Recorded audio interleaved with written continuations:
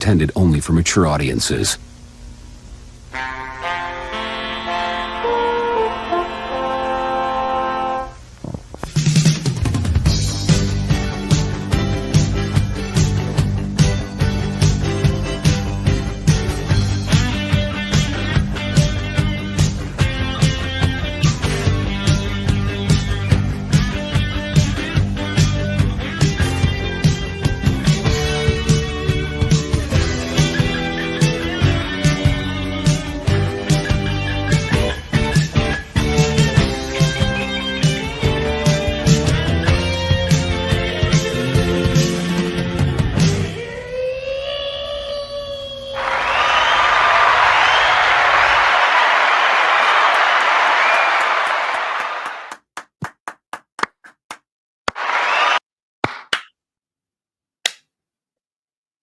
That's pretty much the applause after Superman. Oh! Somebody tells me this is gonna be...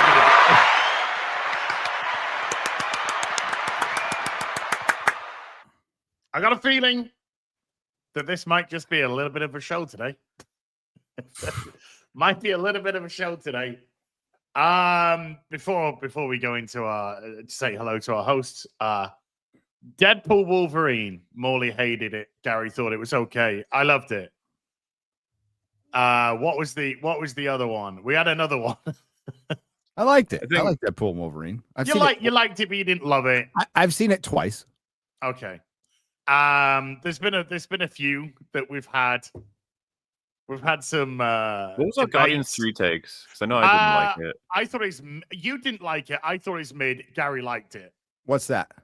Guardians 3. Yeah, I like it. Yeah, so Gary likes it. I thought it was mid, and you didn't like it. So we had a split. Superman didn't like it.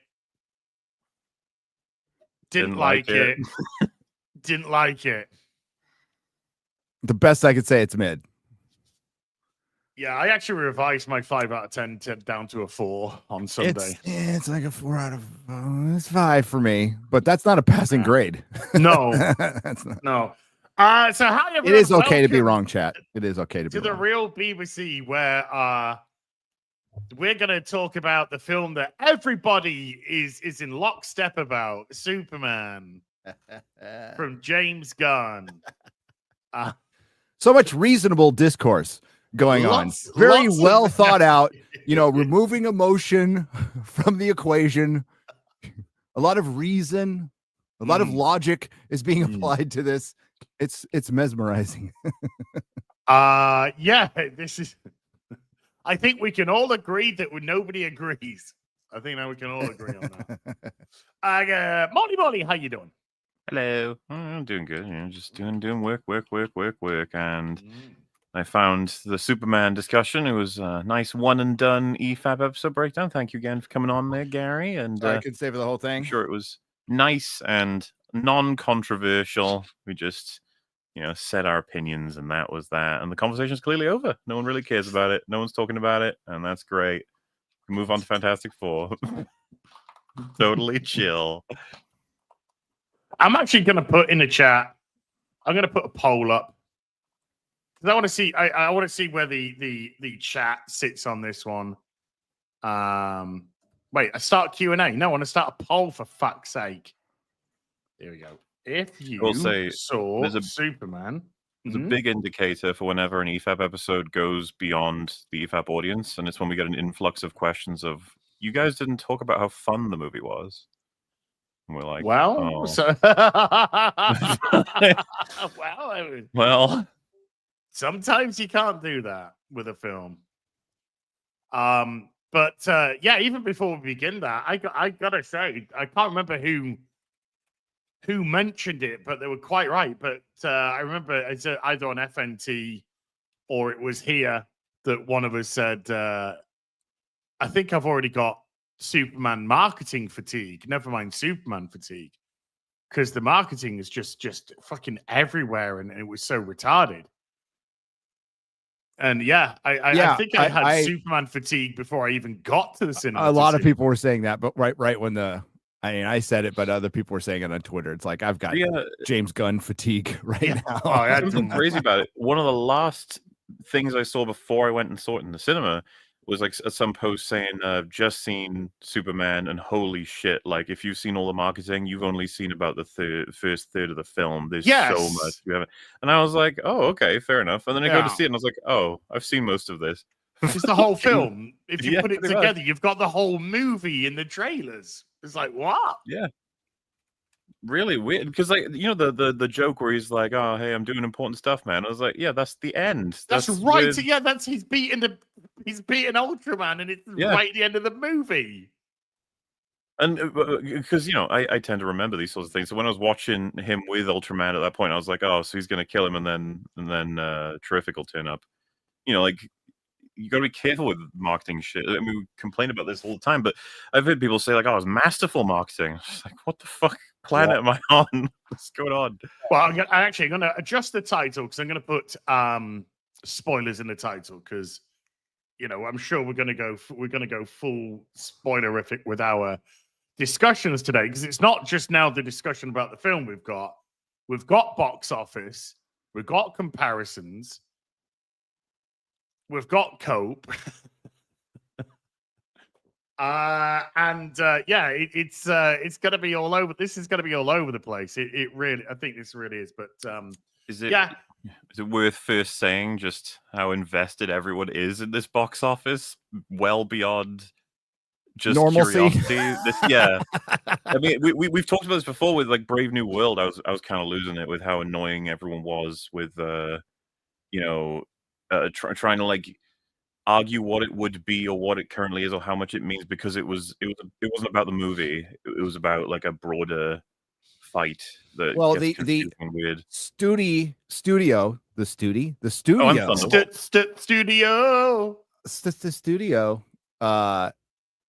started the gaslighting with Cap 4 because they saw what was reported previously, which was the truth, which was the box office got out of control because they basically reshot the movie twice. And they basically reshot the movie twice. That is 2.5 undeniable. So the studio puts out a lie, like just a flat out lie. Now you can call it a half truth, the fucking lie. Okay. When you go out there trying to gaslight and poison the well with incomplete information, that is a lie. And that's what they did with Captain America 4. And that's why we started clapping back on that very hard, because we were using people from within Marvel, previous reports. And then what these studios did, and we keep seeing over and over and over again, is Culture Crave and Dick Sucking Film and all these other piece of trash fucking Ian Miles Chung entertainment sites.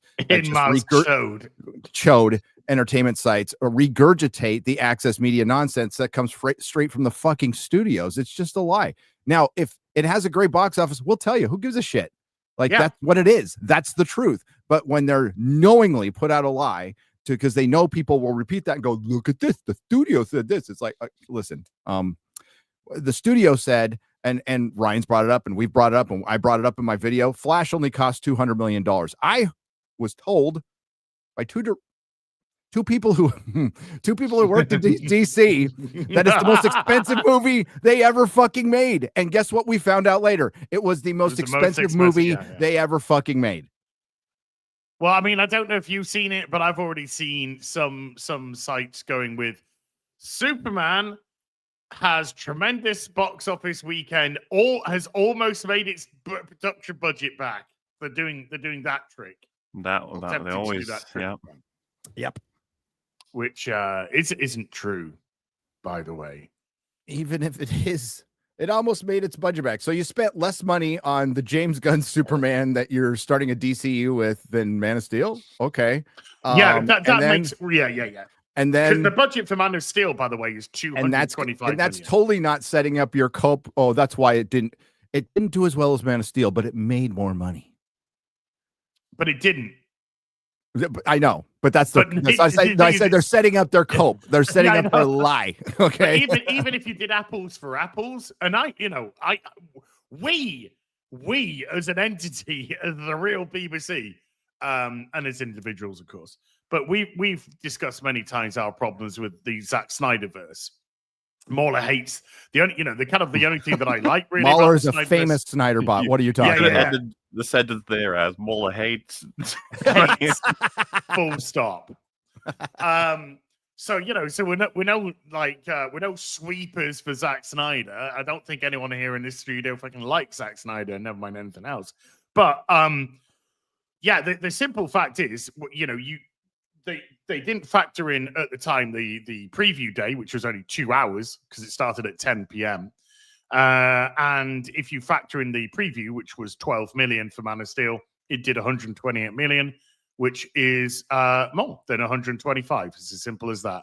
So even on an apples for apples comparison, never mind the fact there's 12 fucking years difference between the two movies, Man of Steel opened up stronger than Superman. And the Mondays are in as well now.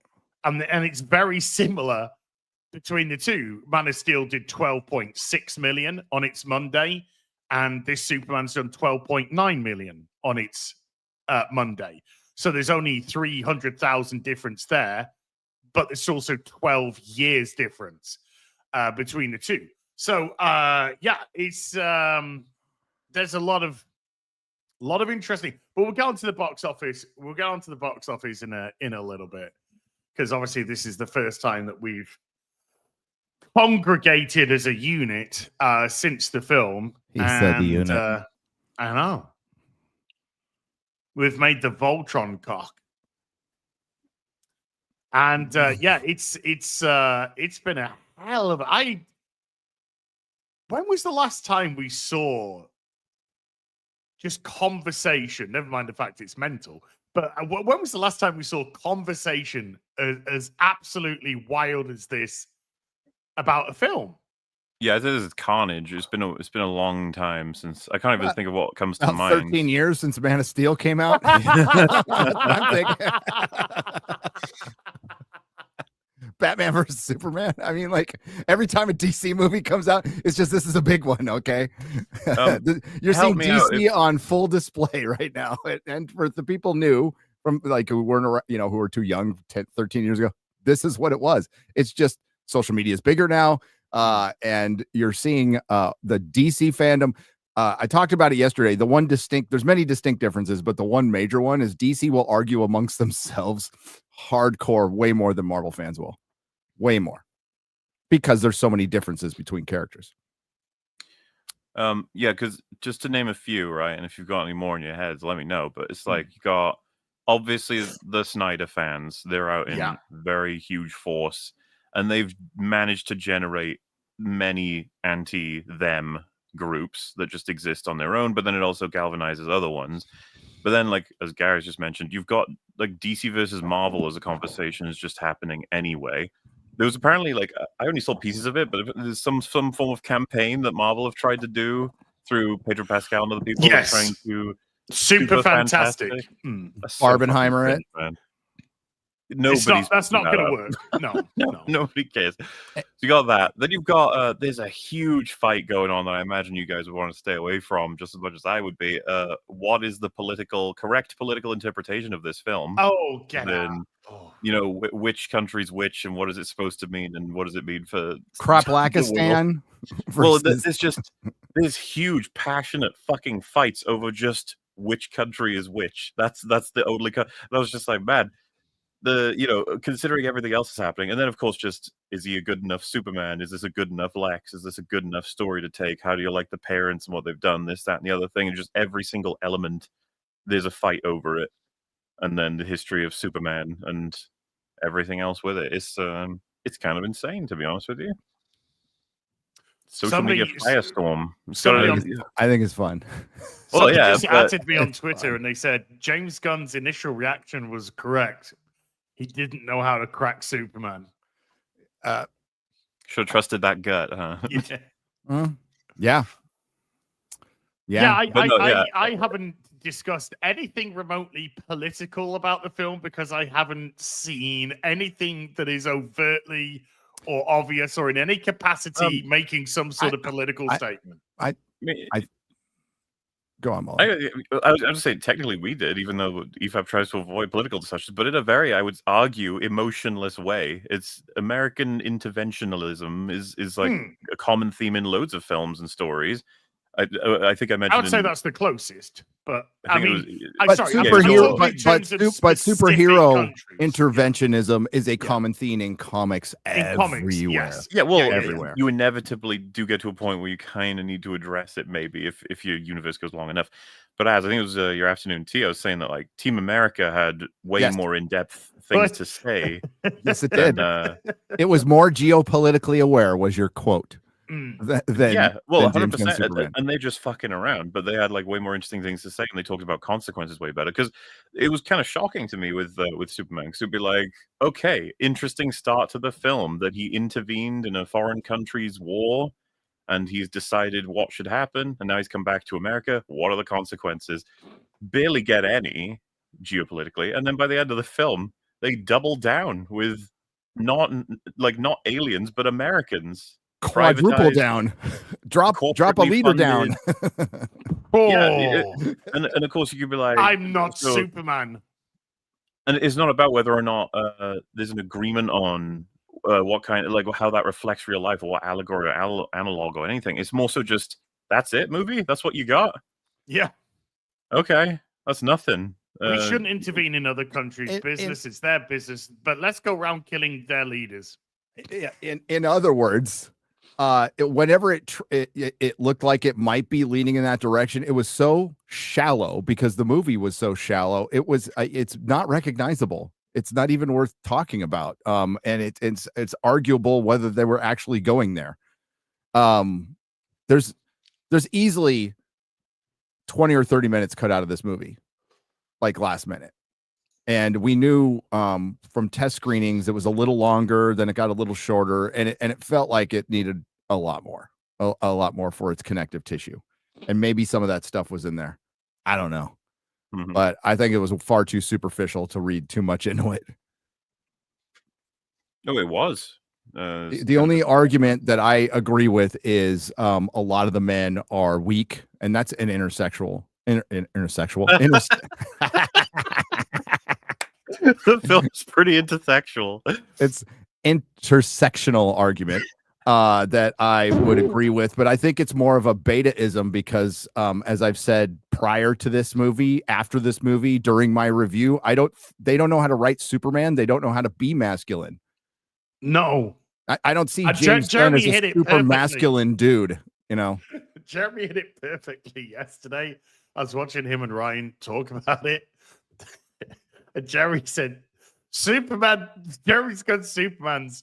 It was made for women and emotionally stunted men. It's like, he's kind of right, you know. He's out of line, but he's right. Mr. Terrific was the only one in charge, commanding respect. Yes, and he was easily the better character, and it kind of really felt that Superman was a bit player in the Terrific show. You know, because whenever Mr. Terrific was on the screen, he was competent, he was confident, he was masculine, he was take charge, he saved Lois. Superman has to be saved again and again and again. Superman spends the second act trapped in a cell. Yeah. You know, and it's not like so that it's impossible to have an endearing story with these factors, and it's just like, it's just not what I would recommend for your first outing as Superman. And I'm okay with that as long as it works itself out. That's a great one. As long as it works itself out correctly. But the problem is that unless Metamorpho had a complete 180 out of nowhere, he was dead. Well, don't forget too the baby killer across the way just had to disappear temporarily. Made no sense. No. And then of course you had to very luckily have Mr. Terrific break through, provide the exit in the exact right time. Mm-hmm. But Superman made. Remember, Lois can't give Terrific that information unless he just so happens to be texting Lex's side piece, basically. Yeah, but his garage is slow. His garage door's slow. And Superman makes no effort to save anybody in that prison at all. No, just Oh, no, they fucks had that- off. I didn't even think about Dude, it. I was totally thinking about it when the scene happened, and then as soon as he gets out, the portal closes. There's no way back. He goes, "Oh no, we have to save all the other people." I It's know. Like, oh, Yeah. do ya? Yeah. Oh no, Superman wouldn't have left without saving those people. That was bullshit. Oh, but it's A lot only of in it- year 3. That's No, but okay. which Superman? And- It's and like I- that fucking meme from Civil War. Which Superman fan are you? Though? 'Cause exactly. But I no, don't know that this guy can go faster than a speeding bullet. I don't know because the power sec wasn't set up at all. There's nothing about that was set up for him But or it's for anybody everybody, else. though. The engineer got from the Fortress of engineer Solitude could to stand Metropolis in 5 seconds. Toe to toe with Yeah. Superman. Are you fucking Yep. kidding me? Yeah. How the fuck is the engineer doing that? And the Superman's in his 3rd year. Okay, Superman's in his 3rd year after being reared as Clark Kent, and there was a lot of like little adventures as Clark Kent when he was with Mom Pa Kent in Smallville. Like there was a buildup. We have no sense of that at all in this movie, but everywhere else. So I said We just mean a lot of other media and comic books did a lot of heavy lifting for this movie. Tons of it. Because we get dropped in saying, and it's just text saying, "Well, he got beat for the first time." That was a terrible way to open That's the some film. bullshit. By the way. I really don't like this like whole anything that you didn't understand about the film is filled in by a bunch of different disparate pieces of continuity from all forms of media. I saw someone else comparing this to the notion that, by the way, I haven't seen these shows, but I already know this is bullshit. It was like DS9. You're expected to have seen TNG to watch DS9, and I was like, that's the same continuity.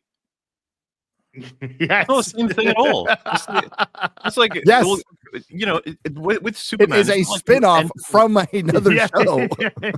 It's like With the character from that show in the beginning of the spin-off. they expect you to have seen Buffy while watching Angel. It's like, I mean, you don't have to, but yes, it's the same continuity. I don't know why you would say that. It's a really fucking strange argument compared to Superman. If you didn't understand any particular given thing, you should have seen the other movies. You should have read the comics. You should have seen the TV shows. Why didn't you watch Smallville? It's like, sorry, what the fuck? Like, since when has that ever been the case? Like, any hole that people bring up in this film is like, oh, well, you know how this stuff works. You know this character would have done this or this or this. It's just like, holy shit. Anything he gets right, anything that should be in the film that we could have gotten from third parties, like, no, it should be there. But anything that's completely fucking missing and desperately needs to be there, it's like, oh, you can fill it in if you just read the Wikipedia page. It's a really good point, actually, because I said on FNT, this film is a bunch of B's. Instead of going from A to B, it's just B to B to B to B. And so we don't know what the A's actually are. So we don't know the continuity of this world. We don't know who's doing what, where, why, and how.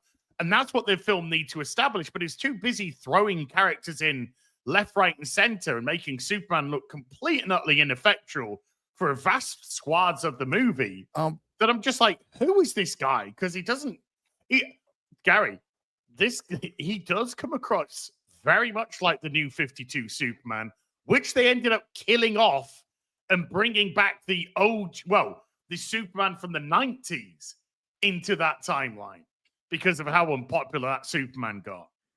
And I get the same vibe from this. Yes. Not, I don't think it's going to be that. No. But yeah, it's not the bees there's a little movie called Wicker Two Towers. We talked about this in our live streams.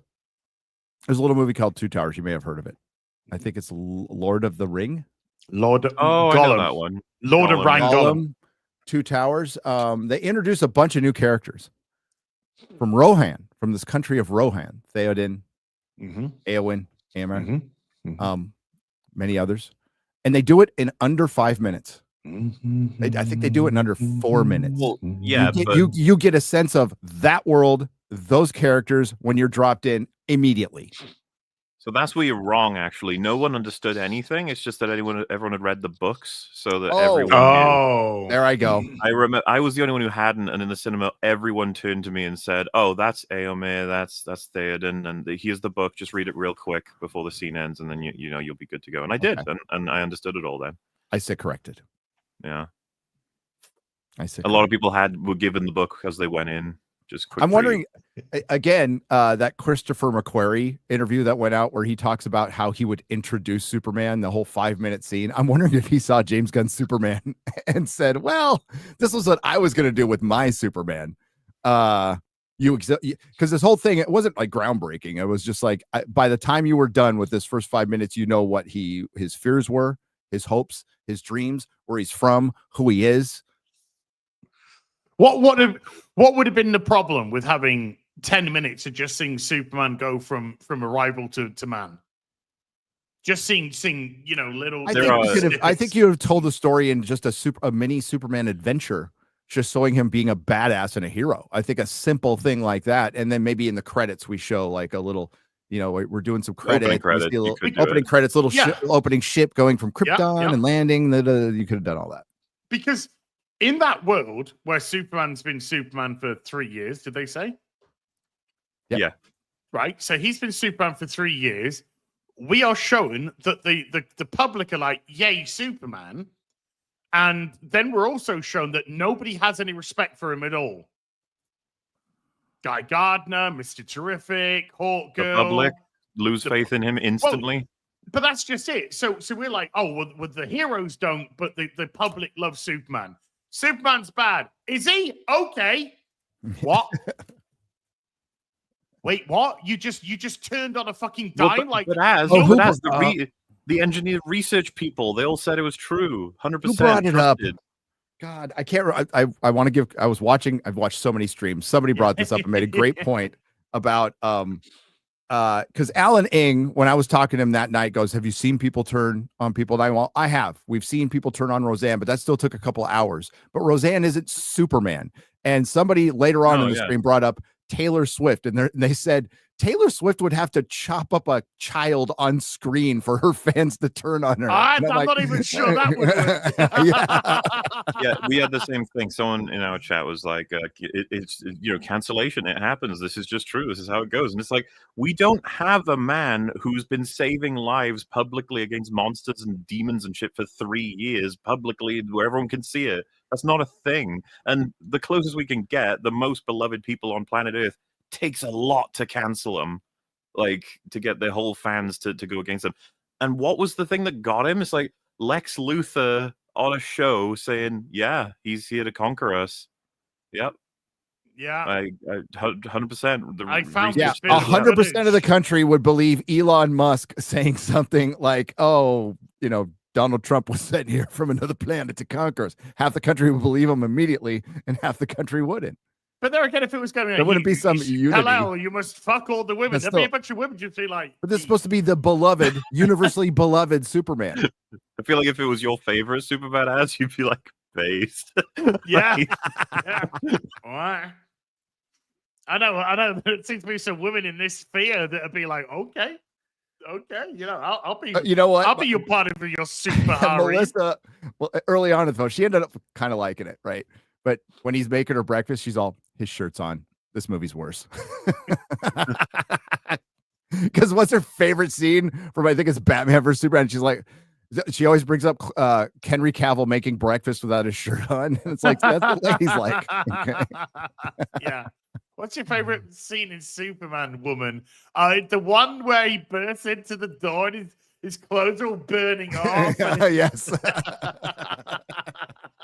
Yeah, okay. There's really good plot in that scene.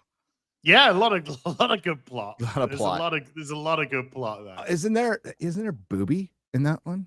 We got some. There's Lois a little Booby. bit of Lois Booby. Yeah. Mm. A brief flash of Lois Boob. Yeah. Can't complain. I ain't not complaining. Amy Adams, nice. She's a good looking woman. Bobs are good. Hey, it's July 15th. Yeah. This is proof that it's proof that we are real and we are not AI. Also, are you monetized still? Oh, yes. The YouTube. The death of clickbait is here, folks. There's no, was it YouTube have implemented you should have put the most clickbait title like Superman flop. Superman's get James Gunn Superman's gay woke and it flopped.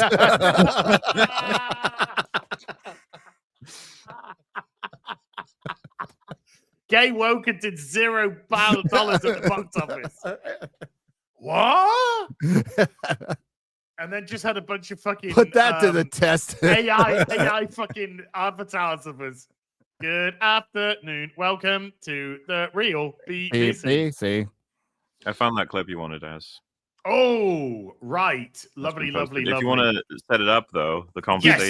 Yes, I'm gonna set it up. So is that what I? Oh, gotcha. Yeah. So there's been since we've talked about Jarrell and the harem and all that kind of stuff. There's been a lot harem. We call them harems.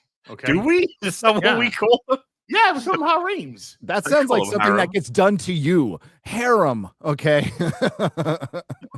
We were always told they were called harems.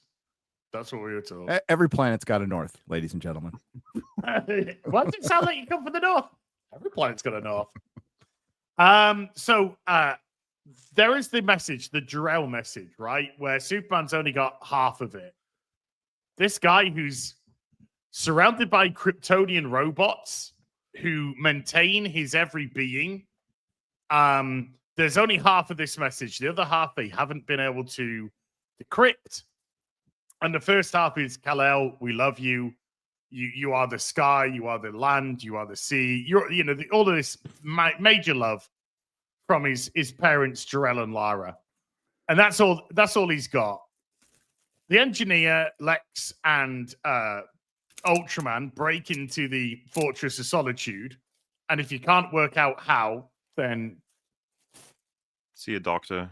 Yeah. If it's been 4 hours and you still haven't figured out how, see a doctor. Yeah. And so the engineer says, oh, let me interface with this Kryptonian computer. I'm sure I can get everything. So she interfaces with the Kryptonian computer, downloads or takes everything from it. Somehow then manages to send the data to Lex. Lex then manages to decrypt the data of the destroyed portion of the message, which the Kryptonians couldn't do. FYI.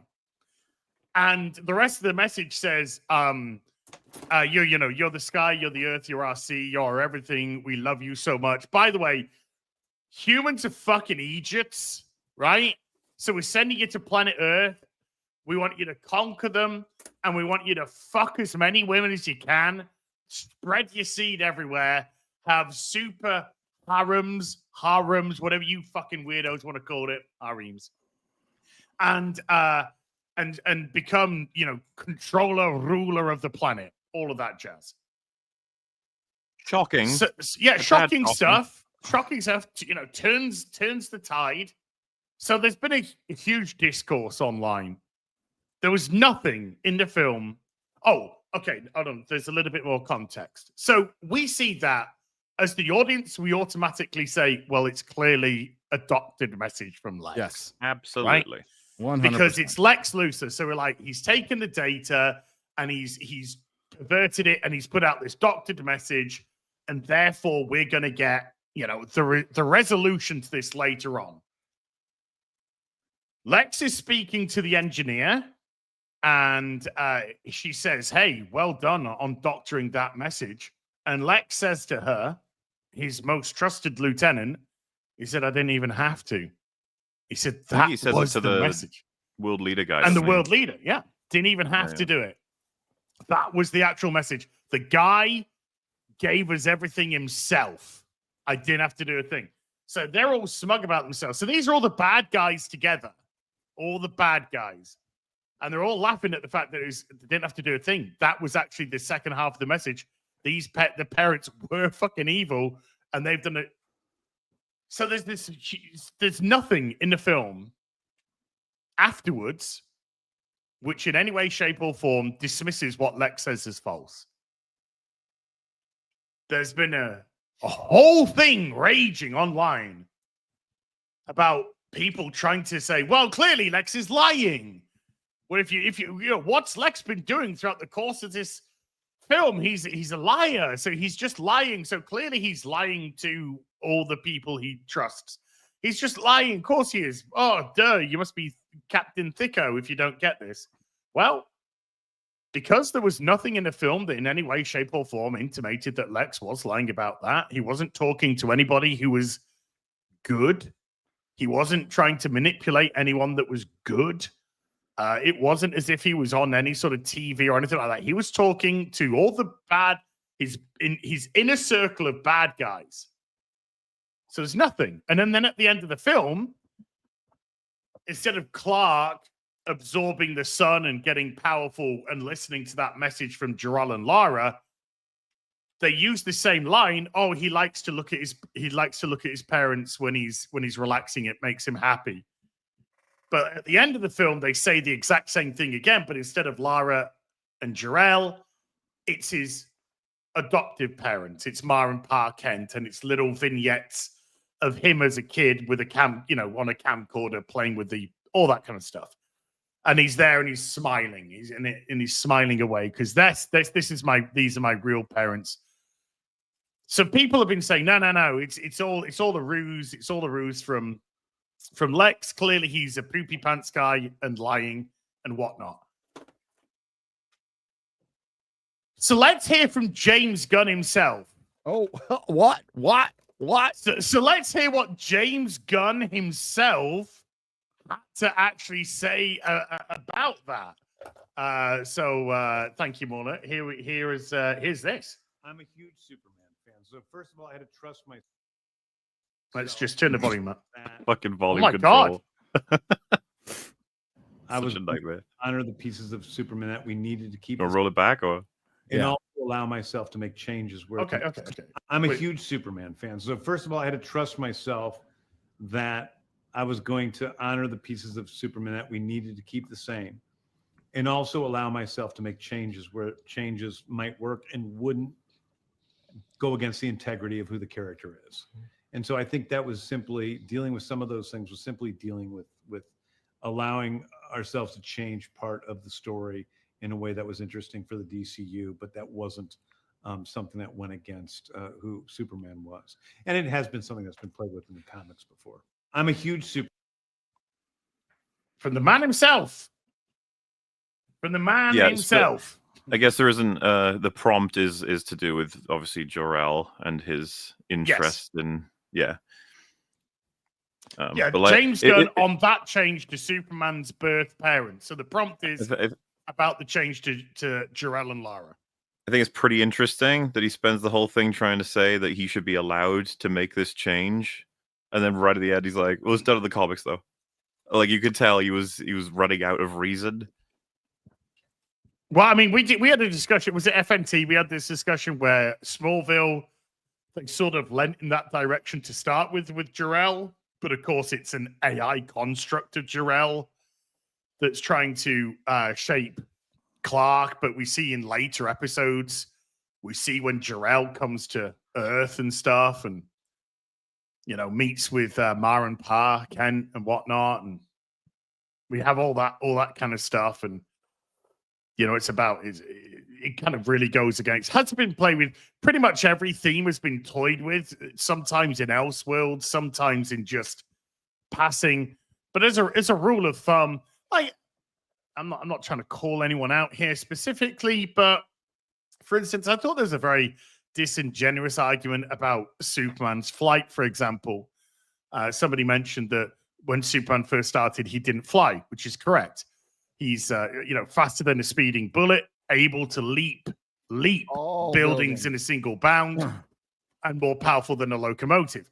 So he wasn't able to fly until like 3 years. So it's like 1938 Superman debuts. 1941 he flies for the first time. But since that flight, it's established that Superman can fly. So since 1941 to present day, Superman's flying because they were playing with the character. Batman starts off with a gun. Batman starts off with a gun and killing people. That's how Batman started. But they adapted they adapted Batman, and they played with some tweaks. And then it's established that Batman doesn't carry a gun. Batman doesn't kill for decades upon decades. So you can always kind of try and nick little bits here and there from different pieces of lore, and then just twist it to your own ends to do so. But it's not like like the Silver Surfer. That's not the established Silver Surfer. Never has been.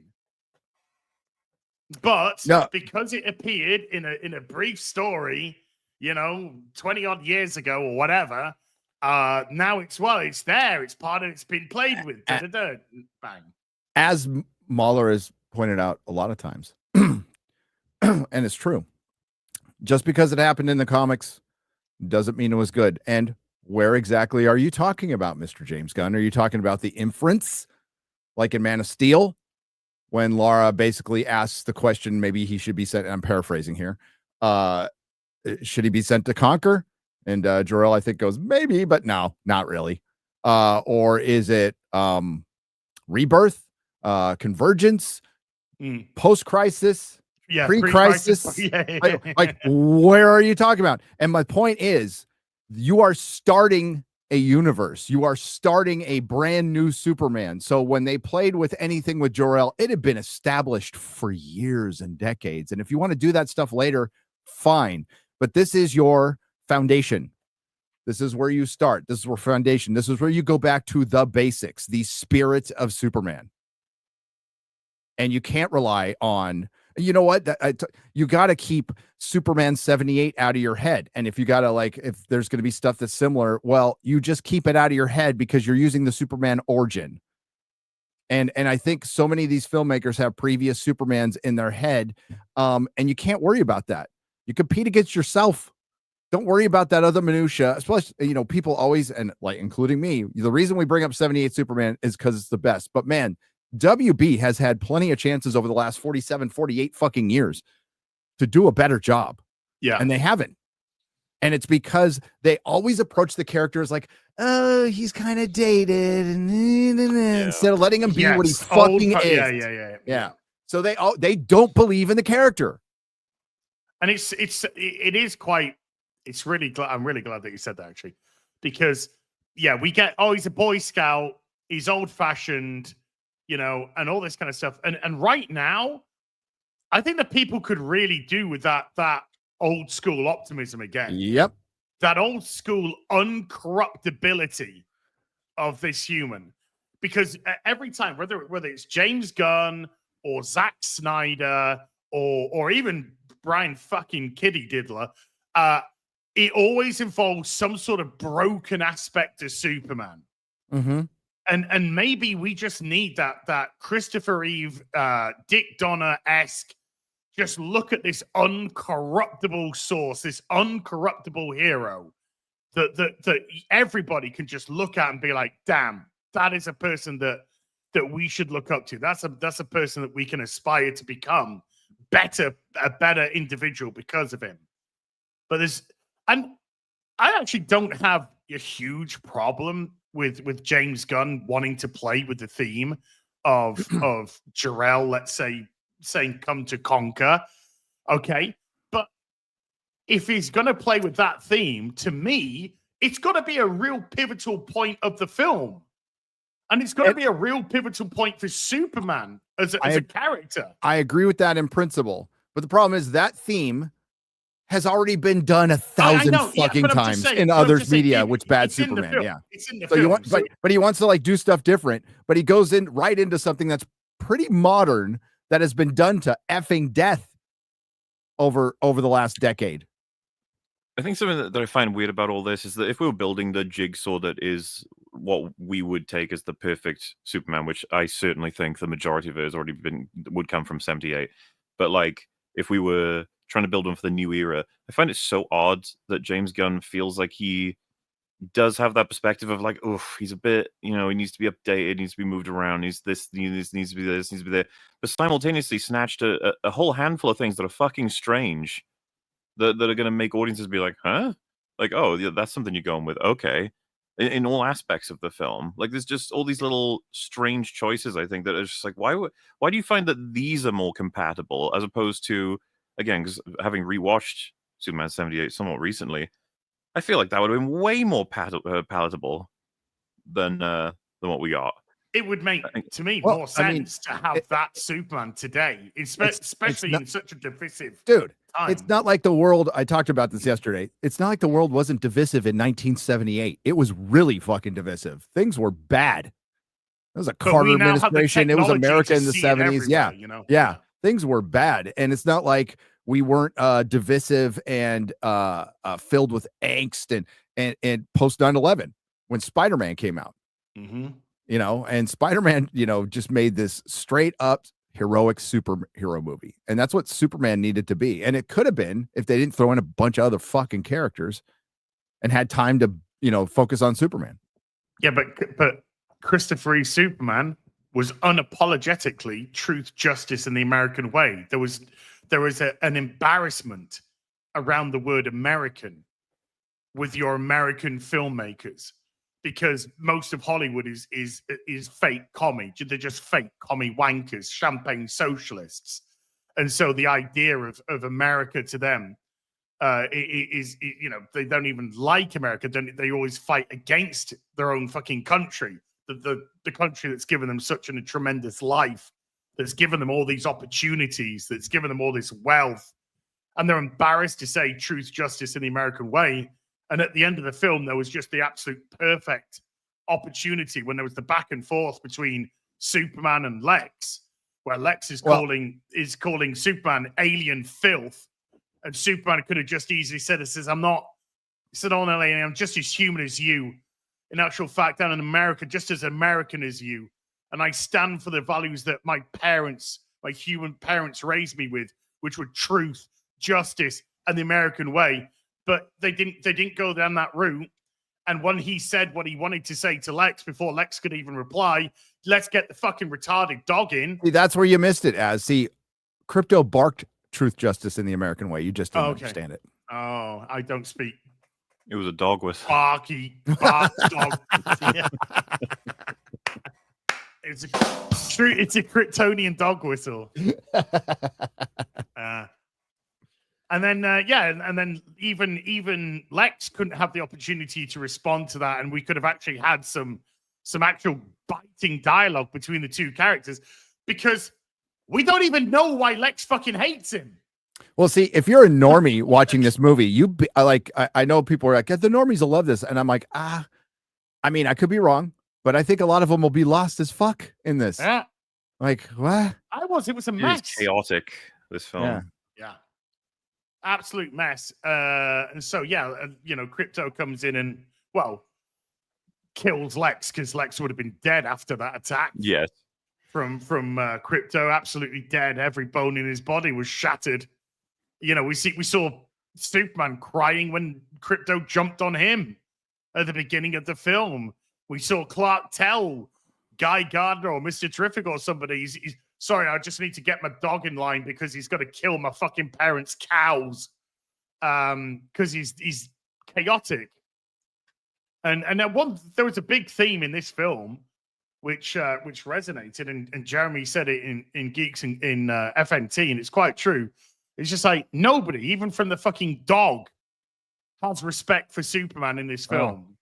So when nobody's got respect for Superman, how the fuck are we meant to have any respect for him? In actual fact, that's why I think a lot more people have gravitated to Mr. Terrific, who in my eyes was easily the best character in the film, due to the way that he was portrayed on screen. Confident, competent, stoic, capable, take charge. Essentially everything Superman wasn't in this movie. Wasn't cucked at every fucking moment. Wasn't cut off in every moment. People actually spoke to him with respect, had respect. It's bizarre. So fucking bizarre. There's a lot of bizarre choices in it, and that's what I'm saying. It's watching it the second time really made those stand out. It's like, oh wow, because I definitely wanted to see it one more time. Like, I got to get my feeling about this, but man, it didn't help. I was listening to Metal's Forge, where they were breaking it down, and there's something they mentioned that I hadn't even fucking thought of, and I was like, so true. To say that he's been, you know, he's 30 or whatever, and then 3 years he's been running as Superman, and this is the first fight Superman has lost. And it's like, oh shit. I remember Gary was saying, it's like, it's an interesting way to start. Yeah, sure, you can work with that. You know, there's a possibility for a really good film here. And it's like the big discussion we draw ourselves straight into is more so about all of the interventionism stuff, which doesn't get a good answer in any way, shape, or form. And Superman never has to actually wrestle with any kind of choice related to it. That never actually happens. All he does is send the Justice Gang to do the same thing he wanted to do. No repercussions, of course. But the thing is, something they highlighted, and I was like, oh yeah, he never actually has to like express what it was like to lose for the first time. No, because we'd never seen any setup of anything. Well, and everything that we saw about this guy was. That's what I mean. I actually think it's kind of like a skeleton key to the film. It's like, why is that, one, something that doesn't get dealt with, and two, something that a lot of people haven't even caught, because I didn't. And it's like, well, because there's no shock that he's lost. He only loses. Yeah. You're telling us, like, oh, he's lost his first battle. It's like, of many. Like, it's many in this film. Yeah. Yeah, that's what I'm saying. It's like you said, if there was a contrast, this big, strong, pure beacon of strength and hope going down for the first time at a complete shock, he fails a fight. It's like, oh yeah, that would be a huge deal if that wasn't. If he was so revered in the eyes of the public, that would be devastating for them. And then nobody acts as if anything fucking happens for shit. It's just, hey, Superman, let's get our cameras out. Let's do selfies while he's fighting the fucking kaiju and shit. Oh, and then another country sending their hero to attack America. People. That is an act of war.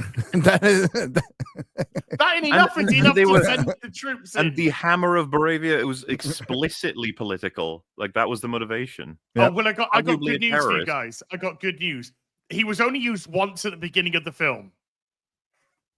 Never to be used again as the hammer of Bravia. You know, Bravia. There's not even that revelation for Superman or any other character where they go, like, holy shit, he's the hammer. That's, you know, like, oh my God, that's. Hey, where'd the hammer go? He came in here and hammered us, and we haven't seen him anymore. Tell you what, dude, if they didn't realize. Maybe Lois should look into that. If they didn't realize Ultraman and the Hammer were the same person, right? And he sends the Justice Gang over to the war, what if the Hammer were there? He'd kill them. He'd kill them. But it's as if Superman read the script. Yeah. He must have. That's what I mean. The film, like, because, you know, we did 7 hours on it on EFAP, and I feel like we didn't cover a good, like, only 60% of the issues. There's way more. I don't think this film's going to age well. No, somebody's just sent me this on Twitter. It's not very. It's not as clever as it thinks it is. The uniform, aren't the stars and stripes a little old-fashioned with everything that's happening? Yes, the thing that are about to come to light. People might just need a little old-fashioned. That's Joss effing Whedon. Yeah, who wrote that, dude? Yeah. Oh, absolutely correct. Do you see Drinker's video, Whedon? No, not yet. Not yet. I did. I've got it queued up. But, I did. The man is excellent at condensing things, because I was shocked at the size of the video, but he didn't. The one thing I thought he mentioned that he didn't was all of the cheating that Joss Whedon did. Yeah, he didn't mention what was ramping up. That really was the foundation of his cancellation. Was the book his wife wrote. Yeah. I did a video on it years. It was like one of my third videos years and years ago, just going over an article, which is going over the book. So he was already as exposed as being a hypocrite male feminist at that point. And that was years before, but he still was getting work and he should. Like, I'm sorry, but you're a Hollywood producer and director and you cheated on your wife. That's a day in the week. Yes. Day ending in Y. Yeah. And you know, I think she knew about it. But they got a divorce. She wrote a book. And also, you know, like at cons, there was, correct me if I'm wrong, Chad. It's something. There were shirts that were worn, something to the effect that Whedon is God, or in Whedon we trust. He had a cult around him, and he would hold court at con and do the famous one was he's with oh my god, I'm brain farting so much this morning. What's the series he did with the after post Buffy, post Firefly, Dollhouse? So Dollhouse, and he's with Eliza Dushku on stage, and I was at that panel, dude, and you could tell they were fucking. Like you could absolutely everybody. The takeaway from everybody is, oh, they're fucking, and it's out there. You can go watch it and stuff. So that stuff was out there already. It was there. But the fall from grace was pretty quick, and he really and Drinker nails it at the end. That's pretty much everything that happened. All the actors, Gal Gadot, the famous. I love that he put in Kal-El. No. Well, so I remember when it first came out that he told her she didn't understand shit or that her notes were terrible. People were like, "How dare he? That's fucked up." But these days, people are like, "Well, maybe he was right though."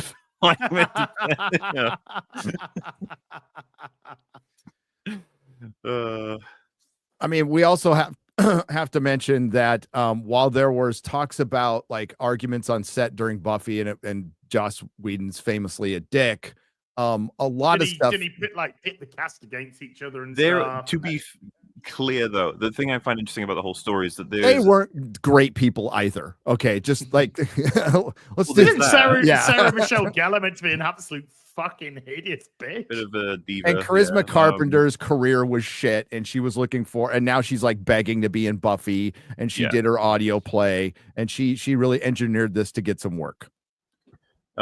There's that. There's also, because I'm not sure if he says it in the video, I don't think so, but there's like a lot of major stars of Joss's shows that didn't condemn him on any of this, which is curious. Like Giles, James Marsden hasn't, has he? No, I don't think he said he noticed any of this. And but the big one for me was Anthony Stewart Head, because he said he felt like the dad of the cast, that he was there he's the experienced actor. He's throughout all the seasons, and he said he didn't see any of the stuff that they're talking about, and he would have put a stop to it if he did. So it's kind of like, And you know, it could be context, right? Like to him, maybe some stuff comes across one way where it's coming across another. I know I was watching behind the scenes for Firefly, and there's I don't have it on hand, but there's like this clip of Joss Whedon saying to a female writer that her work is absolute shit, and she needs to, you know, like fix it up, but with like a joking tone, if you know what I mean. Kind of like, this is terrible. You need to work on this. Holy shit, you know, that sort of thing. And it's like, you know, is people, right? That could be taken. It is recalled in a very specific way. It is great video though. Great video about it. Yeah. Well, it's a really good to catch you up if you didn't know. You know. Yep. Oh yeah, I'll watch it a little bit later today. I've got it queued up. So. And he is the best at getting the most out of 10 minutes. Period. Yes. End of story. End of story. But that clickbait title of his, he's gone now. Yeah, he's done. That video was like soaring the last time I saw it as well. It's doing great. Soaring. I know somebody who was not soaring. Oh. Man of Steel soars to 128 million. Return soars to it's like they just reuse their headlines. Should we have a look at the box office then? Should we have a little look-see? Let's have a look-see poo. Let's see where we are right now. So this is where we are, including the Monday now. So this includes the Monday's box office. But you notice that this was on 125 because it did 12.9 yesterday. So this was on 125 at the weekend. This is the huge problem. The international. Yeah. The international is horrendous. Absolutely horrendous. And I didn't realize, but again, when I was watching, I think Jeremy and Ryan yesterday, the international's lowest than Ant-Man Quantumania. Mm-hmm. Lower than Black Adam. It got beat out. Black Adam. Shazam. It was Shazam. First Shazam movie. Okay. First Shazam movie. Yeah. So Ant-Man Quantumania beat Superman because of the international box office on its opening weekend. There is a time period where I'm not sure how relevant they are as examples, because Shazam's success is in the time frame of superheroes blowing the fuck up. Yep. I would because Yeah. like why Man of Steel is such an interesting connection is that I'd say it's before, and I then don't think Quantumania is after. I don't think it's crazy to point out that Shazam came out like right after was it right during the Captain Marvel hubbub. And Shazam is called Captain Marvel, by the way. Yeah. And I remember a lot of that being involved in that, and I don't think it's crazy to point that out. It did well based on its budget. No, yeah, it's relatively successful. It earned a sequel that was terrible. I just think because like times change and stuff. It's just that there was that brief period where any superhero movie made shit tons of money and almost inexplicably. Aquaman, but $1 billion. I just saw somebody in chat say if the Jor-El message was used in Batman v Superman, then it actually would have given them context to fight against each other. But that's true, by the way. But do you know another thing? Do you know another thing that we've had in Superman movies? He's always had resources with the crystals to lots of Kryptonian information, and it looks like all we've got is that clip. That's all we've got, because they didn't do any world building. They did zero world building in terms of what the Fortress of Solitude means to him, what it does for him. All we've seen it is a kennel, and he just charges himself up through filtered, sun. And that message. So there's no other instructions there. We don't know from Jor-El. There's no crystal about like knocking up a bunch of women on Earth. Yeah, there are no crystals first. There's no crystals, but there's no information. There's nothing. So I'm assuming he learned all his powers through trial and error. How are the robots? They don't have like a data bank filled with all kinds of crazy Kryptonian shit. No, what about this? Is just it. You see, because if we had any context behind this, if we had any understanding, any actual world building behind this, then this would make no sense as to why he falls so heavily on this tiny sentence, because his whole worldview would have been formulated by Maren Parr Kent. Yeah, everything. So it makes no sense. I don't like that aspect of the film. It takes him the whole fucking movie plus the 3 years plus his 30, I guess, to realize, wait a minute, it's not the sentence from Krypton that raised me. It was these two people. Not the smartest Superman. That's part of the problem. Yeah. They went way too far trying to ground him, and they made him a naive idiot. And my favorite bit is when Lois goes off with Mr. Terrific and she tells him in private that she was trying to find a way to dump him. Yeah. That's like, what? It's like, what? Wow. I've seen someone do like lists of all the things one would expect to be in the film and then just subverted, and then an extra tile of just what did we gain from this having been subverted? It's like nothing. So what we got was Lois was gonna dump Superman. Yep. But he actually, for the first time in the film, did something, so she's decided not to. What? I don't get it. You're just not clever enough to understand the genius of this cinema. I guess not, no. Because at the end, Superman was just literally keeping the heavies off Mr. Terrific, who was doing the hard work of sealing the fucking pocket universe tear. Did you like what about what happened to the Brainiac cutscene and credits? I don't know. We were told by somebody who saw a test screening that there was 2 of those scenes, but I guess they got taken out or I don't know. Yeah. I don't know. Maybe it's bullshit. I don't know. But it's also the same person who told us everything else that absolutely came to a fruition, including the monkeys. And I tell you what, getting all the way to the end of the credits to get that end credit scene with Mr. Terrific, if I had any popcorn left, I would have thrown it at the fucking screen.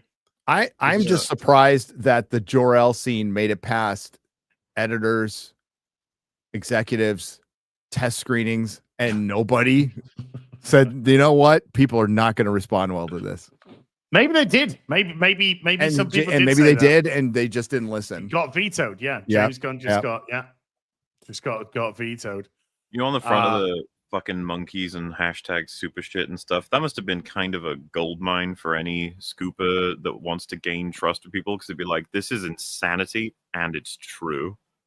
They'll always trust me going from now on, because who the fuck would have believed this would be in the movie? Yeah. Well, I mean, yeah, those leaks were absolutely great, right down to the monkeys in the pocket universe who spam hate on Twitter. It's like, James, what are you doing? Rent free. That's his response to being cancelled for his tweets about little boys touching little boys and little girls. You know, the tweets that he made them. You know, it was his decision to put them out there in the sphere.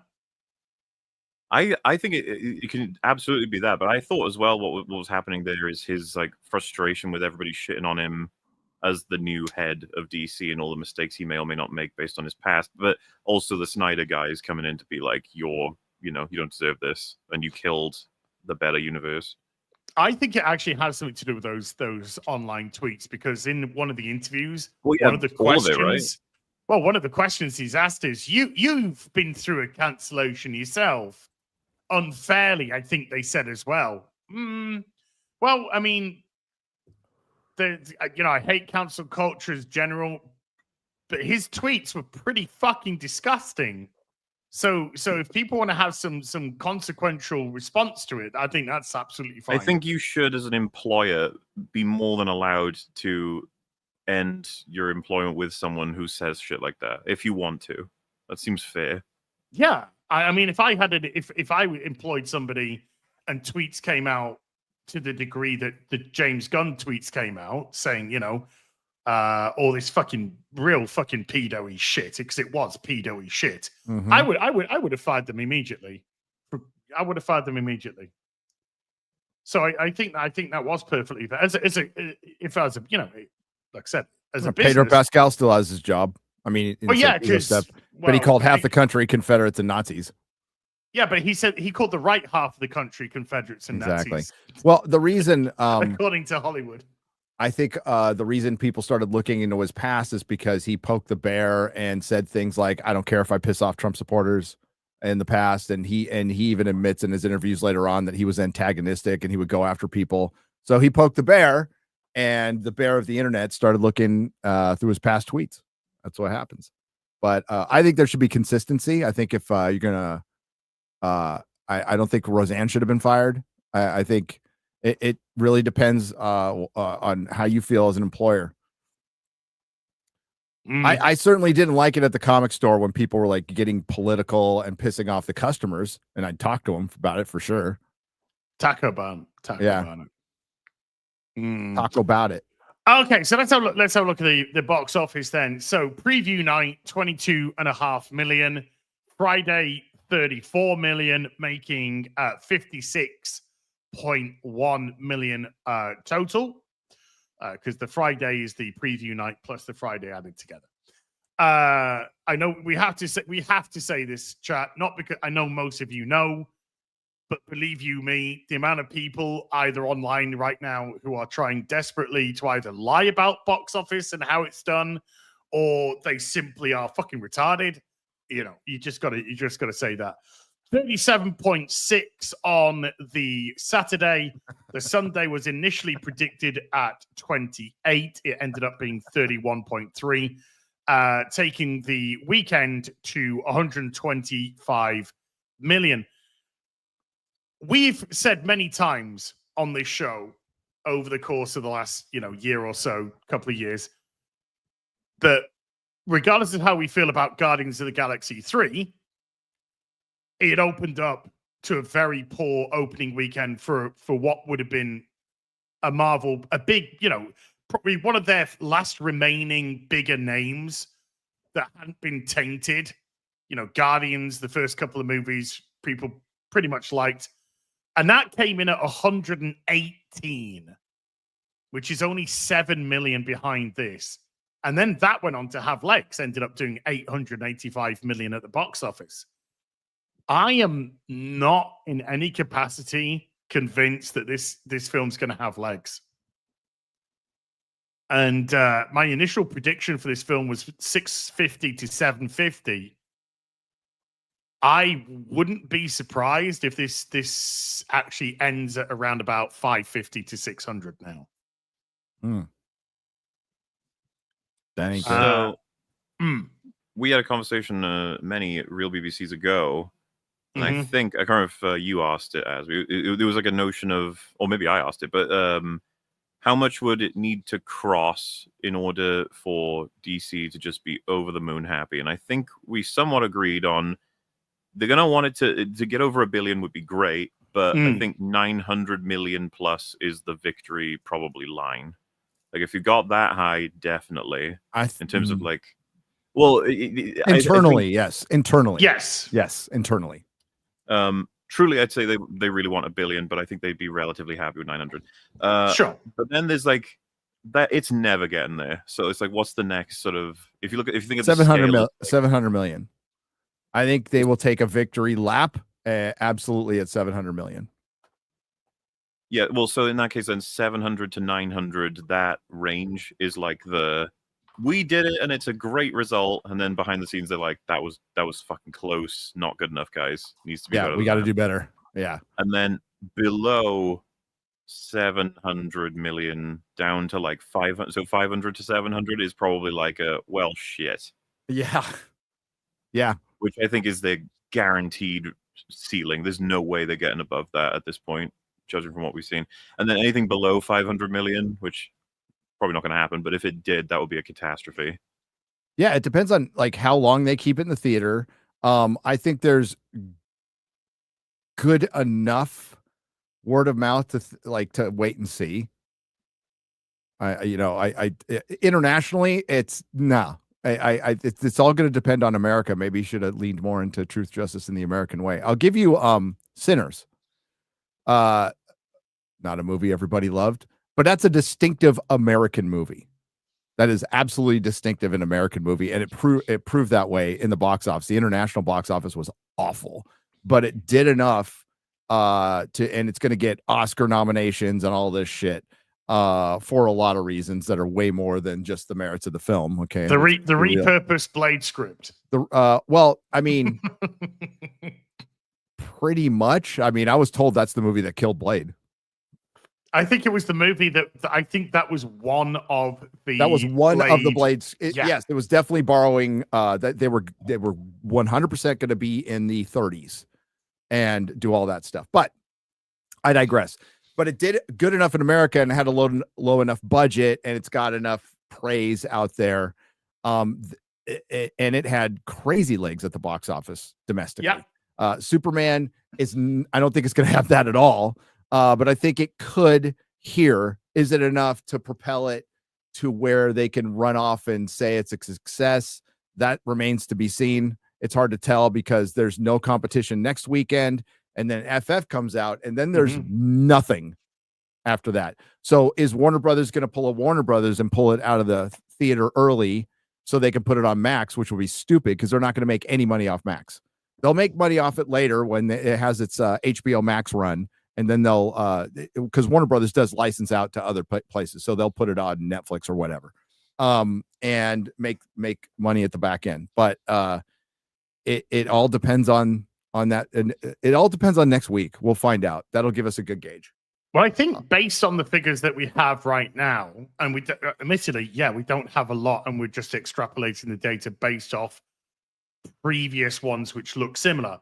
It looks like this is going to have a domestic of around about 350 million. Now, the international has been propping up all the others. Yeah, like all the other comic book movies. So things like Guardians had a much bigger international than domestic. And if you go through all the other stuff and look at the international box office, it's always either on parity or a little bit better than domestic. Here, it's substantially lower at the opening weekend. And it never bodes well for a recovery internationally. It's not like the international starts off bad and then suddenly flourishes. That's a absolute anomaly.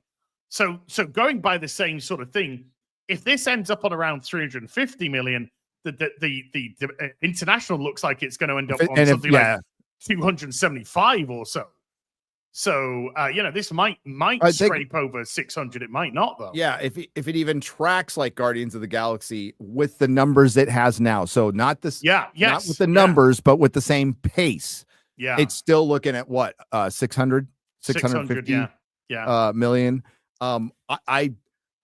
I would not call that a victory personally. I know DC and Warner Brothers, it's their job to go out there and go, we are proud of this. This is a foundation. And, like Iger came out and was really proud of Thunderbolts too. This is, we're going to turn things around. This is the best movie since Endgame until the next best movie since Endgame. So we're seeing, we're not going to take the executives' word at face value here because they're fucking liars. And James Gunn is a fucking liar. Okay, he's a proven liar. If this does 500 million internally at Warner, they are in the biggest of panic modes that Panic has ever panicked. Oh, if it does that? Yeah. This is what they're saying. This is what's coming out. The Warner Brother executives are saying, if it hits 500 million globally, we're going to be happy. We're going to celebrate internally if it does 500 million. They're all going to have like Smile-Axe Joker smiles on their face. Love that. We're happy. Love that. And then they'll be like, hey, James, meeting Monday morning if you just want to pop in. I'm just going to have a little chat. Yeah. So you're not going to be writing or directing Superman anymore. What's Batman up to? What? Okay, get the bat signal. Get Jim Gordon. Put him on the building right now. Dude, because that's Matt Reeves immediately. How fast can you get the Batman? You have to think about that. Okay, if there was a Batman movie coming out next, we'd go, okay, let's wait and see. No, it's a Supergirl movie. It's Peacemaker season 2, a Supergirl movie, a Lanterns TV show, and a possibly out of universe Elseworlds Clayface story. That's what's next. So what? Remember? But is it that Clayface is Elseworlds? Okay. Elseworlds or not, it's fucking Clayface. Okay, I mean, come on. So let's go back in time to when James Gunn announced DCEU, and our biggest concern was, well, they're announcing a DCU, but one of the second or third things he mentioned was the Authority. Second movie. So it got shit canned, but the fact that was a major red flag, I'm like, what? The Authority. The fucking Authority. The second movie in the new DCU is a Wildstorm fucking product. A subverted Justice League. Something that was done throughout the entire early 2000s. It's past the 2010s. Before you establish a Justice League? Like, I mean, and they go back to those episodes we did the coverage for. Our predictions of where this will likely go. We're seeing the results. And it's only going to get worse. And they've already, and they did it in a more acceptable way. They did the Justice Gang. The Hall of Justice was already in this movie, so that's already there coming before the Justice League. And by the way, even if they rushed the Batman 2 out and it was successful, that does not spell anything but doom for James Gunn. Oh, dude, if they rush the Batman 2, and I'm glad you said that, because here are the Batman numbers, by the way. And the Batman opened up bigger. Right? And do you know something? Batman's a more popular character. But do you know Superman. What the Batman had that this doesn't at the minute? It had a better international. Yeah, much better. And it's a 3-hour movie. It ends on a 3-hour movie. Yeah, it's true. Not a 2-hour movie, which means less, it's in more screens, less times played. This is also post-COVID, which was fucking bullshit because Spider-Man No Way Home proved that that's bullshit. So, yeah. But Molly's right. If they fast track the Batman 2, we're seeing maybe a script. There's been a picture of a script with them. Who knows if that's actually a real script or it's just... It said The Dark Knight Returns on it. Everybody's gonna be old enough for that.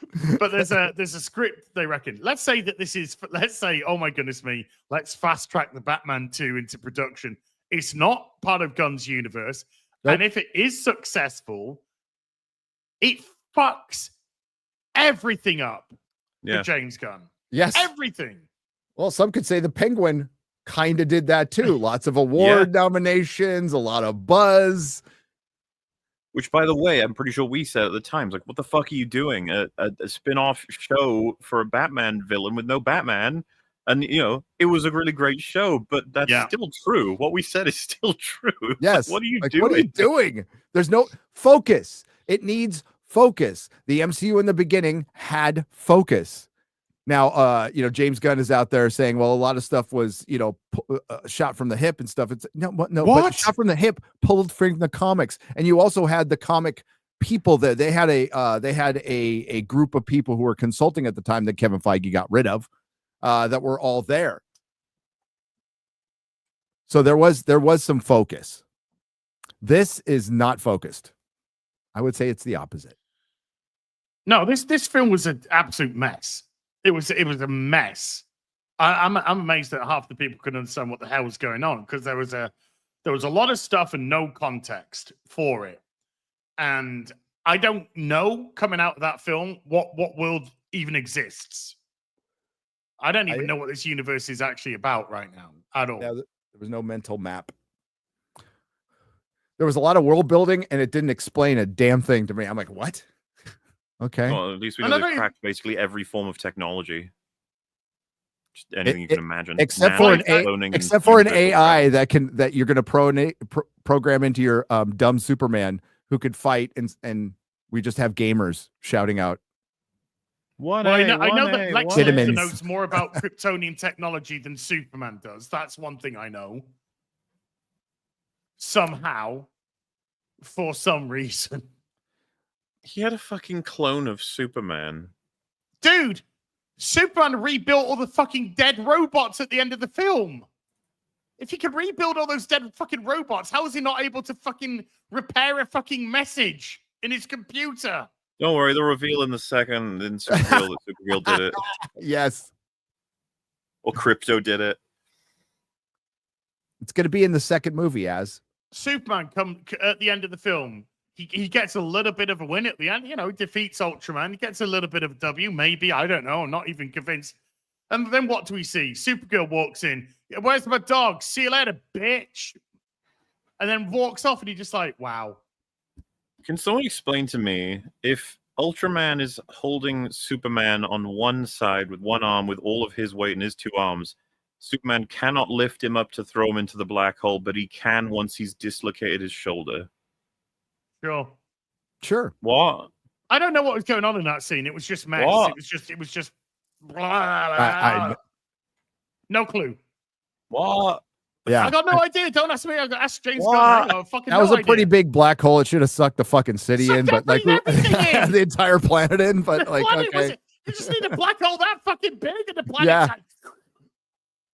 That's why it's very concerning that CERN is making like microscopic ones. Yes. Yeah, that's not a good idea.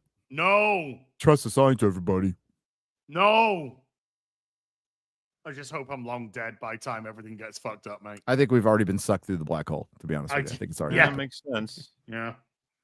And we're in the Event Horizon universe. Yeah. We're in the retardiverse. The retardiverse. Everything's herpa-derpy over here. Herpa-derpa. Herpa-derpa-derpa-derpa. Oh, yeah. I mean, there's so many stupid fucking things. I mean, that crack, for instance, it went as quickly or as slowly as the plot needed it to go. I mean, the last time I saw it, it was on the verge of tearing all of Metropolis apart. Then it stopped so everybody could have a fight. All the guards in the air, they're human beings. When they tell Lex, like, oh, it's basically on the verge of just destroying everything, and then he's like, yeah, well, this is what they chose. They chose him. Okay. Did they? It didn't do better, Man of Steel. Without adjusting for inflation. You don't even have to do that. It didn't do better than Man of Steel. Yeah, I watched Ryan's video on that. I was quite 128. surprised because I wasn't aware of the accounting for the Thursday previews thing, and I was just like, holy Well, they shit, were it's even insignificant. Man of Steel. But like they'll run with it beating Man of Steel over and over and over again. Over and over again. But it didn't. But it didn't beat it. But it didn't even beat it. It didn't even beat it with the Thursday because it did 12 million on the preview, which wasn't counted on the original thing because they didn't report the preview days. They didn't merge them into the Friday. So Man of Steel did 128 million, and this did 125, and that's just next to each other. That's not accounting.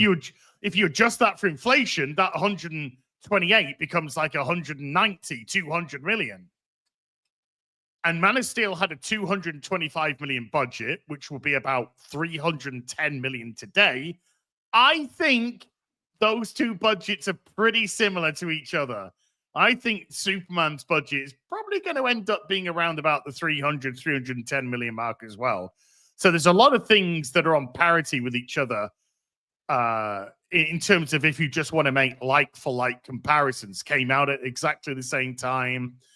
All of that kind of jazz, pretty much the same number of theaters than each other. So yeah, this is not for all the gaslighting the mainstream media want to give to you. Just objectively, IMAX screen money. IMAX screen money too. I mean, it's very expensive. So that's what balloons up that number. That's why the real metric should be. I talked about this on Twitter. The real metric should be tickets sold, and they stopped reporting that here in America about 4 years ago.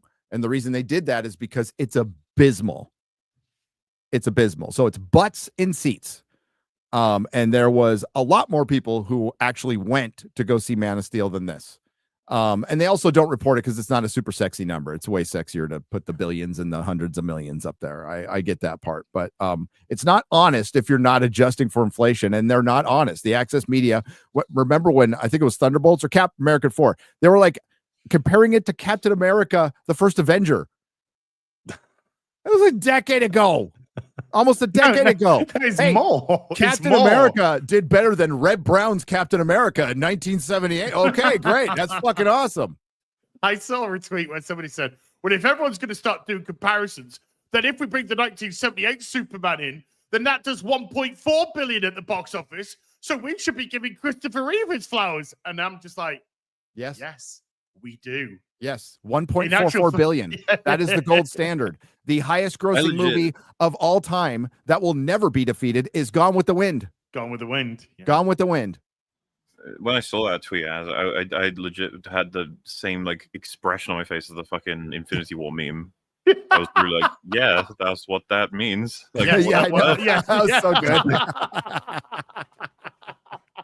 It's so confusing. That's what I mean. Like everyone's brains just melt away because they've got to like fudge the numbers no matter what. They must. But even look, I know there's a lot of people loving to make those comparisons between the Snyderverse and the Gunverse. I did yesterday purely for chaos reasons because it was fun. But ultimately, it doesn't matter. Let's just say, for argument's sake, that this number for the box office for Superman beat the Snyderverse. It beat Zack Snyder's Superman, Man of Steel, back in 2013. Let's just say it did. It doesn't make its number any better. It doesn't make it a good weekend at the box office, no matter what the press are trying to gaslight you at. It doesn't. It's actually the domestic is okay. It's the very bottom end of the prediction, which was 125 to 150 million. Well, people were predicting 130, remember? Well, for domestic, yeah. Well, that was like 4 days before release or whatever it was. Mm-hmm. It's the international that is hideous. Yeah, it's hideous. That should be I said concerning to Warner Brothers starting a DCEU that's not going to have Batman in that DCEU for the foreseeable future, and you're going to have to rely on Supergirl, Peacemaker, Clayface, and whatever the fuck is coming out. Oh, a Lantern show. This was their fucking chance. Clean slate, new universe, plan it all out, get creators in that know what they're doing, and this is because we're beyond like, oh well, maybe if they say, nah, this is really bad. This is already really bad. Both what the film is and then how it's performing, and then all the surrounding projects that are being released. It's just like, man, what a fuck up. How are we here again? Oh, That's Hollywood, baby. was it somebody did the Thanos meme? And where's it brought you back to me? Me, I know. Lady Grandmaster just put in. There's an IGN video. I haven't been able to see it, but apparently it says, Jor-El and Lara lore was in the very first script, and Saffron loved it. So that change was in the first script from the get-go, and they loved it. Now, maybe I don't know if they love the concept of it, but as we've said before, that change, if they retcon it in another movie, if they retcon it in Supergirl in a completely different movie, that's a complete failure of storytelling, and trying to justify that is ridiculous. We already know James Gunn was committing to it, so I would say it's even worse at that point because it means that he's doubled away from it. What makes it worse for me is I think they kept it in there for the joke. I think it's also, hang on, it was also for the hook at the end to show he was his parents, which you could have done, and we've talked about it a million times, but it was for the fucking joke. So that enrages me. Gary, are you gonna kiss your mic? Yes. You gonna pee? Gary. Yes. Yes, I'm only asking Gary Moeller because you won't know this because you're not a comic guy, okay? Mm-hmm. Gary. Yeah. Supergirl. What about Supergirl? Supergirl is older than Superman. Older than Superman to a point. To a point. Also, she's at times, I don't know that now, but is stronger. Yeah, apparently so. Yes. She was a teenage girl on Krypton. She got caught in space and all that kind of stuff. Superman landed, aged, blah, blah, blah. By the time she came to Earth, she was still, a little bit older, but now Clark was older. Superman was older, right? Mm-hmm. Who was in the film? There was a time she was considered stronger. Who was in the film? Who was in the film? For a split second, calling him a bitch. Supergirl. Okay, right. Yeah. Okay. The person who was on Krypton, the person who was on Krypton and knew his parents because they're cousins, right? But she doesn't know that the parents were genocidal fucking planet fuckers. That can easily make sense. She could have hit her head. She could have been so drunk she forgot. She was so drunk. Now, how was she drunk? In the rays of the yellow sun that they just said she couldn't get drunk under? Nitpicker. Yeah, there we go. You just don't like jokes. It's an extended drunkenness that takes a while to wear off, Gary. You know that if you read Comics 3361. 3360. If you read Supergirl 24 from 1963, then as I specifically said the effects of being a drunken whore will stay. He says if Supergirl's a cum dumpster sorority whore, then she can remain as drunk as she wants to. I can't wait for Super really Cum Dumpster coming soon. Holy shit. Oh, I do. We remember Superman was drunk in Superman 3, but this movie, in this movie, Superman said she has to go to planets with red suns to get drunk. Yeah. On this planet, and she's still drunk. And then James Gunn will say, I don't care. It was funny. Haha. Nobody laughed in my theater. Oh, that was really weird for me. Gary froze, but you continued, and then you were talking to him. That was fucking okay. Never mind. Okay. I think StreamYard's pretty fucky right now. No way. Really? Yeah. Just for a change. They like to end a police squad. Yeah. Yeah,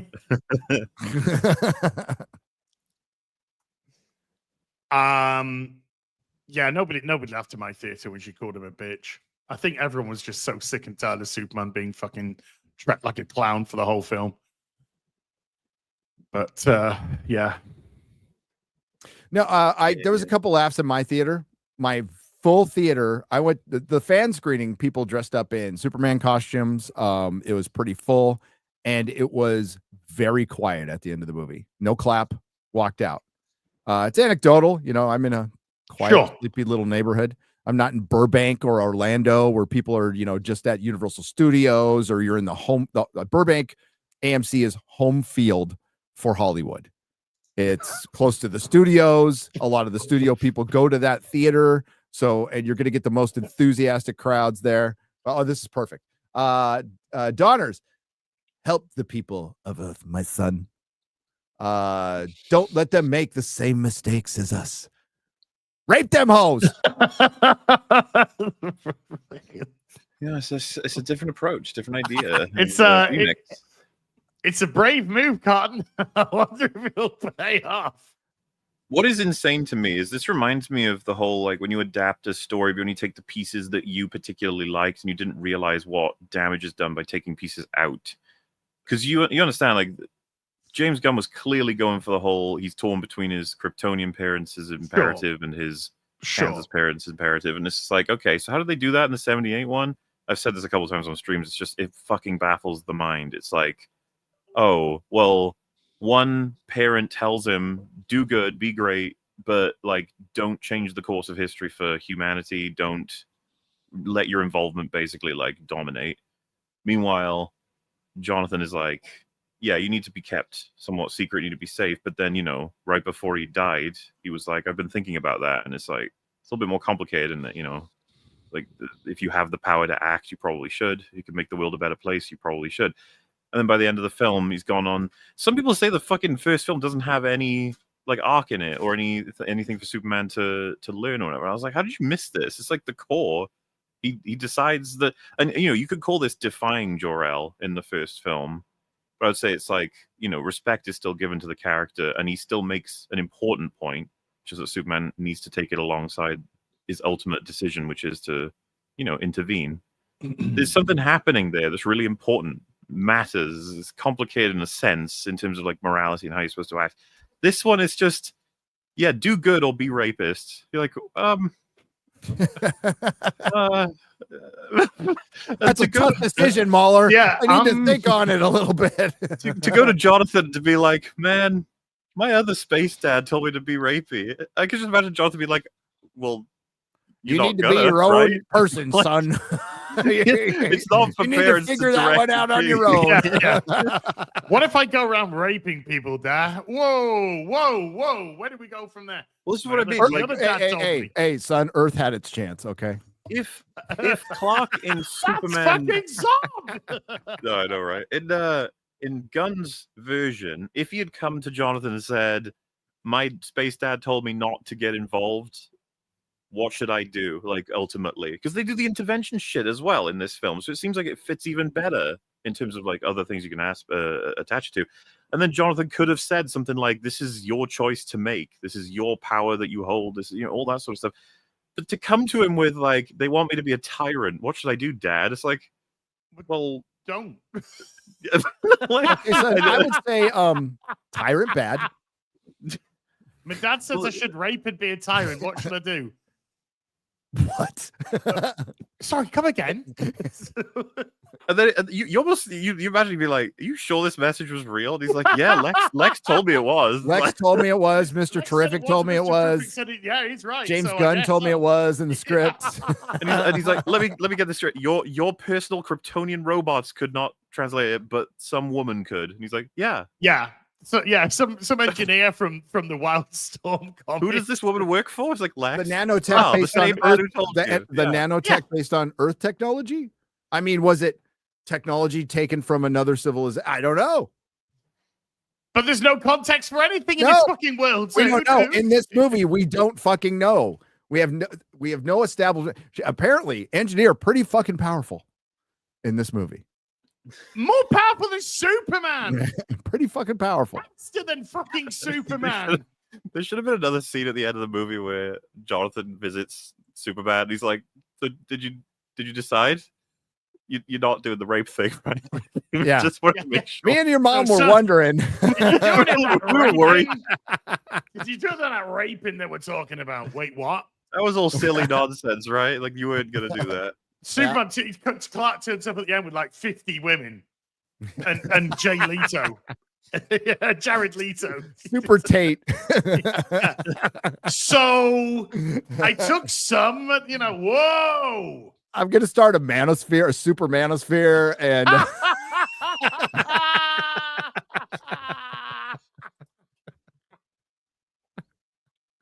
But Bradley Cooper told me to. Super manosphere. It's like the fucking Crowder meme or whatever. It's just like all Earth girls are easy. Change my mind. Super. Yeah. Oh shit. Breaking news. A little bit of breaking news. Conversation for Terrific or Guy Gardner, anyone to say like, "Wow, Superman, your parents wanted you to like do that. What the fuck?" I sense by this world though, Guy Gardner would be like based. But like, because you get that outrage scene, but it just cuts off. Superman leaves to go to find out what's happened to the Fortress of Solitude. It's just like they never follow up on that. No. All Terrific says is like, yeah, it's true, 100%. Hey, Guy Gardner has started his own harem. Yeah, 346 women liked his haircut. yeah. Man, sure, me like. You need to stop talking about the film because I think it's just it is getting so worse much and going worse to and get worse worse the more you think about it as time goes on.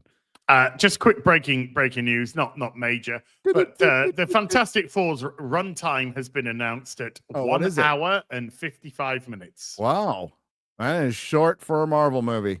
1 hour and 55 minutes, less than 2 hours. An hour and a half, though. Yeah. Thank you. I'm fine. Yeah. Thank you. No, I'm happy with that. I'm really. Remember, wasn't the Marvels was like what's the shortest Marvel film?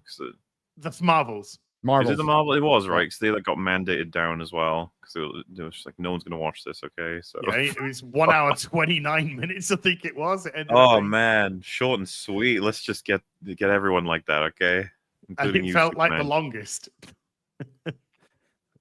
Even that was too long for that fucking dour piece of.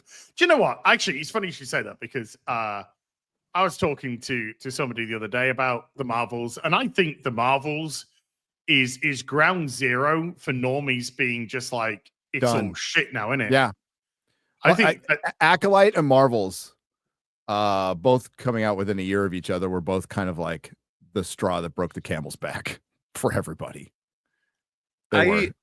I'm inclined to agree on the Marvels, but the Acolyte, did the average person even know the Acolyte existed? No, I don't think they know it Yes, existed. they did. They didn't watch it, but they knew it existed. Absolutely. Same with Ironheart. Like most people didn't watch it, but they see the reaction to it. A lot of people saw that. And that affects your brand 100%. All you need to see was, we like to watch this stuff, so we have context. But the clips you saw of the Acolyte were pretty accurate representations of the show. Like you pretty much get the gist of the show with all the clips you watched. That was it. So that can do brand damage. Absolutely. That affects normies. Because they were talking about it on freaking on like not just Fox News. It was like CNN. They were talking about it everywhere. What I'm talking about is like my sister, who is pretty into media, had no idea what I was talking about when I mentioned the Acolyte, right? It's just like, huh? It's like, yeah, but that you could see as a sort of example of just how much Star Wars has fallen out of favor with basically everybody. But I will say it had to have done brand damage because anybody who sticks around had to watch that thing. Anybody who's like, I'm with Star Wars, yeah, Star Wars is good shit, they would have watched that. What a fucking mistake. Yeah, and I mean, superheroes has brand damage, and that happened before Superman's James Gunn even came out. When they released a bunch of projects that flopped, that absolutely failed. Well, they killed them though. Yeah, I understand that, and they still released them, and you still like. How do you not know that that's going to hurt your brand? That's going to hurt the box office of Superman, no matter what, no matter how fucking good the movie is. That's going to hurt it. It's not an excuse. It's just the truth. So that's going to keep people from going the first weekend. Guardians of the Galaxy Volume 3 was hurt by the previous Marvel movies. Yes. Because and some movies are helped by the previous. Doctor Strange Mom was helped immensely by Spider-Man No Way Home. You know, so there is an effect, and it you know, the superhero fatigue argument, bad movie fatigue, they are the same thing. Fatigue is people are getting tired. People are getting tired. Now, I think there's a ceiling for Superman overall. I just do.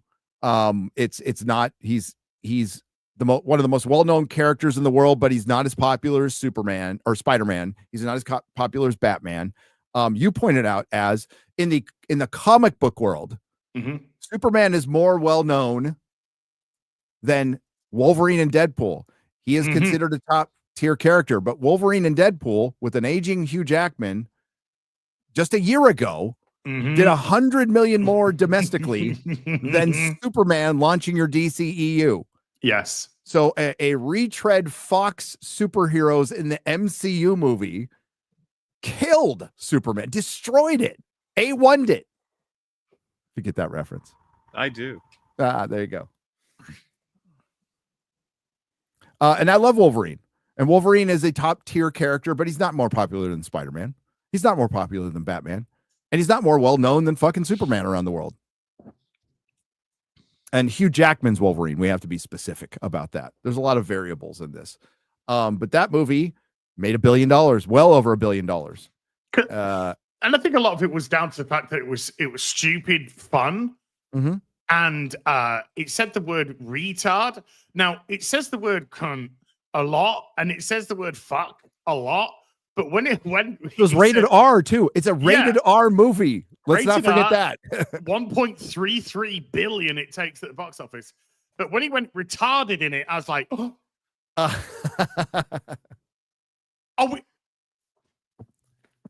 Are we back? Are we back? You know, it felt like we make anal jokes in it, dude. I mean, it's like it's like I'm very glad we didn't lose retard. I'm so glad we didn't. I wasn't gonna let that one die. I would not let that. I never stopped saying it either. No, Will did our part. Bro, you put it in a title of one of your videos, and my metaphorical hat is off to you for that. Couldn't resist. It's such a good word. It is. I'm pro retard. Retarded. Retired. I don't want to get cancelled twice in 1 week or whatever it was. Well, he got canceled because his wife later on, but his stupid wife, stupid cow. Yeah. I did, dude.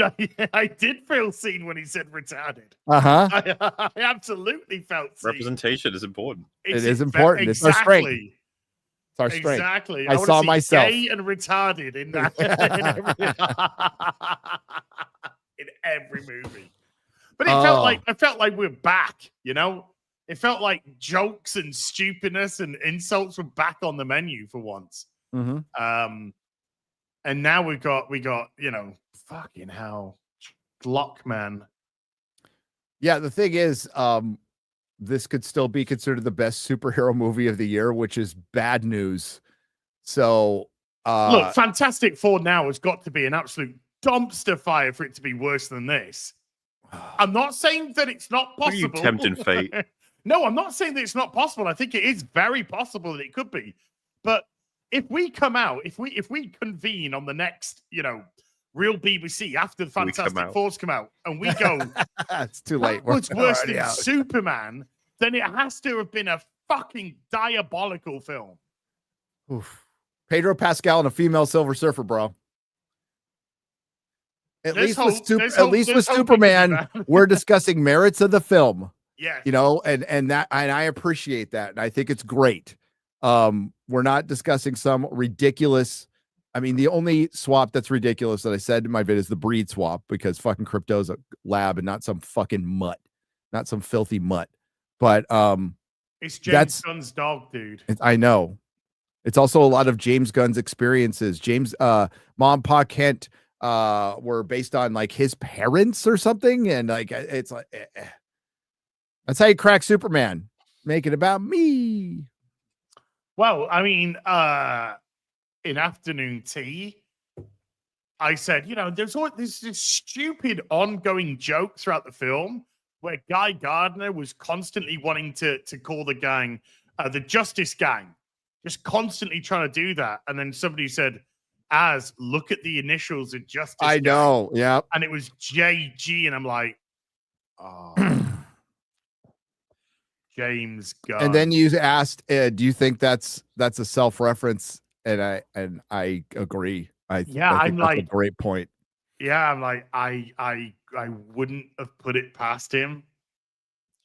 I wouldn't have put it past him at all to keep on with that. But yeah, JG, James Gunn. I didn't see there was meant to be a cameo by James Gunn's wife. I didn't see it. I didn't see it. I mean, unless in the very brief clip of Maxwell Lord towards the end, was she in the background or something? I don't know. But yeah, he made sure his brother got what? Sean got 1 line and 4 seconds of screen time. Well, he got more lines on the red carpet. Do you think the red carpet had it? Do you think that had any effect? Nah. Minimal effect? No effect? Nah. I don't think it had any effect. Nah. I think it's stupid. I think it's fucking retarded. I don't think we could just blame Mark Malkin. Okay. That guy, he's a conniving little that's shit. like, he is a conniving piece of shit, and everybody in Hollywood knows it. So yeah, you got to blame the people who bite on that too. Oh yeah, but he knows he's dealing with fucking idiots. Hollywood idiots. Well, you see that big, I won't say it. Shit-eating grin on his face. I was gonna say something else. Yeah, QBG. Just he knows what he's fucking doing. He's like, I got him. It doesn't he flick his eyebrows up like that? He goes like like got him. Fucking real. Imagine the fucking disappointment on him when someone just gives like a non-answer. If he just says gay, and then they're just like, they pretend to take a call. Like, sorry, I'll be right back. And just, well, even James Gunn laughed when he asked him that question because he'd already been caught in the previous interview and probably raked across the coals by Warner and Zaslav. I'm sorry, raked across the coals? What are you, Jor-El?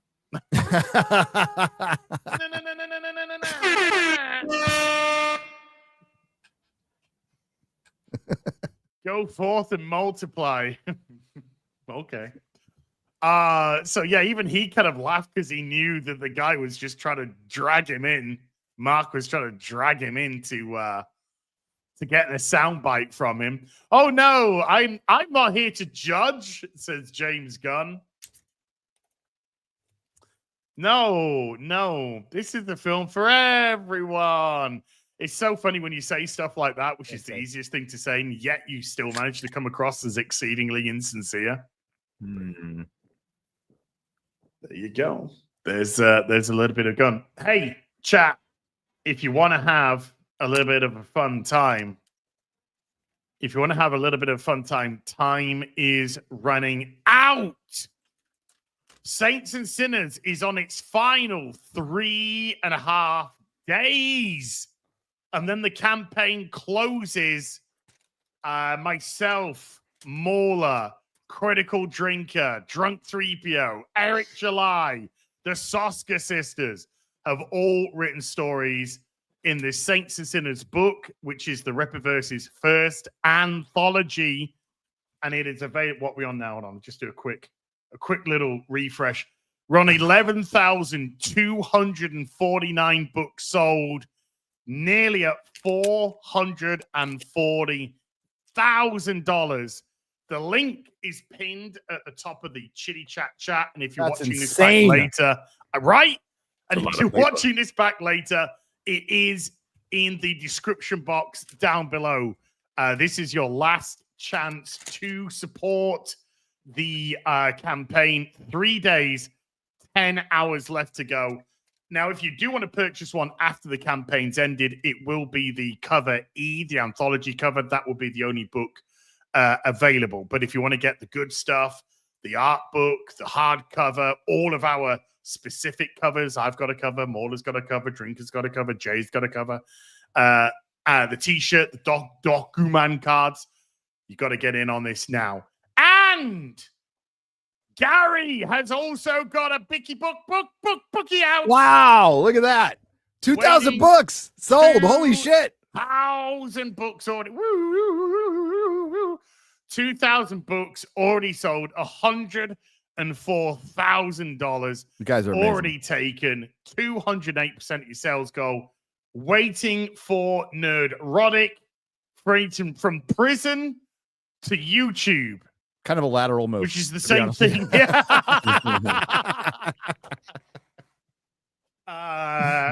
Which I might have seen a copy of this, Gary. Oh, really? Yeah, you're right, chat. It soared to $104,000. It soared, yeah. Dude, guys, this book is incredible. It's absolutely incredible. You'll believe that a man can dye his hair. Yes. Wow. But this book is, dude, technically that did happen. I mean, the dye hair happens all the time. No, I mean the dye part technically, yes. Yeah. Yeah. Hey, we got that in common. We're both technically dyed. Yeah. Yeah. Yeah, dude, the book is ridiculous. My God, fucking hell, the shit that you've been through and surrounded you, and you got to get this book, guys. You got to get this book.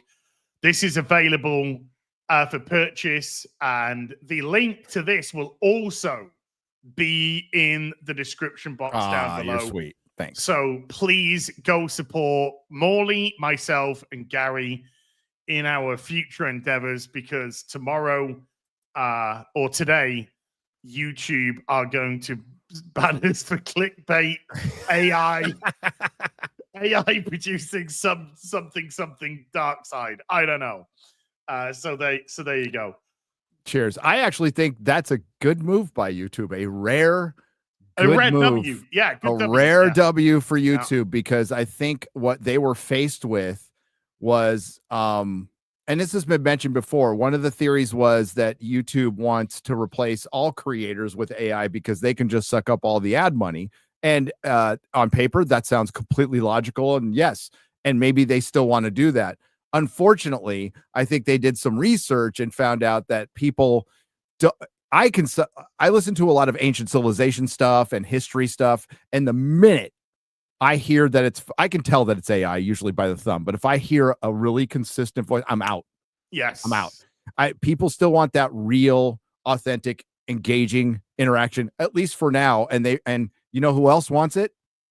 Advertisers, because they, I mean, what's the dead internet theory? It's AI watching AI. Yeah. I mean, that's what they're worried about. And they need authenticity and real engagement. So I think it's a good move. I'm okay with this. There might be certain channels that are shitting themselves, clickbait channels. But yeah, are they gonna like hit human clickbait like Mike Zero? Amongst others, I don't want anything to happen, Mike Zero. I'm glad Mike Zero is here, and I have no. It's funny. It's funny. It's to a point. It's comical now. The guy gives no shits whatsoever, and it's to a point where I almost respect it. So DSP rises to become the top YouTuber. I know. Hey, there's nothing AI about that, dude. Listen, I think all things should exist. I think there should be a bunch of Twitch streamers who just spend all of their time talking about each other for some fucking reason. I think that should exist. I see those clips by Yeet or whatever the fuck it is, and all it is them talking about each other. And I'm like, I have no fucking idea what's going on. And I don't care. Sounds like the iDotes podcast. Him and Anise just talk about themselves for hours on end. Yes. This week, me, and this guy attacked me, and blah, blah, blah. Yeah, it's like, okay. Oh, wow. Okay. Good luck in your basement now. Yeah. Hey, look at Captain Marvel. Look at Miss Marvel. H3 is fucking annihilated. Look at Miss Marvel when she was a woman and she was hot. Hey. Right. Let's open this up to the audience now. Let's go into the chitty chat. What we got today? By the way, top fans. Thomas, top fan number 1, 5,000 experience in Knockmamon. Number 2, top fan, 1,775 experience points this stream. And Murph, 220 with 1,650 experience points, taking 3rd spot in the top fans. I have no fucking clue what that means. What? There's a new thing now on the chat. That leaderboard top thing, fans. yeah. It's like a leaderboard of top fans. Either. Yeah. But you guys are the top fans, apparently. I think that just means you gave the most coin. So Thomas Aarons, thank you. Okay. It's literally, yeah. Gary's carrot problem with the £5. Say it with me, I Gary. still don't know what I was supposed to say. I don't know what the Carrot. fuck. What the fuck is it? What was I even talking about? That was a 5-hour stream yesterday. I remember like 10 minutes of it. I'm pretty sure I've seen a super chat from Nerd Draw Dick as well. Nerd Draw Dick. Yeah. With €6 says, can you ask Is it Mr. Wait. Mr. Nerd Draw Dick if his book has pictures? Do you know what? Yes, it does. I'm getting Yes, okay. it does. So I was getting a little roasted on Twitter for that, deservedly so. And I still don't know what it's Dragon Ball Z. Okay, thank you. I'm like, I don't know what the fuck I was saying. Somebody's like throwing out this shit of stuff I've never read. I'm like, I don't know. Does it have pictures for us that go to the Derek Zoolander Center for Kids Who Can't Read Good? Between chapters, there's actually like a little comic thing that transitions between them. So, yeah. You know what? Yes. The answer is yes. Yeah. Should I say there's Kelly Jones art in it? Woo! Marksman of 117B with a $5 says, so Renegade and Mex Iron Man have said that the 300 million tax form, it was 364 million, I believe. Yes, 364 tax form was not the cost, but the studio estimating what they thought they might spend. On a tax form. Yes, on a tax form. Marksman of 117B with a $2 says estimated allowed higher tax credit claim rate. And with another $2 says cost maybe 100 million less than Man of Steel budget. But the Man of Steel budget was 225 million. 364 minus 100 million gets to 206. But I think realistically, this Superman pre-production budget, not even marketing, production budget is likely in the 300 million range. Yeah. And Man of Steel but if Man of Steel was 225, are you telling me James Gunn's Superman was under 225? Because that's poppycock. In an era where budgets are now absolutely fucking out of control. So yeah. So yeah, I if you adjust for inflation with Man of Steel, that 225 gets to around $310 million. So I think they've got relatively similar budgets. I think Superman's around 300, could be 310, could be 320. And Man of Steel equates to about 310 in today's money. But again, if you want to play that game, you've also got to look at what Man of Steel ended with, which is in today's money, $930 million. But again, whatever happens when the dust settles, say it hits $700 million. Yeah. That's not spectacular, but it's enough to don't shit can your universe, move forward. But the biggest problem is your next movie, not your fucking TV show. Your next movie is Supergirl. Yes. All right. And I like Supergirl as a character. I like Millie Alcock's casting. I'm fine with all of that, but it's Supergirl. It's like she's not an A-list. She's not part of the Trinity. And if you are setting up a new DCU, the reason I cannot fathom why Wonder Woman isn't your next fucking movie. Or Batman, as it or should Batman. I know that guy. Yeah. Be. It's the only logical explanation is Matt Reeves' Batman screws it up. There's something contractually where they can't introduce Batman until at least that sequel comes out. Or there was a lot of talk in marketing about brand confusion, blah, blah, blah. Okay, then release a Wonder Woman movie. What did you think of Supergirl's cameo? Because I found her absolutely obnoxious to fuck. Yeah, I thought it was like it was a joke. It was dumb, and she's supposed to be a hot mess in it. James Gunn has said she's going to be a hot mess in it. Oh my god! Like, well, I think I think job done. She was definitely a hot mess. Yeah, I like the costume, like the look, didn't like the act. Costume was fine. Millie looked good as Supergirl. Hated the line. Hated the cum dumpster sorority drunk girl look. Yeah, I think that could be very off-putting for people. Whiskey Deck with a 5 Canadian says, James Gunn, Superman is about immigration. Jarrell, destroy everything and replace the negative population. Okay. Burst alert. Okay. That's a great point.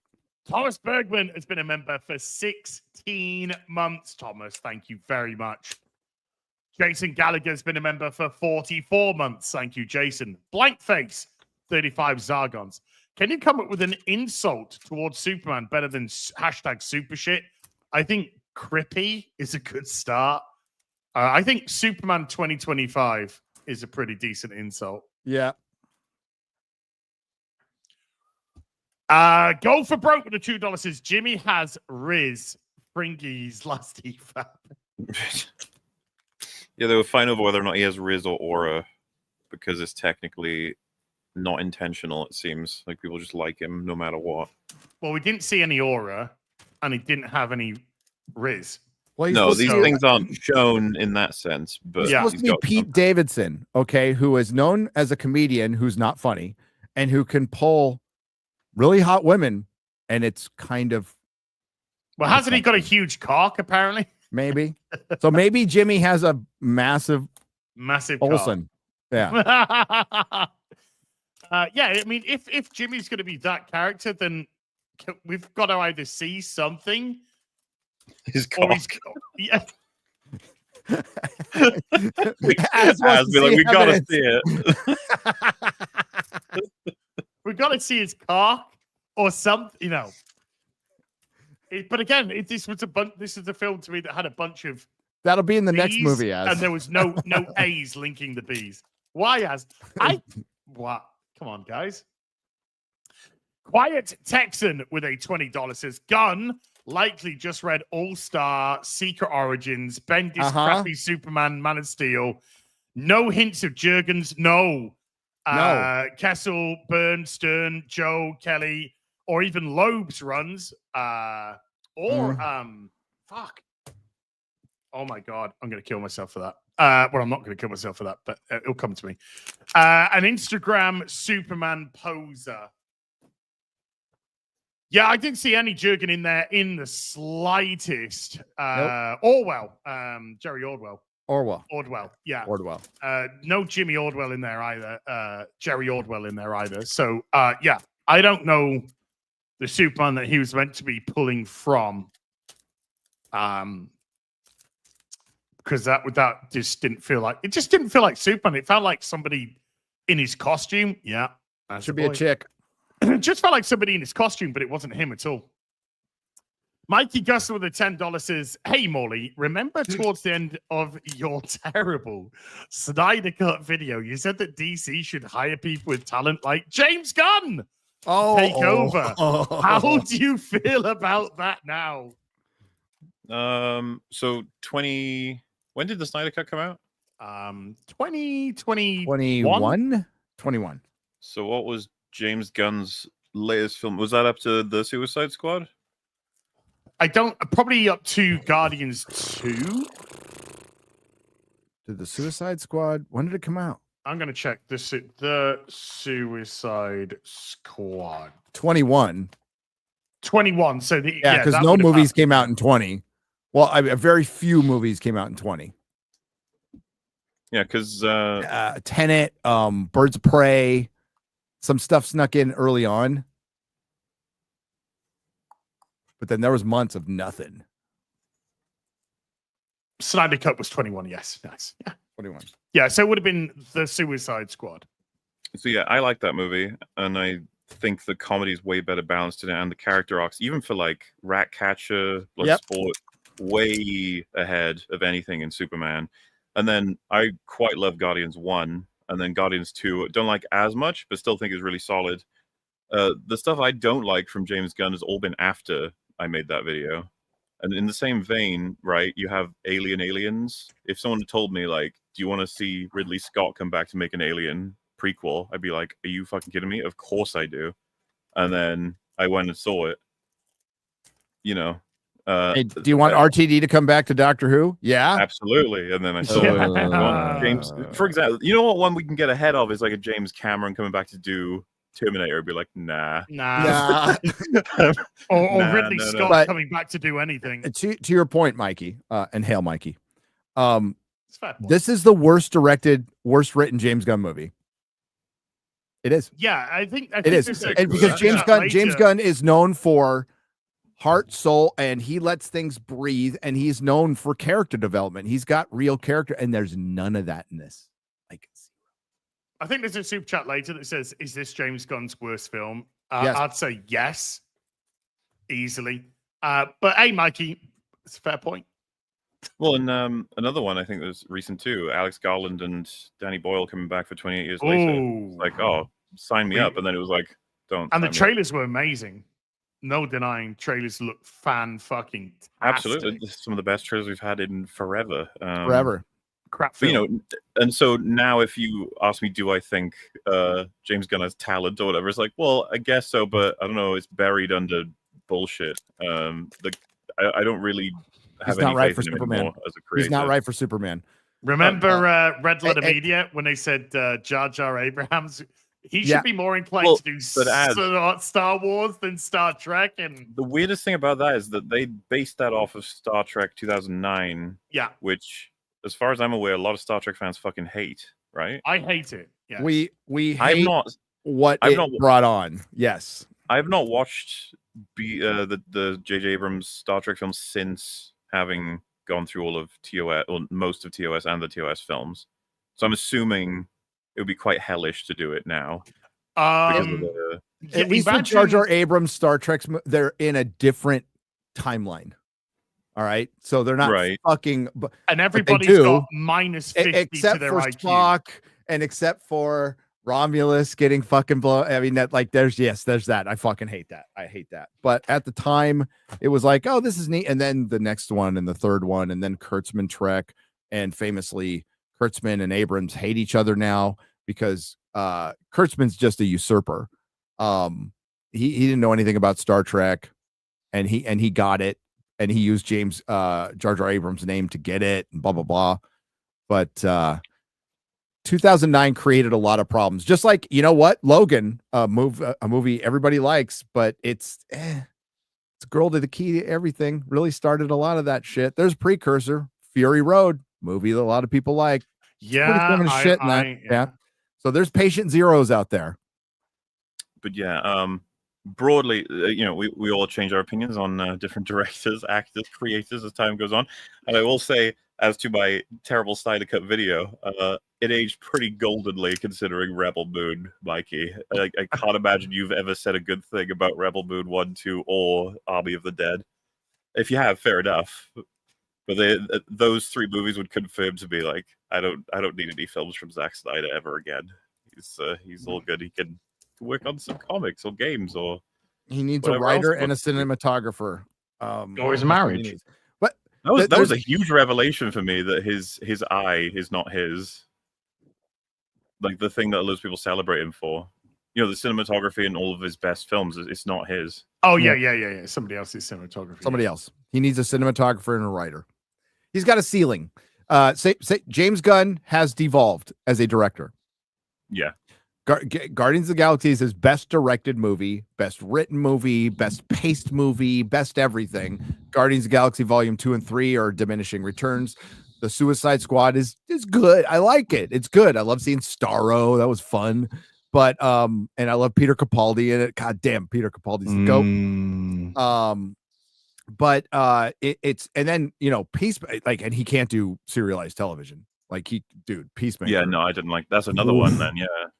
See, this is why I've completely soured on James Gunn, because I didn't like Guardians 3. I didn't like Peacemaker. I really not like Superman, and his plans for DC is just, all of it together as one big package has just been like, ugh. Not entirely sure what's happened, movie. But yep. The guy, because what's funny too, Fringy had the same thought, but when you find yourself not laughing at a single fucking joke in Superman, it's like, was I crazy? Was Guardians 1 funny? It's like, no, it is. It is. It is. Yeah, I didn't laugh once at Superman. No, there's one of the best jokes of all time in fucking comic book movies in Guardians. Jackson Pollock painting. That's a fucking brilliant joke, dude. I pissed myself when I heard that in the theater. That's the hardest I've laughed at a comic book movie ever. Outside of the one that's supposed to be a comedy. I was like, oh shit, that was in a Marvel movie. Yeah. Also, Guardians felt like it had legitimate heart. This didn't feel like it had legitimate heart. This film, it felt very fake, forced. It was very superficial. Yeah. There you go, Mikey. Aaron Pipes. Hail, Mikey Gusler as well. Can I mention something that's never totally random, but it just hit my brain, and I have ADHD. So I'm watching Babylon 5 on Prime Video last night. I'm on the penultimate episode for season 3. Good shit, man. I'm really engaged. It flows into my next episode automatically like it does now. And then it just goes, boom, you got to pay for it now. And I've never seen that live. Like they flipped the switch. So it lost the rights. Prime, the license ended while I was watching the fucking show. And this is why I have physical media. So I just threw my fucking my Blu-rays. But I've never seen that happen in real time. I'm like, what the fuck? I got to rent it now? And then I went kind of a similar thing for me with that. It's kind of a different thing, but I still imagine that you guys would understand how frustrating this is. You guys, have you both? Did you watch Simpsons when it was coming out? It's Prime. Yes. Like, I was at high school when the Simpsons. Well, yeah, but started. It's still hard to know for sure. Bro, Melissa and I were first dating when we saw the Simpsons on the Tracy Ullman show when we were teenagers. Yeah. So. Peak Simpsons, people consider it seasons 2 through 10, I think.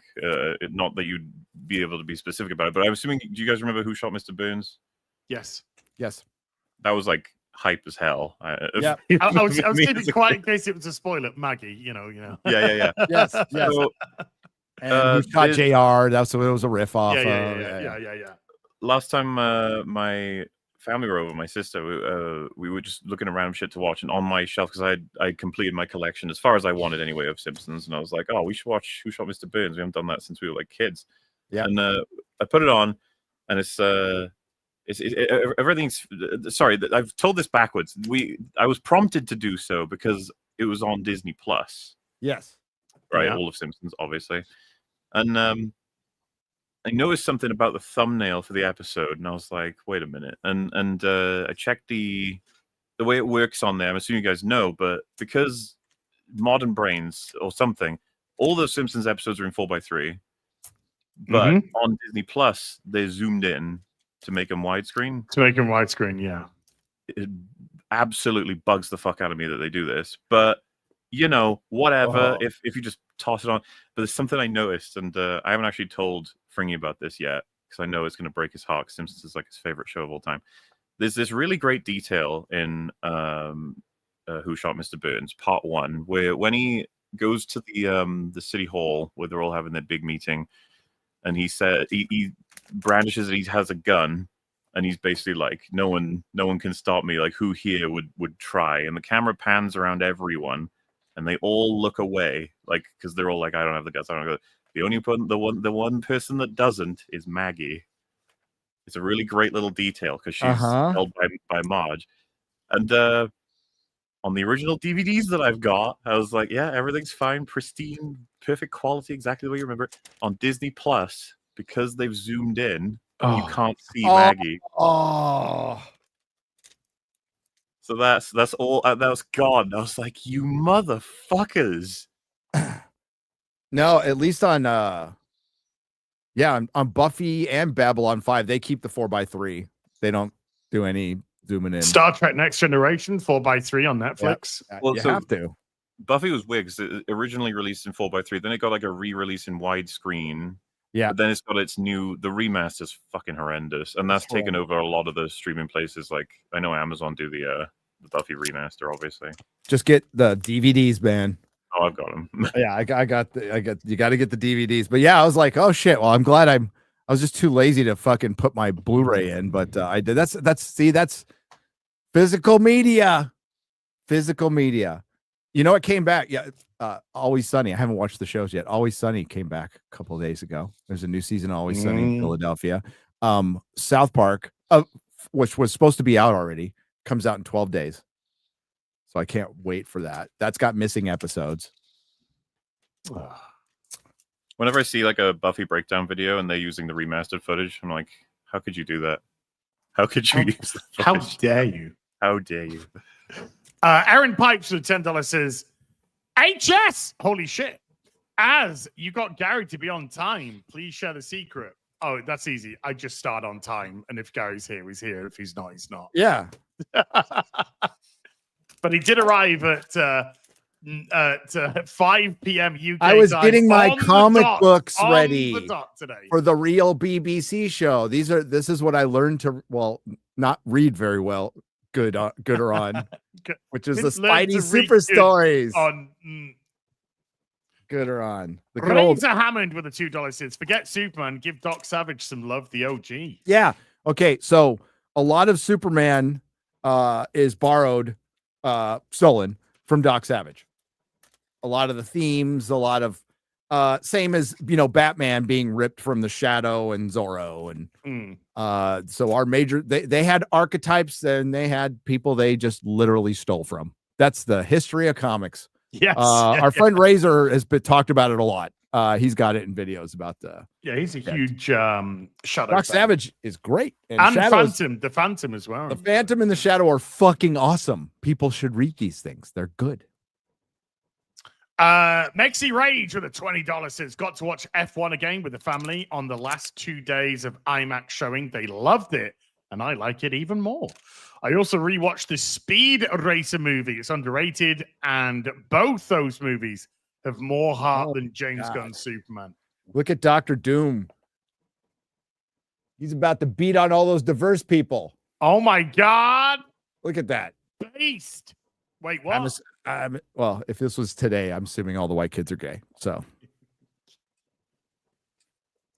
Kenneth LaRock has been a member for 26 months. Kenneth, thank you. What's the frequency, Kenneth? The Antichrist with a £5 says, greetings all. Gary, yes. I have noticed next week is your 500th year. Sorry, 500th Nooner. That's Anything tomorrow. Special planned. No. Well, Chris Gore and I will be talking about Superman and hopefully Fantastic Four. Hopefully we'll get on to Fantastic Four. I tell you what, though, the third trailer was by far the best trailer for Fantastic right up Four. until they the 60s one where they're all, hey, look at this. No. The third live action trailer was the better trailer. No, not the animated one. They did a 60s kind of trailer. They did it 60s style, which was really cool. It's live action.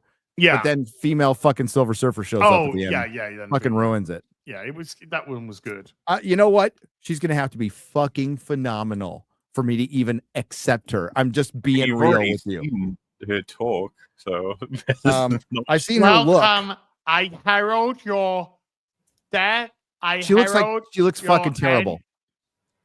She looks terrible. Mean, yeah, I find it weird that he would argue otherwise. The CG looks bad. It's the Marvel way. Corey Wilson with the $5 says, I saw Superman yesterday. Completely expected to hate it, but I liked it a lot. I was surprised. I want to go see it again. Hey, Corey, you do you, bud. Nobody's trying to stop anyone else's enjoyment. You do you. You like it? Go support it. Offer Nave with a $5 says, someday we'll see real Buffy bots. Personally, I hope the AI has unintended side effects, like periodically leaving the house to go fight crime. Oh, could cause some awkward moments, but yeah. Faraway Hey. Finley's been a member for 48 months. It's a good flag right there. It is. The Welsh Dragon Boyle. Teddy Masters with a $10 says, thanks for the recommendation. Just read the first 3 trade paperbacks of the Skybound Transformers, and it's great. Oh, By the way, I enjoyed Superman, but can't defend any of the issues. My wife and I especially hated Supergirl at the end. It's like there's a split. There's a lot of people that like it, a lot of people that don't like it. I think Split. the overall it seems for now the consensus will change over time, I promise you, but for now is that it's mid to okay. Nobody's calling it great. Nobody's like 10 out of 10. There's a few. I've seen a few. I've seen a few on Twitter, and you can't be fucking I forgot his name. He's an actor. Stephen Ford came out and said it's better than Donner's Superman. It's like, I hope you're not like writing and creating stuff. I really hope. know. Because, I hope he is. No, because there has to be a basis of taste, right? And there are fixed points in taste. And if you come out and say like this movie is better than the 78 Donner film, you're crazy. You shouldn't be writing anything. You shouldn't be writing. Yeah, that's one fixed point that we can argue and disagree on a lot of things, but you know, that's the same shit we heard with The Last Jedi. It's better than The Empire Strikes Back. We were hearing that fucking shit all the fucking time. Is anybody saying that now? Is anybody saying that now? Gary, No. The Flash is James Gunn's favorite superhero movie of all time. You could like the movie, but like just coming out and saying it's better than Superman 78. Where did I hear that before? Oh, from the Snyder fans with Man of Steel. Exactly where I heard it before. And you know what? You both lose to Superman 78. Cody Gray with a $5 says, where would you rank this in Gunn's directing catalog? This is the super chat. I think his DC stuff is easily his worst. Slither, Guardians of the Galaxy 1, and Super are top. Pissmaker is shit. I like I like his screenplay for Dawn of the Dead. Thought he did a good screenplay for that. I like Guardians. See Slither? Tromeo and Juliet. Yeah, he did. Did you see Slither? Yeah, Slither's good. I like Slither. Tromeo and Juliet, I think it's a fun time. Have you seen Slither, Mahler? I think I saw it ages ago. I've forgotten a lot of it though. Yeah, it's Nathan Fillion. Probably worth a rewatch, actually. Yeah. Might be, worth a rewatch. But yeah, I think Superman is the worst thing he's done, and I think it's by a fair margin. I prefer Guardians 3 to Superman. I do. I wasn't enamored by that. Yes, I'd have to think about it, especially because my opinion of Superman keeps going down with every second that passes. So, well, Guardians 3 was way more coherent. At the very least, it was way more coherent. Lady Gravemaster with a $10 says, after all the crap James Gunn has pulled, I hope the weekend to weekend box office is a long drop with a sudden stop. That law changes, Rings of Power, Wheel of Time, and Timeless Children levels are bad. It is. It really is. It's going to be so interesting to see next weekend's box office, and then because if it's not great, but not a terrible drop, then it looks like the weekend after will just kill it. Fantastic Four will just kill it off. Yeah, and if Fantastic Four turns out to be fun, this movie's fucked right in the ass. Because people would just be like taking people to see that. That is really if.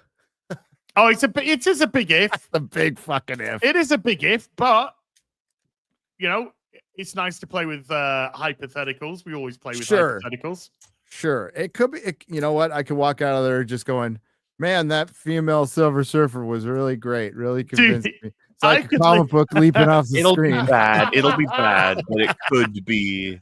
It's like a comic book leaping off the screen. It elicited tears of joy, Mahler. Sorry, go on. The question will just be whether or not we think that it'll play better to the audiences than Superman, basically. Yes.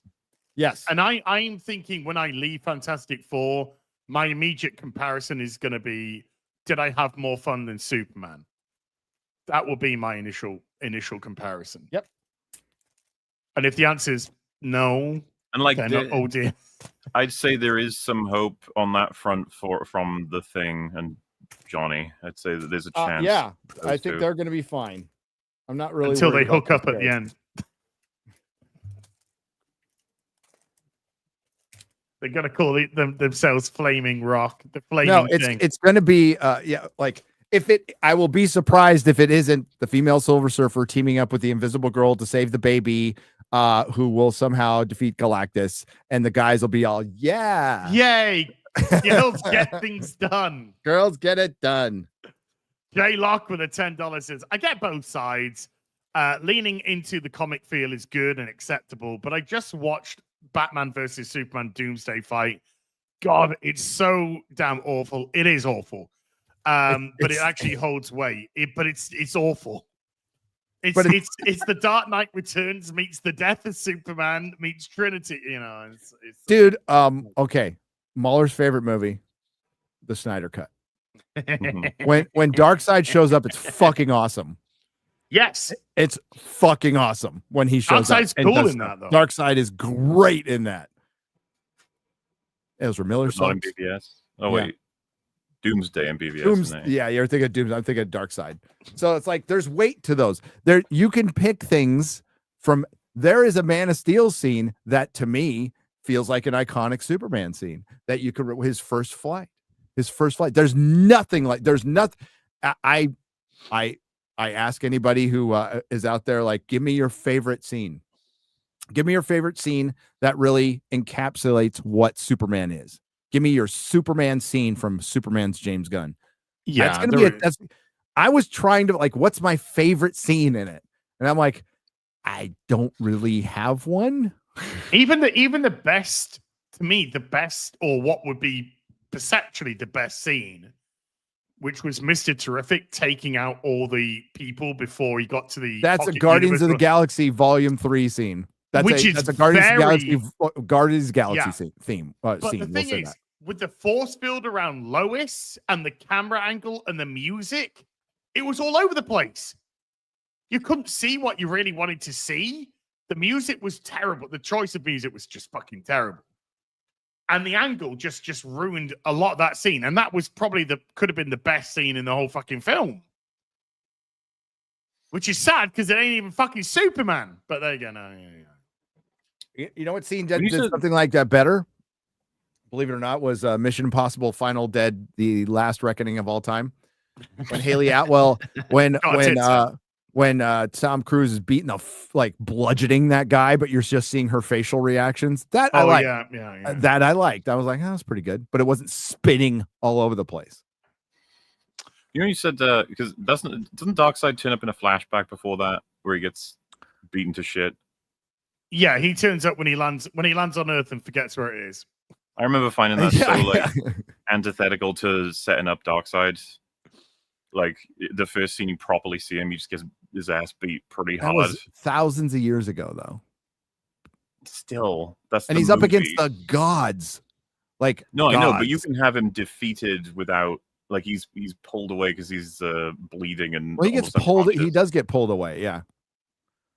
Well, he gets knocked out when they drop him on the ship. Remember, he goes. The movie doesn't make any sense. I'm not going to say that. I'm not going to sit here and defend it as a good movie. I enjoyed it, but yeah, because I'm pro like Darkseid being best represented. I was same for Steppenwolf. Like there's all these characters, Doomsday, Brainiac, every one of them. But I just remember being like such a weird choice to have shown us that.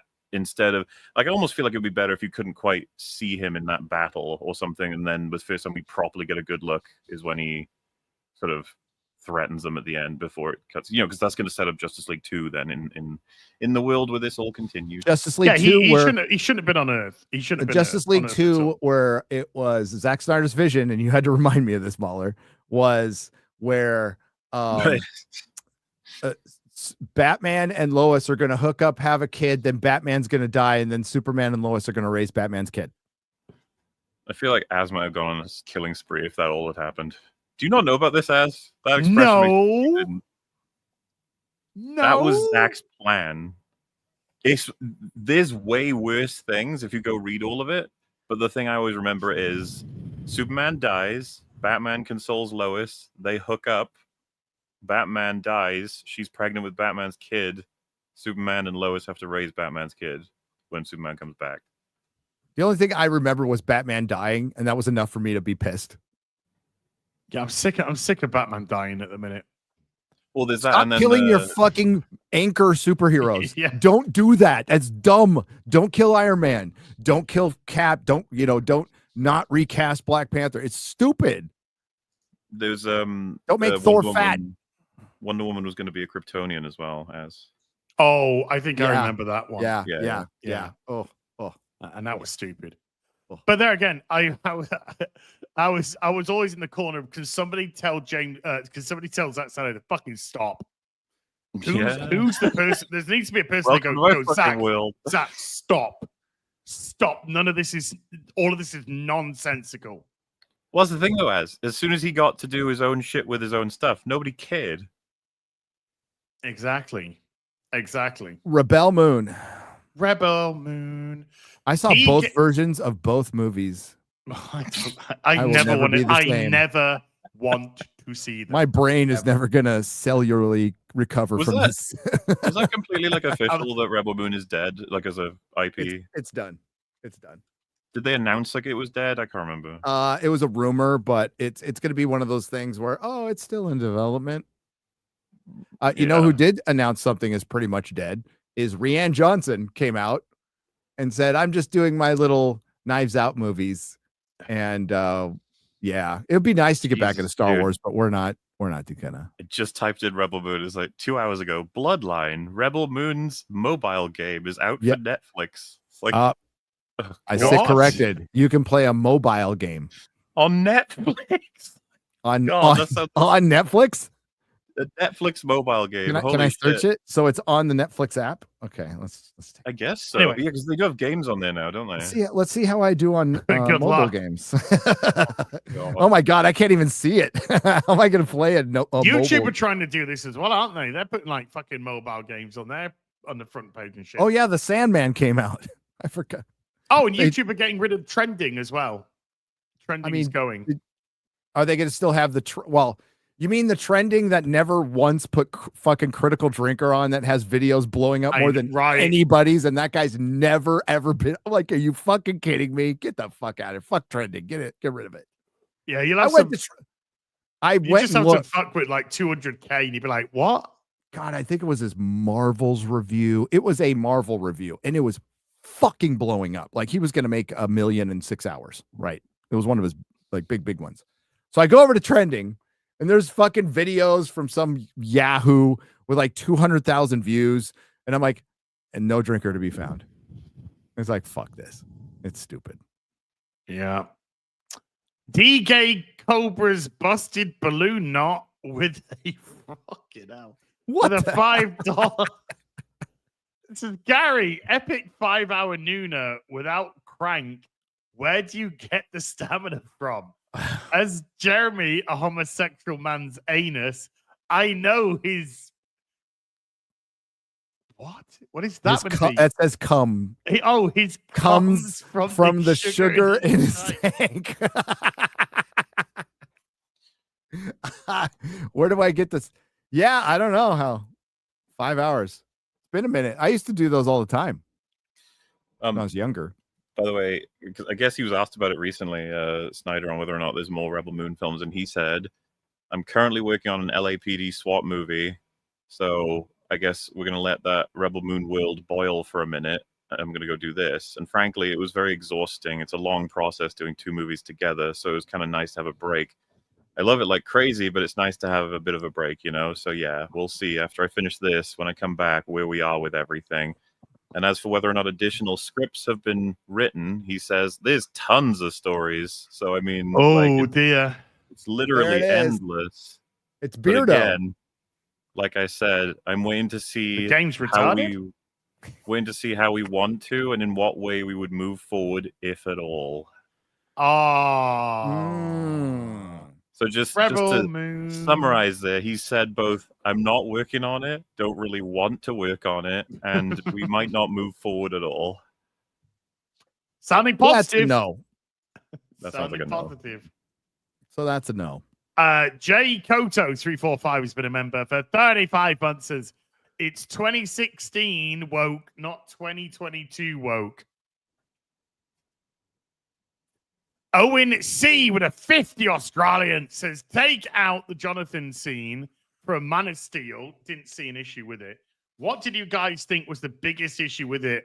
Feel a better movie would have been 70% Man of Steel, 30% Superman. James Gunn's Superman was more super meh man.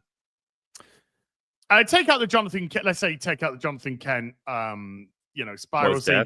I don't hate Man of Steel as much as other people do. I actually I quite like it. I've seen it multiple times, and I actually quite like it as a film.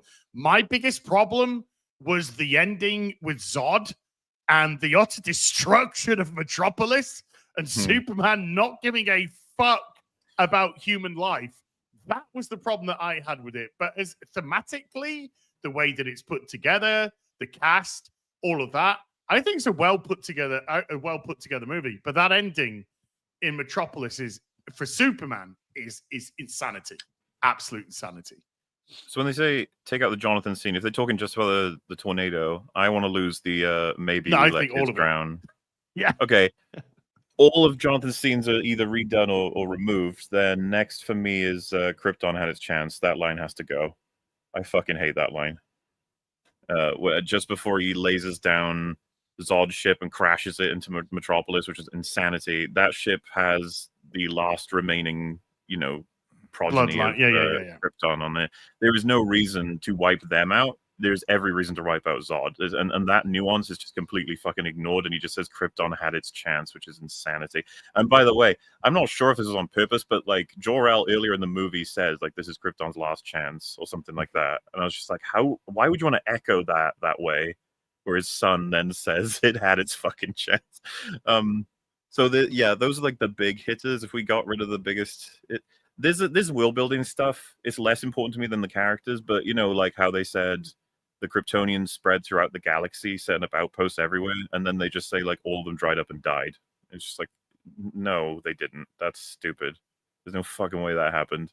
And it's to justify simultaneously that they're able to get the world engine from one of the outposts, but also there's a better way to explain that. Just say the civilization was in decline. We couldn't afford it anymore. Whatever, something like that. And it happened over years and years and years.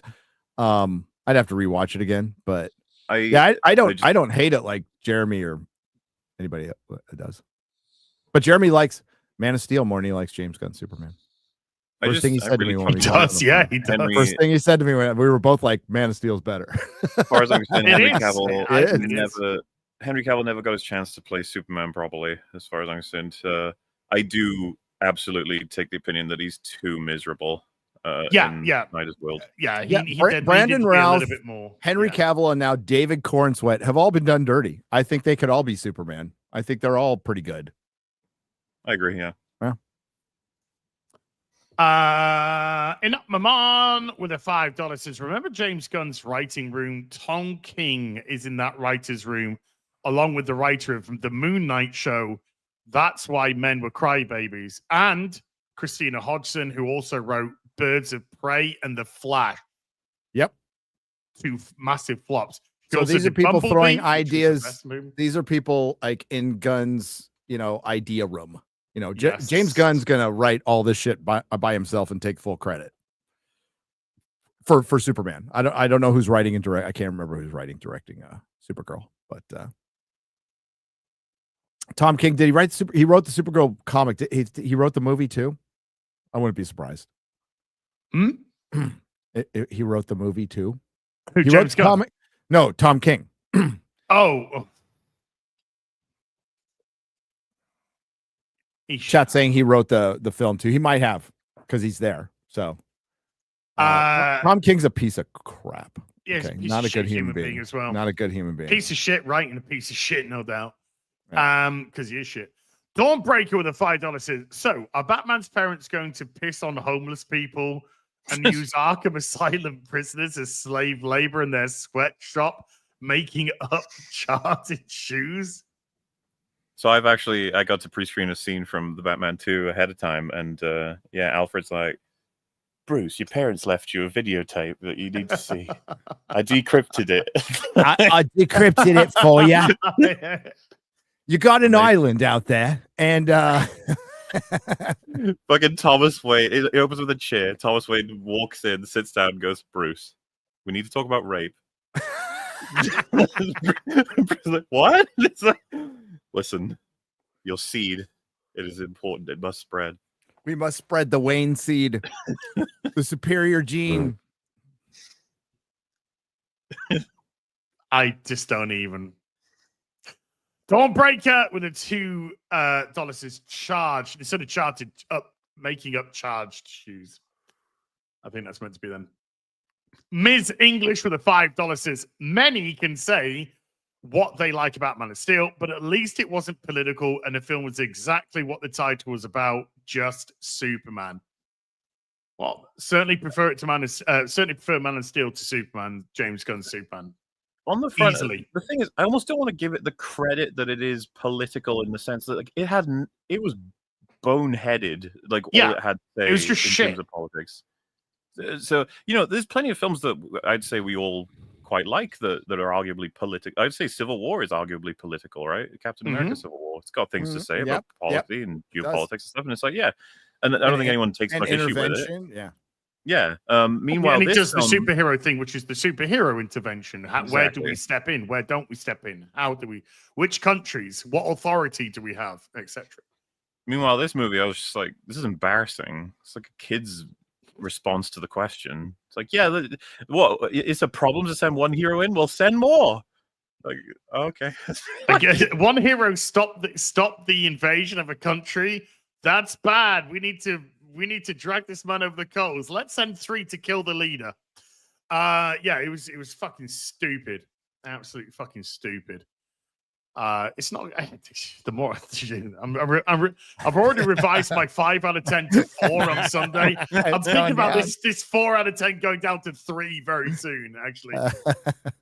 The more I think about this film, but I think that's going to be the legacy, the Superman Legacy, yes, of this film is it's going to get worse and worse over time. Somebody else pointed this out. That title like makes no sense for this movie. That's probably why they dropped it. No. Yeah. I said, why would you call it legacy? Legacy is so the legacy is spreading your seed.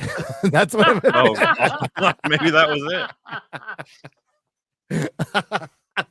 It's the first film. It's called Legacy. Yeah, that's such Does he have a to weird build the legacy title. Okay, never mind, man. Aaron Pipes with a $10 says, maybe a silly question, but in the current DC universe and all the films, was there a Superboy being super like in the classic comics? Please expand. What? Well, I haven't read DC now for a few years, but there's been multiple different Superboys in terms of Legion of Superheroes. And the Superboy comic. Yeah, then there's been a Superboy comic where he's been a clone of Superman and stuff like that. Then we've had iterations in small screen. Well, there was a TV show. There was a Superboy TV show. Many years ago. Yes, yeah. So yeah, there have been but Smallville. Superboy's always had a slightly different power set. Well, in the comics anyway, he's had a different power set to Superman. So like the main Superboy that most people kind of gravitated towards, which was the one that arose from the death of Superman, with the leather jacket, a little bit more edgy, cool looking costume. So 90s, but great. Very 90s indeed. But he had a different power set to Superman. Had some powers the same, but he had others which were completely different. Then there's the different. clone Superboy. Yeah. Clone Superboy, yeah. Which they dealt with in oh my god, why am I blanking on the name now? Titans.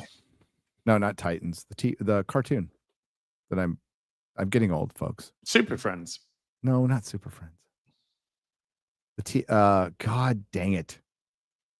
Legion. Legion Superheroes. Crimson. No. Rebel Moon. Young Justice. Thank you. Young chat. Justice. Okay. God damn it. I My never kid watched talks it. to me about this fucking show every fucking day, and I watched it all, and I just forgot the title. Young Justice deals with the whole Superboy thing. Great. Louis G. By the way, Until it goes off the Young Justice like goes off the rails in later seasons, but the first couple are really good. based profile picture there, Lewis. Lewis Yep. G with the $5 says, my theory is that Brainiac is the one that changed the message to keep Superman alone to collect him more easily. Dude, So, Lewis, I say that you're writing a better story than James Gunn. I almost feel sad for like everybody's way of trying to fix it because everyone wants to fix it. It's broken. Like it needs fixing. And James Gunn's there like, no, it's good. It's useful. This is good stuff. It's something you introduce later. I'm fine with you introducing that later, and maybe it's Brainiac who fucks with the message or something, you know, and he's coming in later. But when you're starting a DCU and this is your foundation, you just go back to the basics, man. You don't get fucking fancy or subversive with it. You just make Superman super. And did James Gunn make Superman super? No, he did not. I mean, he even said himself, his own words, we've seen a lot of super in Superman, and I wanted to concentrate more on the man. And he did. That's absolutely correct. And he wasn't a man. It was man. Superman, you can have Superman want to see the good in people. That is a great character trait, but you don't make him naive and dumb. You know, he could make mistakes and he could be a younger Superman, but he still commands respect and not be naive. Think about the life experience he will have. He can travel anywhere on the planet pretty fucking fast. He will see a lot more than your average person. Not faster than the engineer. He's going to learn a little. Yeah, I know. He's going to learn a little more than your average person because he's not your average person. He's Superman. He's still Superman. And the good you could point out is this guy, the whole point of Superman is the guy with all this fucking power doesn't use it to rule. He uses it to do good. That's the unique part of him. So they went way overboard on trying to make him relatable in the sense that James Gunn sees people as relatable. He wasn't relatable. I know. That's what I meant. The way James Gunn, who has lived in Hollywood for many years now, and in that culture, thinks people are relatable. I'm saying it's a little disconnected from the real world. Maybe I'm going out on a limb by saying that. DJ Cobra's busted balloon knot with a $5 says Superman 78 does everything right. Pa Kent's heart attack is necessary to show that Clark, as much as he can do, there are things that are outside out of his control. Correct. Huge lesson to be learned in that. Superman, while he's Superman and all powerful, you can't stop everything at once. You can't stop brain aneurysms. You can't stop heart attacks if you don't know about them. It's a great lesson. I mean, in this film, he can't even stop Lex Luthor giving an order to somebody to type into a computer to tell the fucking other Ultraman how to punch Superman. Apparently, that's a quicker fucking method than Superman just going bang. It's fucking retarded. Yep. Retarded. Fucking A1. hell. It's so dumb. God, 2 out of 10 now. It's going down. It's okay. Lewis G with a $5. That did my head in at the end. That did my fucking head in. I was like, wait, the way that he's predicting Superman's moves is to create a computer algorithm which he then relates verbally to another party who then relates it's not an algorithm. Ultraman? Yeah, It should have been an algorithm. It should have That been. would have made sense. But no, they went with Lex looks at Superman and then goes, I think he's about to wind up a fucking uppercut. You best do 17-3 BAZ. And then it's like, it's like as if Superman wouldn't be able to do that faster than you can speak. It's so stupid. It is fucking dumb. Louis G with the $5 says, riddle me this. How are the monkeys online? If the pocket dimension can't stay open for long, Mr. T would have tracked Superman right away. Don't think about it, Lewis. Don't think about it. Yeah. Don't think about it. Just accept the fucking slop and praise James Gunn. Eugenio with a $5 says the message from Jarrell should be in Brightburn, not Superman. Yeah. Yeah. Can I real quick show something from Micah Harbaugh, who sent this to me? Okay. It's 3D printed LexCorp box with kryptonite in it that lights up. So there's a little thing of kryptonite, and it's got a plug on the back, and that is fucking dope. Oh, nice. Well little done. lead box. A little lead box there, yeah. Man, Gary, that Christopher Reeve documentary where between the chapters they'd show like the Superman statue getting like kryptonited throughout the whole body. Ooh. You know what I'm talking about? Sorry, say that again. The Christopher Reeve documentary, each of the chapters. Yes. The visual of the statue, and it was getting like infected by kryptonite. That was depressing. Dude, it's yeah, that movie's a tough watch, but I highly recommend it. Yeah, same. Everyone should see it if you haven't. If I'm watching it alone. That's probably for the best, yeah. So nobody you bawling like a little bitch. Yes, is the answer to that. So nobody can see me fucking bawl like a little baby. Yeah, it's a tough watch. Gwintendo with a £5 says Superman was a fast food superhero film. It should have been Michelin star. Not only start your universe, but to relaunch your anchor character. I think the worst part about it is coming out of the film not thinking that Superman's the best character in the film.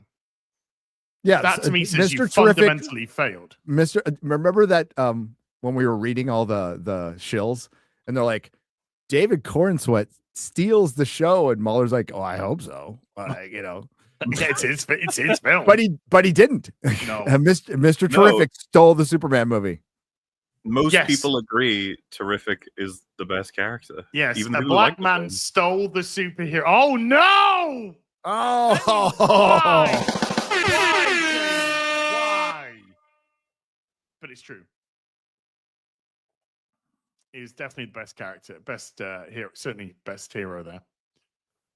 Zachariah Nunez with a $5 says Kalal fuck. Kalal, no. Kalal fuck. Big Ounce with a $5 says Weekly Marvel versus DC. Batgirl, Barbara Gordon versus Mockingbird. Batgirl. Batgirl. Training from Barbara Batman. Gordon. Mm-hmm. Mockingbird. Batman training, Batman gadgets. Yeah. All right, I'll go with Batgirl. Who wins in a mud wrestle out of the two of them, though? Oh, I hope all of us. All of us. All of us. We all win. First one to rip off both bikinis. Well, okay, so if we're gonna do like a portrayal, what was the name who played Adrian Palecki? Adrian Paladecki or something. Paladecki or something. Versus which Batgirl do you want? Alicia Silverstone. Oh, Yvonne Craig. Yeah. So Yvonne Craig in her prime versus Adrian Padelecki in a oil wrestling. Yeah, mud wrestling. Yeah. I'm down. We all win. Yeah. You're right, chat. Heavy D at the movies with a $2 says meteors are for everyone with pride flag in film.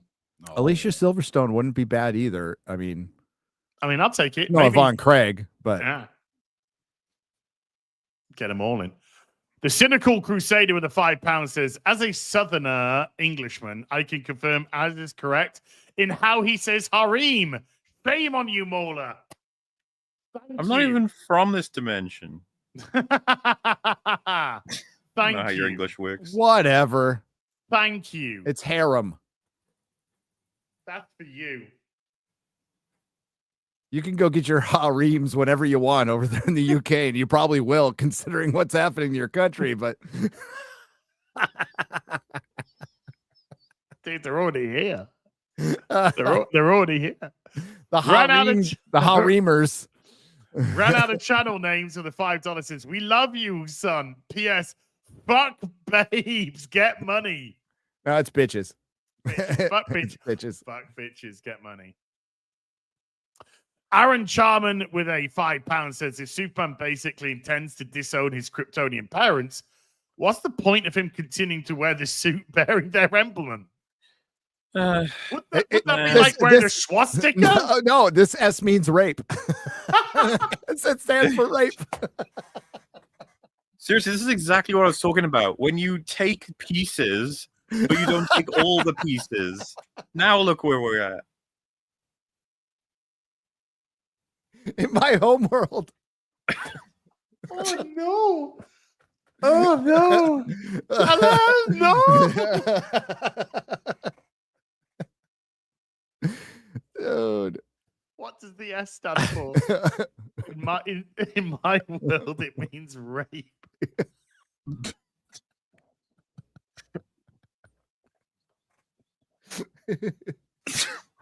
And then they do that like a family dinner, and Jonathan's like, we talked about that. We talked about it. We weren't going to do that, Clark. Yeah, Clark. We're not. Damn it, Clark. Go do your chores. Whatever. I'm just doing some what James Gunn said my Kryptonian parents told me to do. Why are you being nasty to me? Dad. I don't fucking like you anymore. Go to my room. Curtis Hart with a $10 says, Gary Mauler as a little off topic, but later this year, we should be getting a Lego Enterprise D with 9 minifigures. I believe it's October. Yep.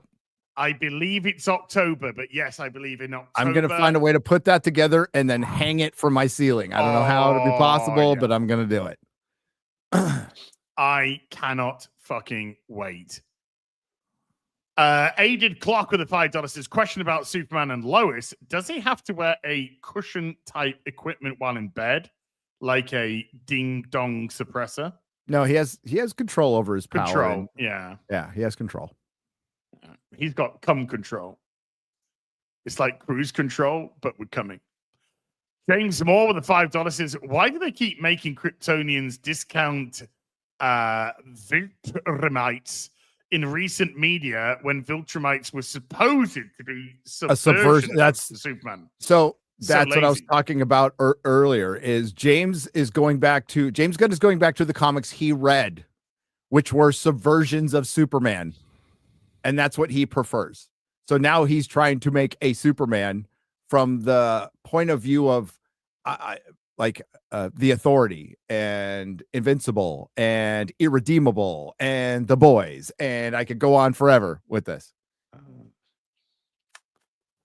Marksman at 117B with a $2 says the message is apparently why Kara is drinking.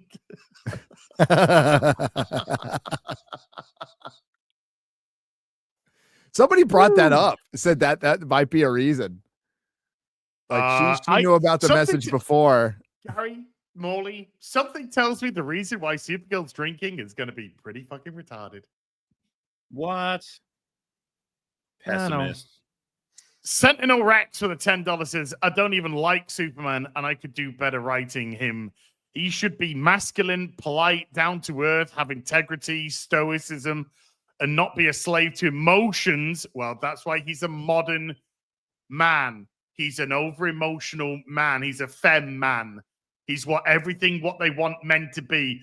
Vulnerable, emotional, A man with that power needs discipline. Correct.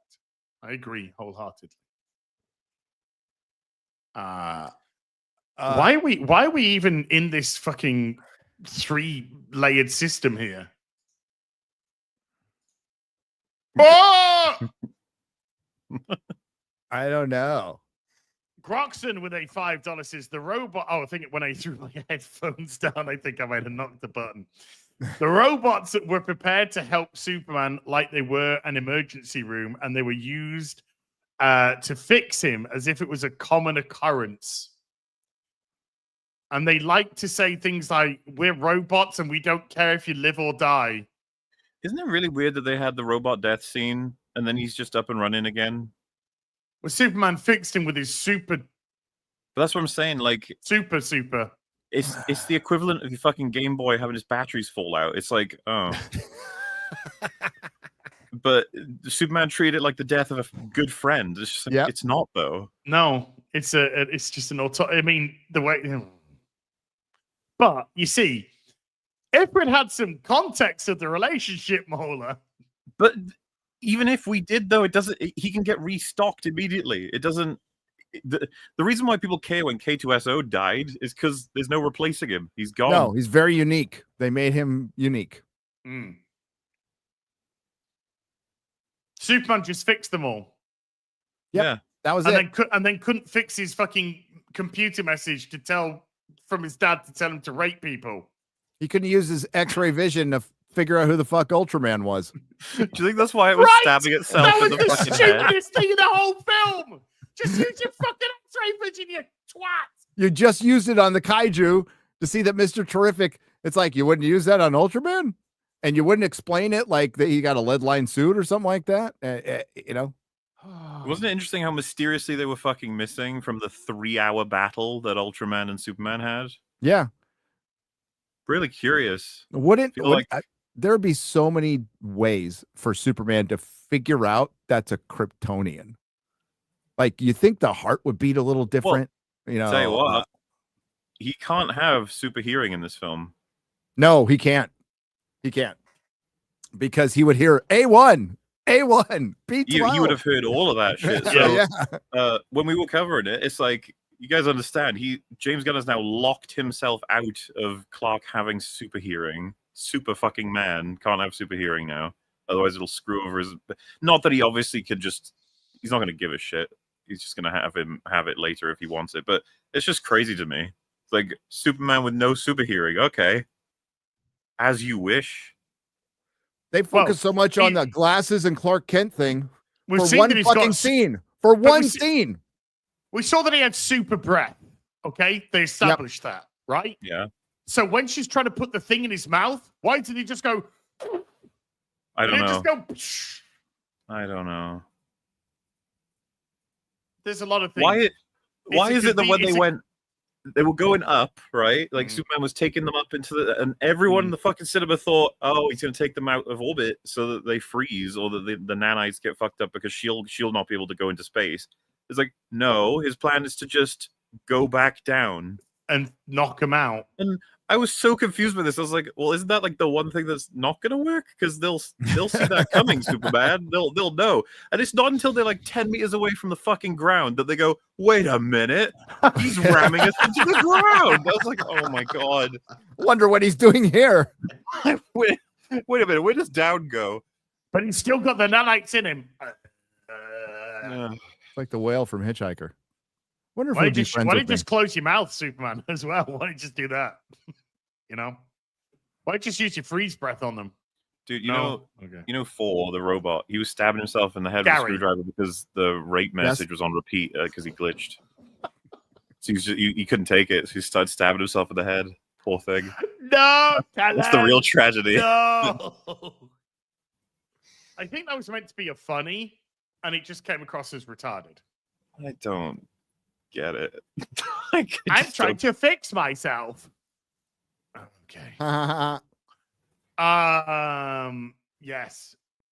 I end with a 40 shekels or something. As a DC guy, this film gave me PTSD I won't recover. Oh, what's this? Hold on. Oh, okay. Should we quickly show this? We definitely have to show this because it's fucking hilarious. So Ncuti Gatwa on why he left Doctor Who. Oh, yeah, I've seen this. Okay, so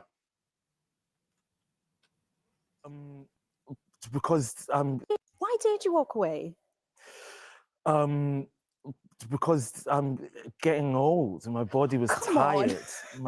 He's 31, isn't he? 33? Wait, he said his body was tired.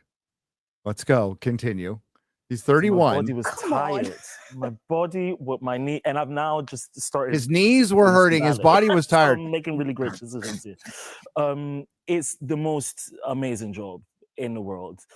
It's a job that any actor would dream of. And because it's so good, it's strenuous. Takes a lot out of you, physically, emotionally, mentally.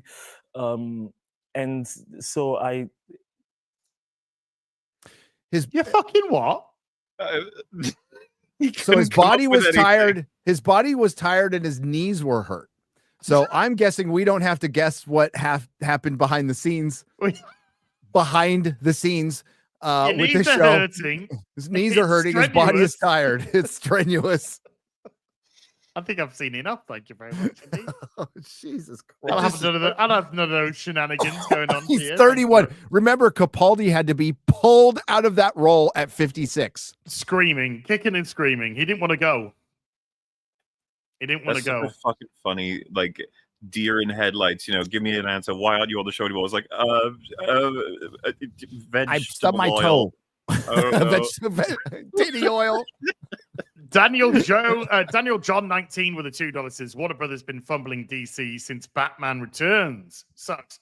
The Dark Knight trilogy was good. That was a huge W for them, regardless of how But well the you DC take the could have third had a film. DCEU in the 80s. They owned Yes. all the rights to their characters. And Yes. nothing was ever stopping them. And they never took it seriously. Reeve, Keaton, Wonder Woman, her name's fucking escapes Linda me. Carter. Linda Carter. You could have had The Flash, remember, as well? 'Cause he Yes. came in the early 90s. You could have easily have found yourself a Hal Jordan. Anyway. Joseph Morelli with a $5 says, why keep Superman 78 out of your head? It's the gold standard that should be a start. Correct. Yep. yeah. It's the benchmark. It's the absolute benchmark. So, yeah. It is. And you shouldn't try to outdo it, but you should definitely, well, we can't do an origin because the origin's been done. Well, just do it differently. Okay. You still have to establish Superman being a hero if your entire movie is about him getting beaten down. Because if you established him as a hero beforehand and have him getting beaten down and then have him be a hero at the end, then it would have worked instead of just being beaten down your entire movie. Yeah. That makes him relatable. No, it doesn't. It doesn't. No, it doesn't.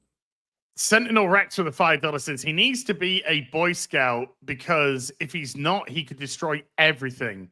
A man of steel, world of glass. He needs a firm but gentle hand.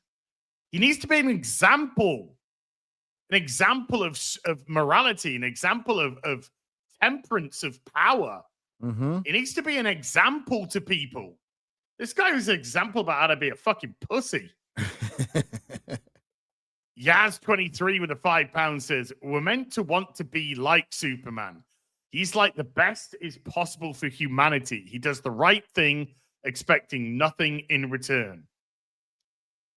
Yeah, he's something to look up to. Breaking news. Uh-huh. IMAX tickets for Christopher Nolan's Odyssey will go on sale in 2 days. What? Okay. It's out An in a entire year's year. time. An entire year before the movie opens. Tickets will only be available at movie theaters with IMAX 70 millimeter, so real.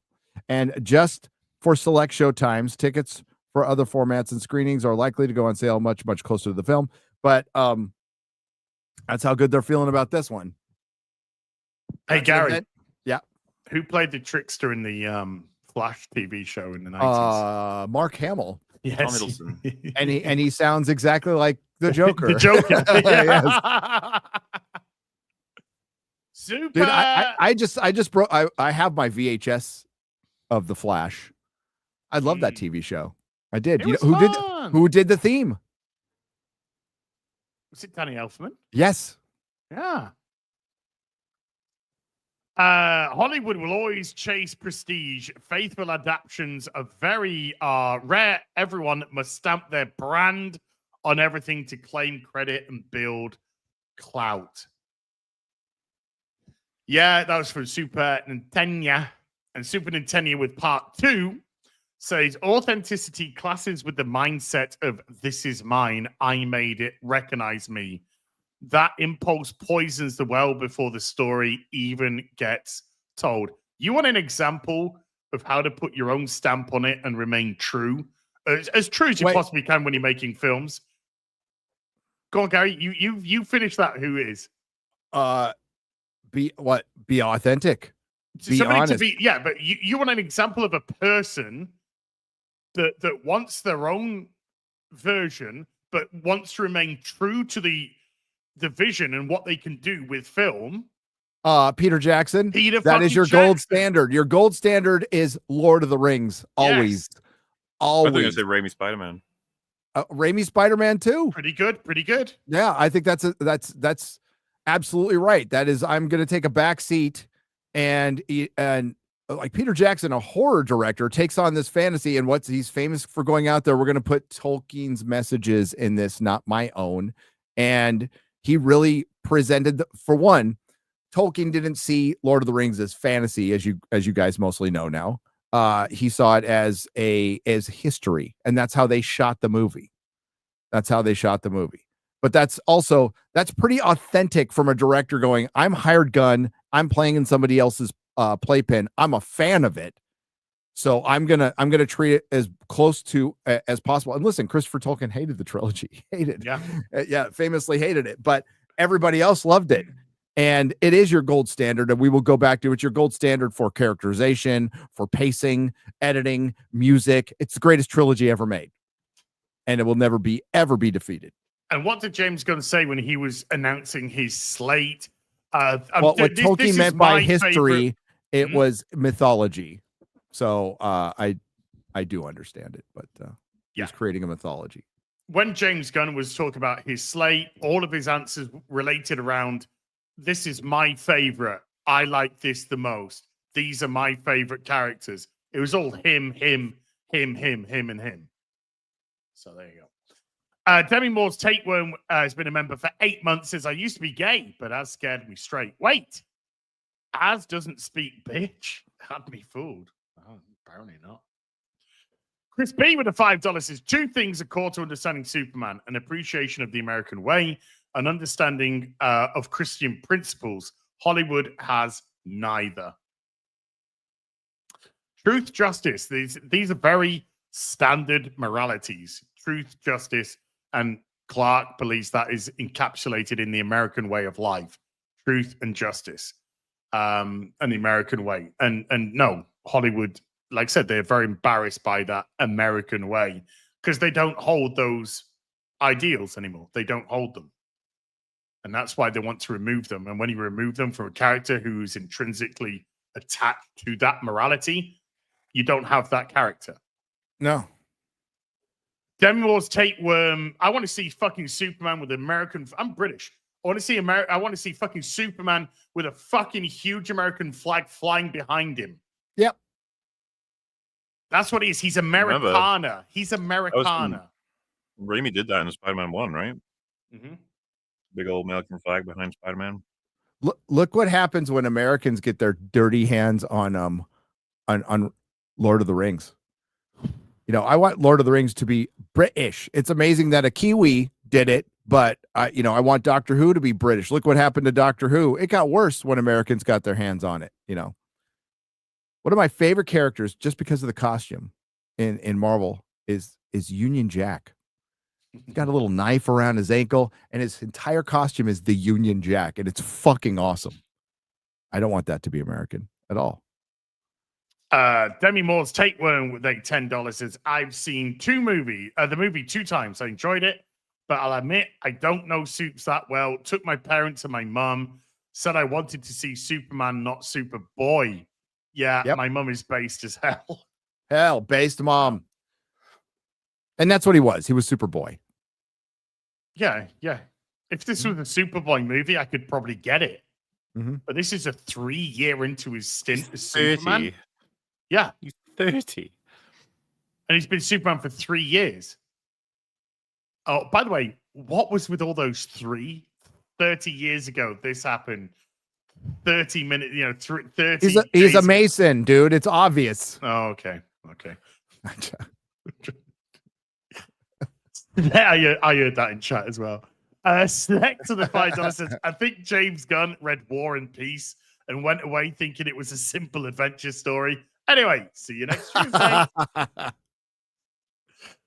Nerdlist with a $10 says, something they'll need to address at some point. If Superman's symbol still represents the House of L and its parents are evil, then will he continue to wear the symbol? Exactly. It fucks the whole thing.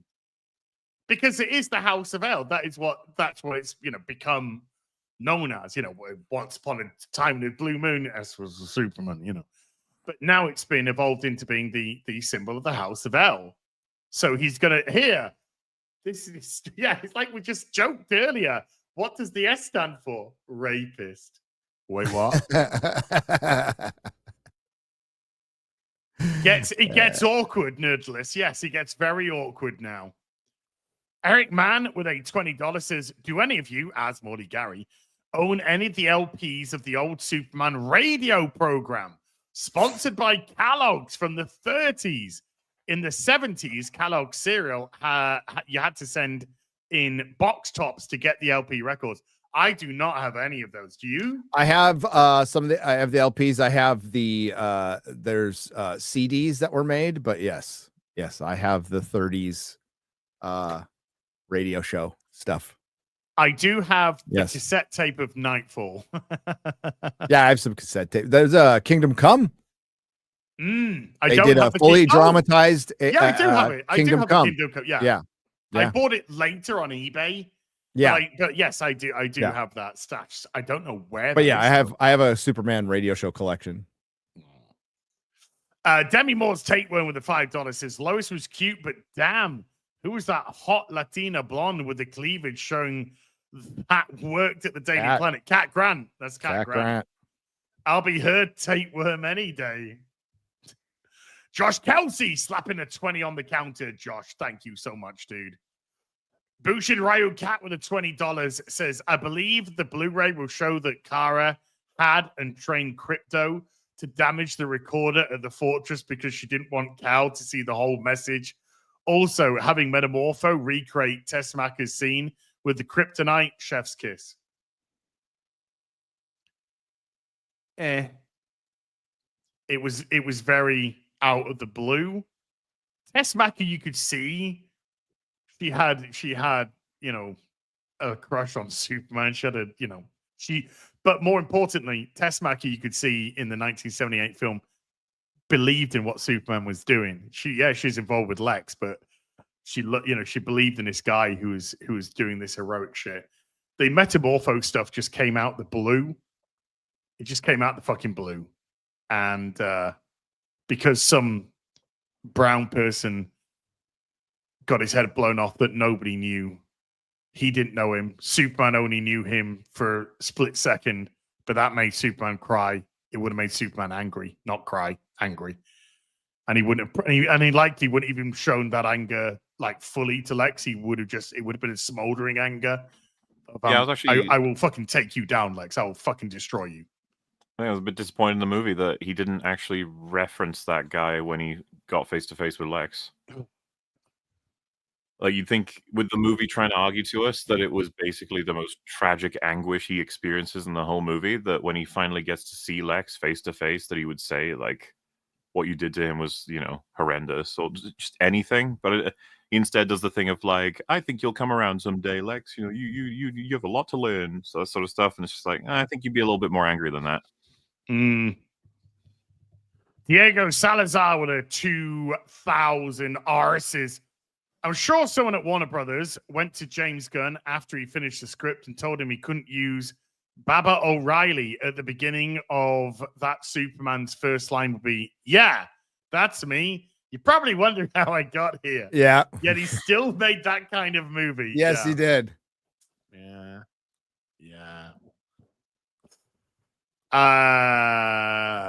Shlomi, we haven't gone through all the super chats yet, so we probably haven't even hit your super chat.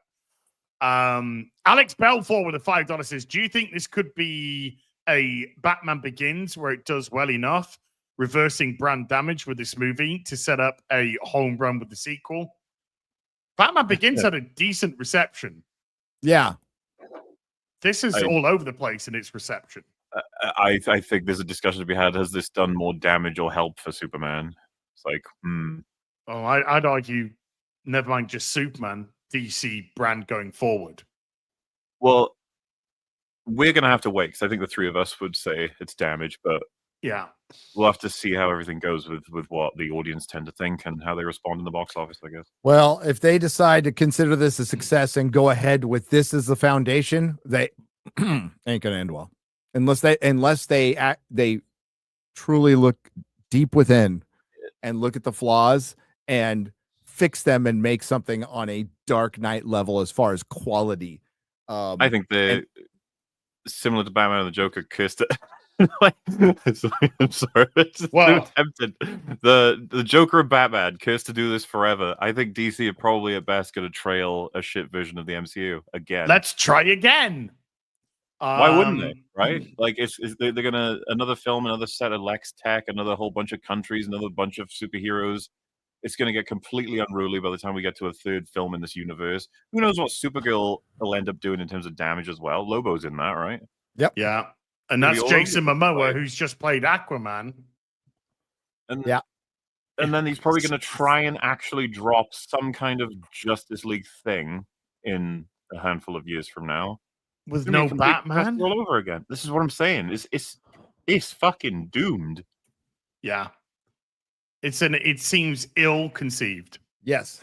Enoch Mamon with a $10 says James Gunn seems consistently portray heroes without powers as well written and heroic. Meanwhile, he portrays superpowered beings as broken and mentally fragile. Garth Ennis style postmodernism bullshit. Well, Garth Ennis hates superheroes. Yeah, he doesn't like them. So I can understand where Garth Ennis is coming from the point of view of somebody who fucking hates superheroes. But for somebody who claims to love superheroes, I certainly did not get that from Gunn. This is a very cynical movie with very cynical heroes. And, oh, God. Just Hawk Girl killing the leader of that fucking country is unfucking believable. Absolutely unbelievable. I'm not Superman. Well, I think we can all agree on that. I mean, she kind of is. He killed Ultraman. Well, has it? God, no. Ultraman will come back as fucking Bizarro. Probably will come back, but like for all Superman knew, he tossed him into a fucking black hole. Did he think he was going to just naturally survive that easily? Sure. Barely an inconvenience. Well, he could survive it because all the shit behind him wasn't getting sucked in, so they could survive it plenty fine. Los Politos Romanitos with a 30 Canadian or 28 Canadian. While I did enjoy the Superman movie, definitely a terrible start for Gunn's universe.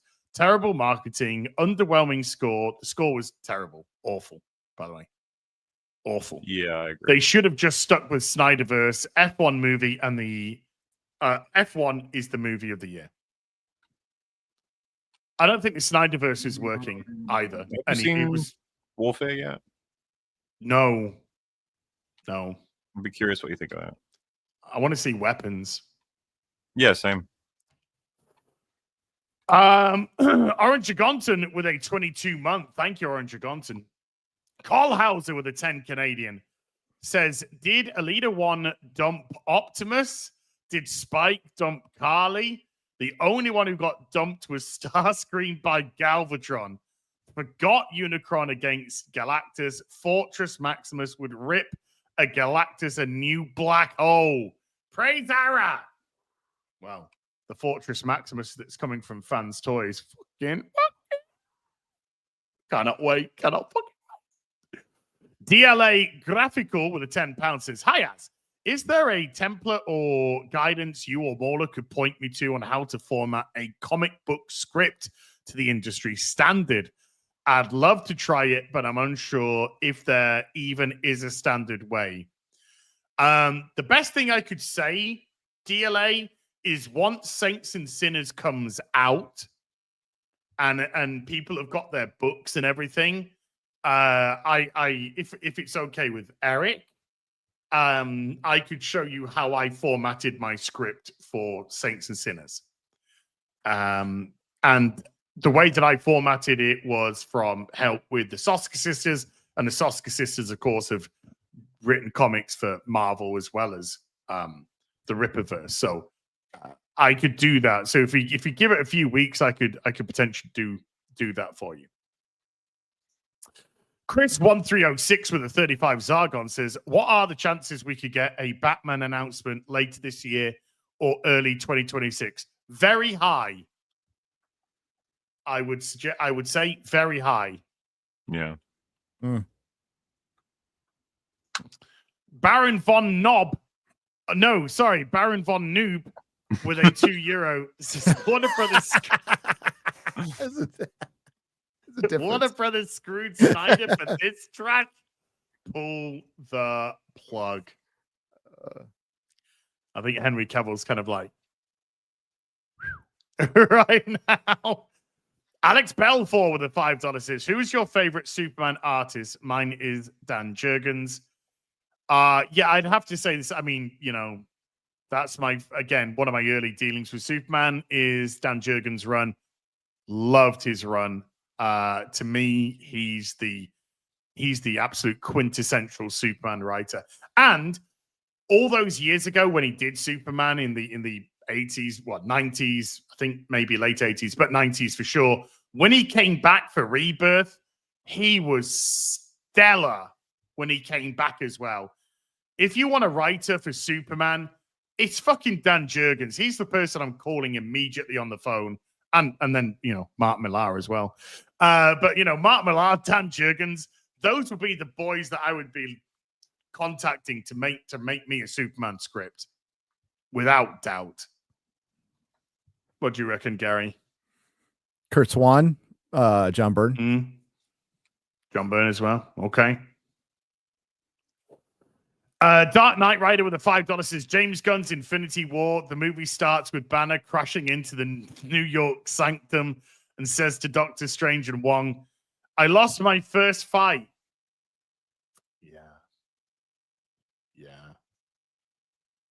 Yeah. As Mauler said, and exactly what repercussions were there?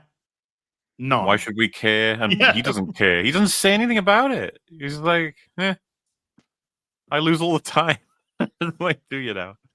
Your boy Gimli, my cover is cover A for As. Strange New Worlds came out. No, did it? Nobody cares. Nobody cares. Pablo A with a 5 Australian says, you can speculate that the fact they changed the law of Jor-El as a gamble gone wrong to get the internet talking and getting people to watch the film. Okay, as I said, contextually, if they want to play with that theme, maybe there's something there, okay? I think what's really got people being like, WTF, is the fact that he doesn't just say, like, Earthlings are puny, you should conquer them. He goes, Earthlings are puny, go get raping, sunshine, and spread that seed. That's the kind of bit where people are like, ooh. That's a little bit too graphic for what we really thought about there, man. So yeah, that's the kind of deal breaker, big time deal breaker as regards that. But no, Superman's a man of two worlds. He's a man of Krypton and he's a man of Earth, and he has biological parents and adoptive parents, and he's the man that he is based on both of those sets of parents. Hey, I know. What's up with DC? Exactly, QBG. What's up with DC movies and rape? Wonder Woman was doing it. Yeah, right. You want to hear the top 10 streaming shows? Sure. Bluey. Where's Ironheart? Grey's Anatomy. Yeah. This is I think the last month. Okay. I'm going off a deadline here. Bluey tops streaming rankings dominated by acquired titles from Supernatural to South Park, the first half of 2025. Okay. So it's Bluey, Grey's Anatomy, NCIS. Fuck this fucking ad shit. God damn it. Now I lost it. Hang on. I'm going back. One moment. Go back in. Family Guy, Bob's Burgers, SpongeBob SquarePants, Big Bang Theory. It's all old stuff. It's all old stuff. Squid Game, Law and Order SVU. Squid Game is the Hey! only one that cracked the top 10, and Reacher was number 11. Okay. American Dolly, Supernatural's 15, Friends wow. is 17, Gunsmoke is 18, and South Park is 20. Originals, Squid Game, Reacher, The Night Agent, Ginny and Georgia, Severance, 1923, The Pit, The Handmaid's Tale, You, Landman, The Residents, Love is Blind, Gabby's Dollhouse, Andor at number 14, Black Mirror, 0 Days, Stranger Things, which hasn't been out forever, is still in the top 17, Virgin River, might want to go there, Love Island USA, and Sweet Magnolias. That's your top 20 originals for 2025. There's a lot of stuff missing, like Daredevil, Ironheart.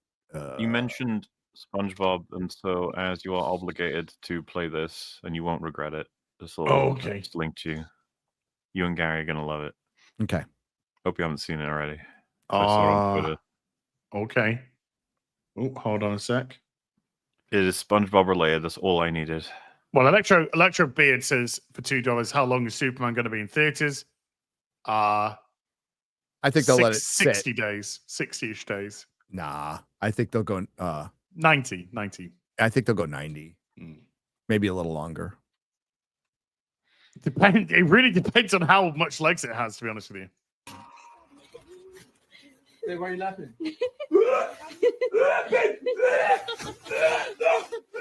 That's the gift from the mag.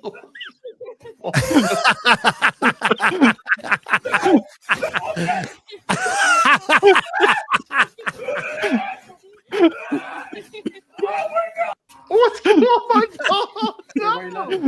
Oh no! That's just a gift for you guys to mag. Oh no! I divorced. Okay, I'd divorce him after this, but man up, bro. Oh, Jesus bastard. fuck. Oh, bastard.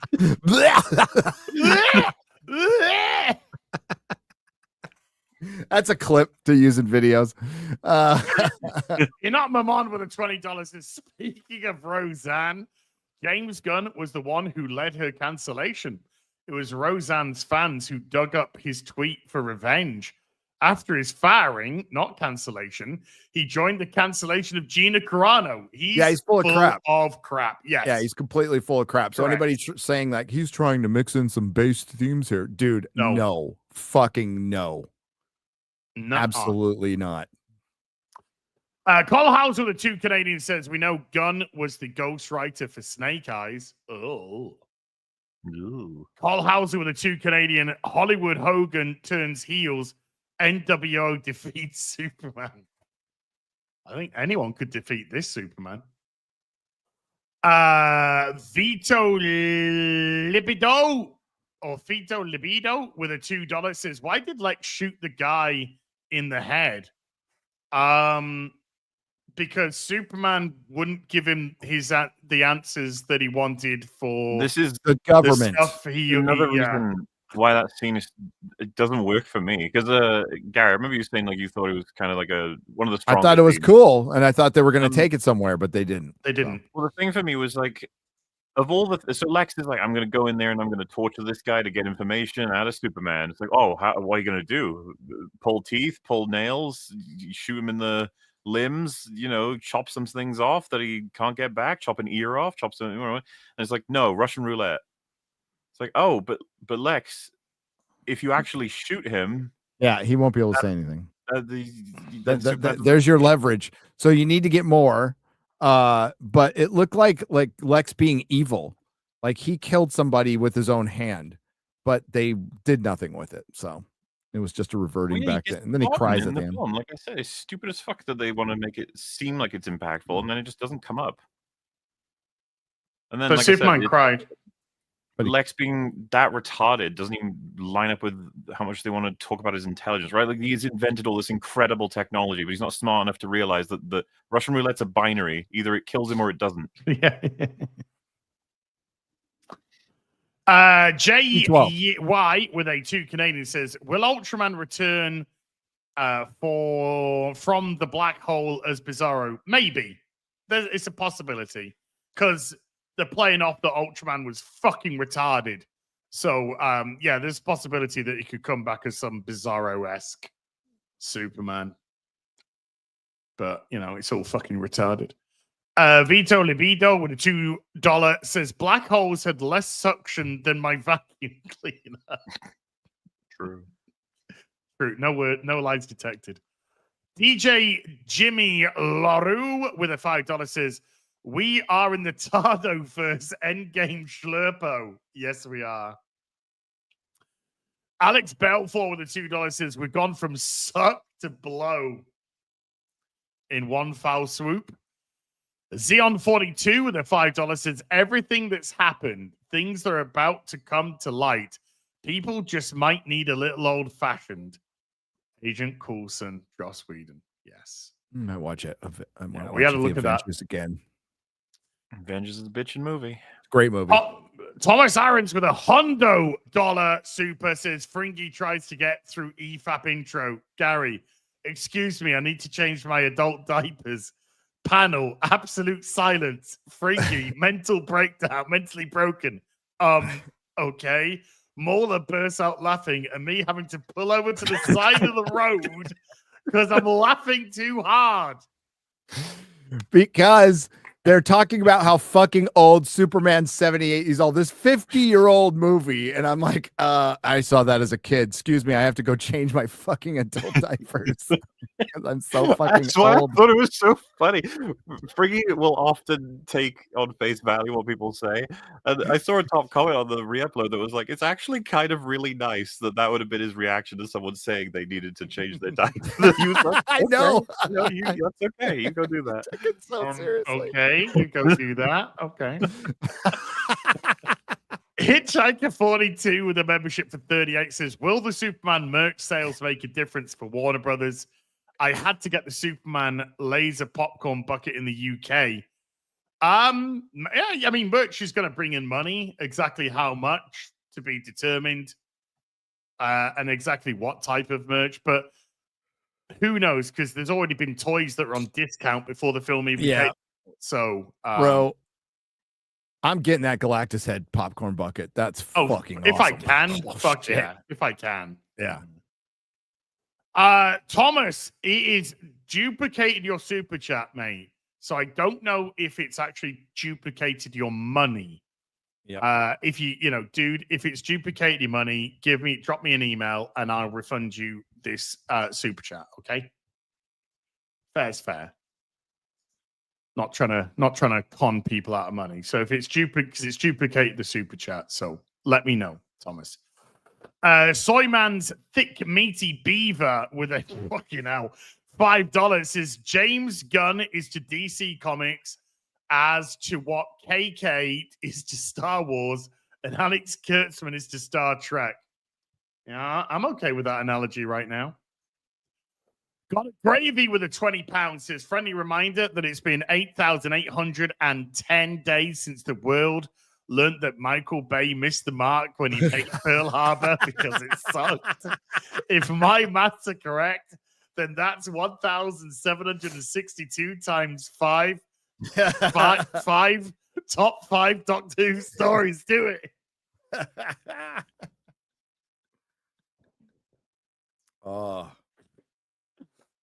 Aha! Griff Nizzle with a $20 says, I'll say this. A lot of your arguments about how this movie subverts any heart with stupid jokes is the same argument Longman made against Deadpool and Wolverine. I didn't personally think so, though. I love that film, so. It's Deadpool and Wolverine and Deadpool as opposed to Superman. And yeah, Deadpool's a fourth wall breaking, wide cracking, dirty, filthy mouth. Now there's very good arguments to be made how much it takes away from the original Deadpool, which is a GOAT movie, like a GOAT superhero movie that actually does have some meaning to it. Right. But would that Deadpool be more in line with the comic Deadpool, who is just a mean-spirited piece of shit? Yeah, I'd never liked Deadpool in the comics. I said that. There you go. There you go. Yeah.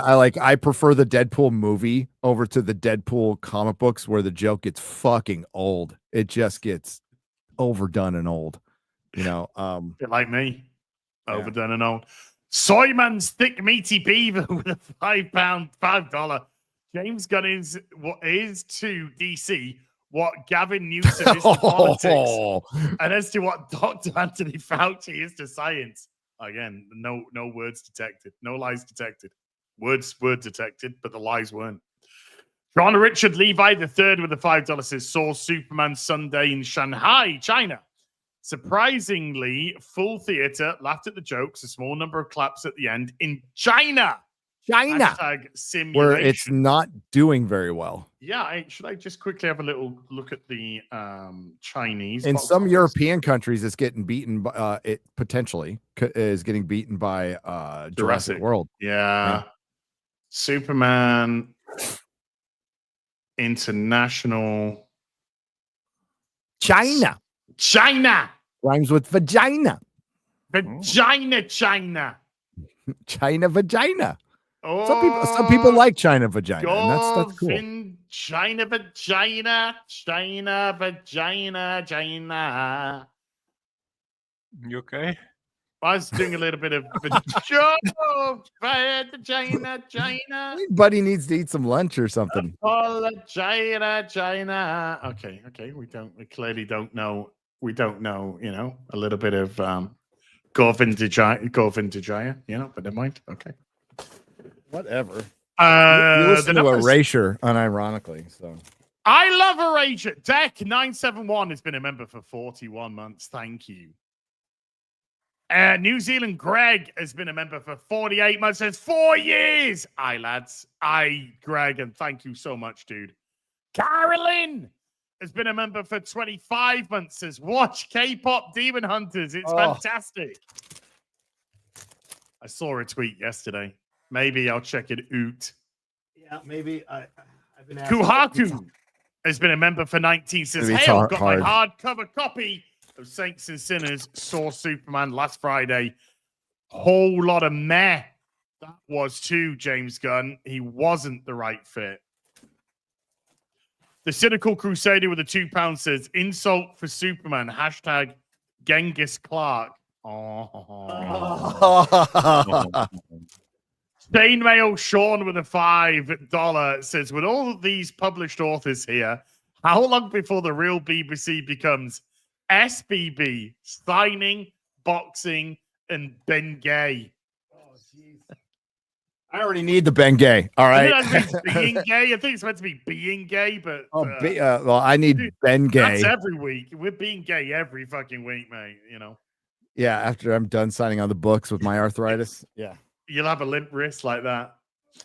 Hal Barrett with a 23 months says 5 years without the coup for now I'm feeling like I'm dying. Glad I haven't seen Superman to add to the misery. Looking forward to a signed book from Gary. Yeah. Thanks. Brian Murphy with a $5 says Supergirl movie didn't work in the 80s back when comic books were selling Helen way Slater. more. And after the super popular Reeve Superman, Supergirl will fail. I agree. Helen Slater's. Well, did you watch the movie? Oh, I've seen Supergirl multiple times. Yes. Multiple times. Certainly as a kid. And I enjoyed it as a kid. Helen Slater was. Yeah. A little bit of a young ads getting feeling things in places.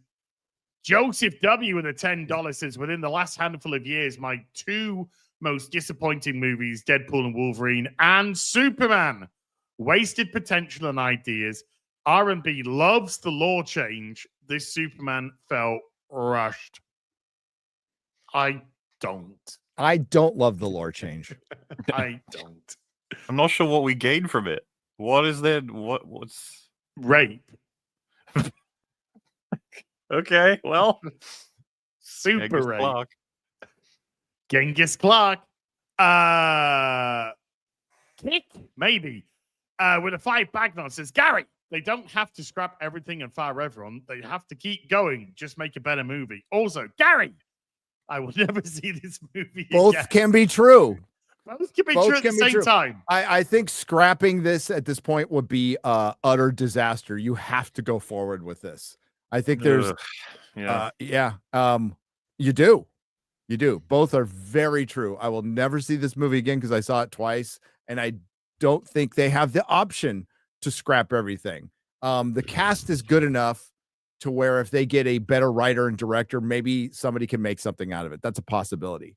But the future of the superhero movie will be decided this month, and it's not looking good. And I really don't give a shit how much Superman makes. If this is your foundation, if this is your foundation, you're fucked. And that's just based on everything I've seen and experienced. And I don't think anybody. Listen, most of the people who like this that I've talked to are liking it with caveats, which is fair enough. That's fine. It's like, hey, yeah, it's got problems, but I still enjoyed it. And that seems to be a general consensus that I like it, but it's got problems. So is James Gunn in Hollywood well known and humble enough to fix their problems? James Gunn, the egomaniac. Do you think anybody's going to give him notes and he's going to listen to fucking anybody? He's going to continue with this. That's why Mahler groans, because he's right. No, in the background, they're calling us all, it's a good point. All fucking assholes and wankers and fuckers. But yes, I did say both things, and I stand by both of them. I'll never see this movie again, and you don't have a fucking choice. You need to continue on. Yeah, it's a good enough cast, you know. I completely agree. I don't think there's any reason I'd see this movie again, other than, of course, like if Superman 2 ever came out, like, well, I guess I better rewatch. And and you got to do your catch up or an EFAP, or if you're doing a video. Yeah, there's no reason to watch it otherwise. IMO is dude. The board and the stockholders. I'm never going to see this again. I'm never going to see this thing again. Zaslav's trying to fix a really broken thing with Warner Brothers, and the jury is still out on whether he's able to do that. Zaslav has a ton of fans out there because there's some impression that he's like this anti-woke guy because he canceled Batgirl and he's not going to release Ta-Nehisi Coates, but he didn't cancel that. James Gunn can still make it, by the way, the Black Superman would. And I think the jury's still out on Zaslav. I certainly like him more as an executive than Iger. I think Iger's a total piece of shit. But to say that Warner Brothers is somehow the good guys and Disney's are the bad, that's crazy. Black Snape. We're going away from woke, but we're going to just have one of the biggest, most well-known, iconic characters from your number one, the number one jewel in your crown, which is not DC, it's Harry Potter, and you cast Black Snape. That's fucking retarded. That is utterly retarded. So jury's still out with Warner Brothers, who are massively in debt and who have to split away their company for the third time in under a half a decade. Yeah, dude, wait and see. At best, it looks like this movie may scrape break even, but I don't think it's breaking. This is losing money. This movie's losing money to me. And that is I'm pretty sure James Gunn. I am positive when James Gunn sat down, he was going to be put in charge of DC. Has some kind of language that you're not going to pull the fucking plug on me, even if Superman flops. Like, you're going to give me a chance to build this universe because you're not going to pull a Zack Snyder on me. Who's next? But the thing is, he was in a position of power, so I'm sure he got that. Yeah, and then he's going to come up with Supergirl, and that's going to bomb horrendously based off this. Yeah, horrendously. If I was an executive at Warner Brothers who knew anything about DC Comics, which is probably unlikely to impossible, but let's just pretend it exists, I'd be going, Supergirl for your next movie, really? Like, not Wonder Woman? It made no sense. It made no sense to have the authority, and it certainly makes no sense to follow Superman with Supergirl because, again, we all said if this doesn't get off to the white hot start that they really need, and your next film is the derivative female, how on earth is that going to succeed? Retarded decisions. They get everything they deserve. Yeah. Yeah, I understand the internal politics and all that bullshit, but like, I talked about it yesterday. Two of the most boneheaded moves have come under Zaslav's watch. Cutting the last 2 episodes out of fucking House of the Dragon season 2, that was just stupid. It killed the momentum. You did the impossible. You got a large portion of the fandom of Game of Thrones back to watch a show. That was amazing that you did that. And then you fuck it up the next fucking season. And then you wait 2 years between seasons. And then momentum gets lost. And then the other spinoff gets delayed. And then you cast Black Snape. Like these are stupid things that should not be that should not be happening. And they split the company to try and make money. Get rid of the debt. With the debt, shift the debt to one side. We shifted the debt. We fixed the glitch. We fixed the glitch. Oh, the debt's still there, and we still got to pay it off, but we just moved it away for a little while they spend hundreds of millions of dollars to. I mean, Harry Potter's going to be $1 billion series when it's all said and done. Yeah, they just showed Hagrid now, and it looks doesn't look good. It looks like I really like Nick Frost. He's not going to beat Robbie Coltrane. There's no way. No, he's not. He looks too he lost too much weight, and he looks like model Hagrid, cosplay model Hagrid. A cat continues with the 5 Bagnons. In the medical field, that's called schizophrenia, Boomer. How will they make something better with Gunn's values at the helm and weaker film makers? And then he follows up with another 5 Bagnons saying, because he won't hire Nolan and Villeneuve. He's got people from Flash, Birds of Prey, and Tom King and his team. As far as race swaps are concerned, I think he's got a horrendous team. A horrendous team. We said that a long time ago. His team is awful. His writing team. He's hired people except for Drew Goddard. Yeah. Yeah, one ray of light. Then what? What's Drew Goddard? Have Drew Goddard write a well, he did write a movie, Project Hail Mary. That looks pretty good, by the way. We'll see. It looks a bit cheesy. The books, I like the book. I've just seen the trailer of the film, and it looks it's a bit story of friendship in space. It's friendship while the world ends. I think the Gunverse is fucked. I do. I think it's fucked, but I think it was fucked from the moment that Gunn announced his fucking slate, his 8-year slate. It didn't excite me in the slightest at all. And I don't think Gunn is the right person to write a classic superhero.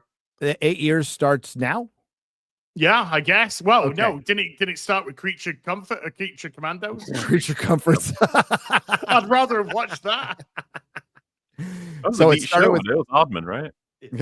Creature Commandos. So we're on the clock for 8 years.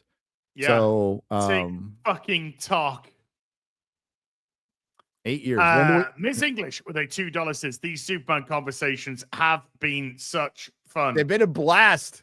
Awesome. It's been fun watching the nerd rage flow. I love it. As it should. Le Chevalier Delise with a 5 Canadian says, if you look at Babylon 5 Crusade, you get the chance. It's only 13 episodes, travesty.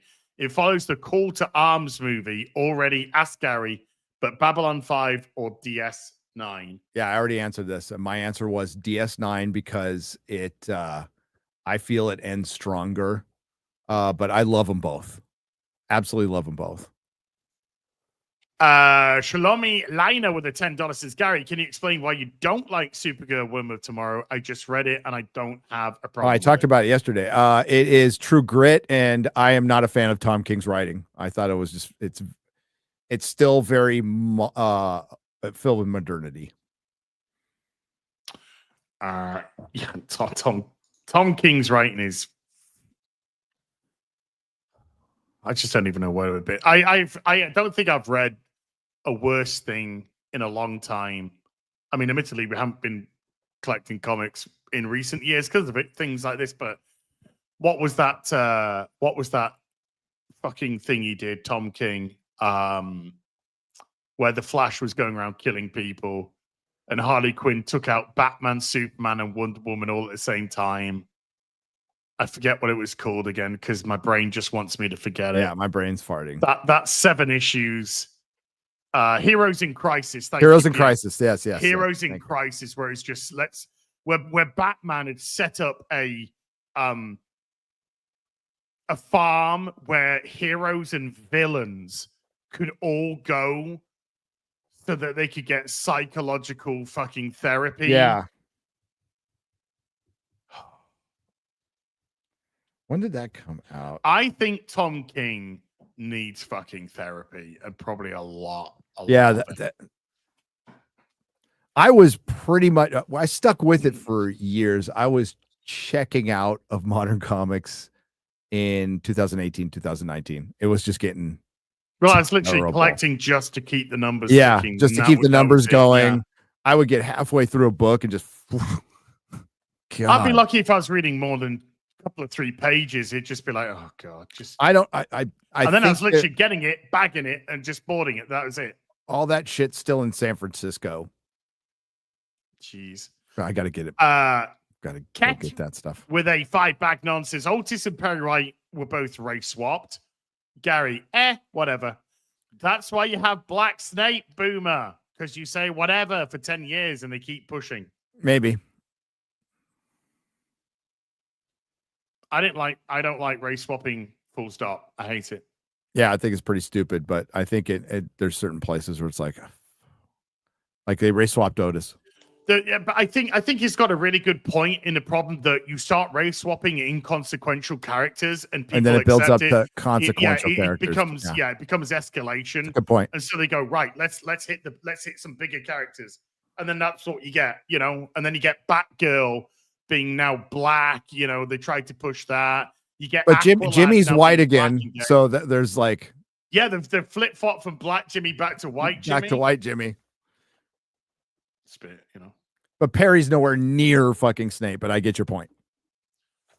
I think you got a good point. Well, I haven't said if you needed to fucking race up, there have been a dozen other characters. You don't need to. No, you don't. You absolutely don't. 100% don't. And they need to stop, but they still feel like they need to. And it's because of the HR departments and all the fucking requirements and the rules to get Emmys and fucking Oscars and shit. And I don't know how you fix that. I tell you how you fix that. Is a rot. You don't give a fuck and you don't care about for awards. That's what you do. Pretty much. You write things for an audience. You don't write things that's for awards. Not how things still work in Hollywood, and that's why it's a broken old fucking model because they still like Doctor Who got nominated for an Emmy today for the first time. What? For dancing. Fuck off. Derek with a $5. Someone should use AI to insert Doug Jones' Silver Surfer with Fishburne voice into the Fantastic Four trailers. Yes. Do it. Actually, instead of in the trailers, let's just do it for the movie. Yeah.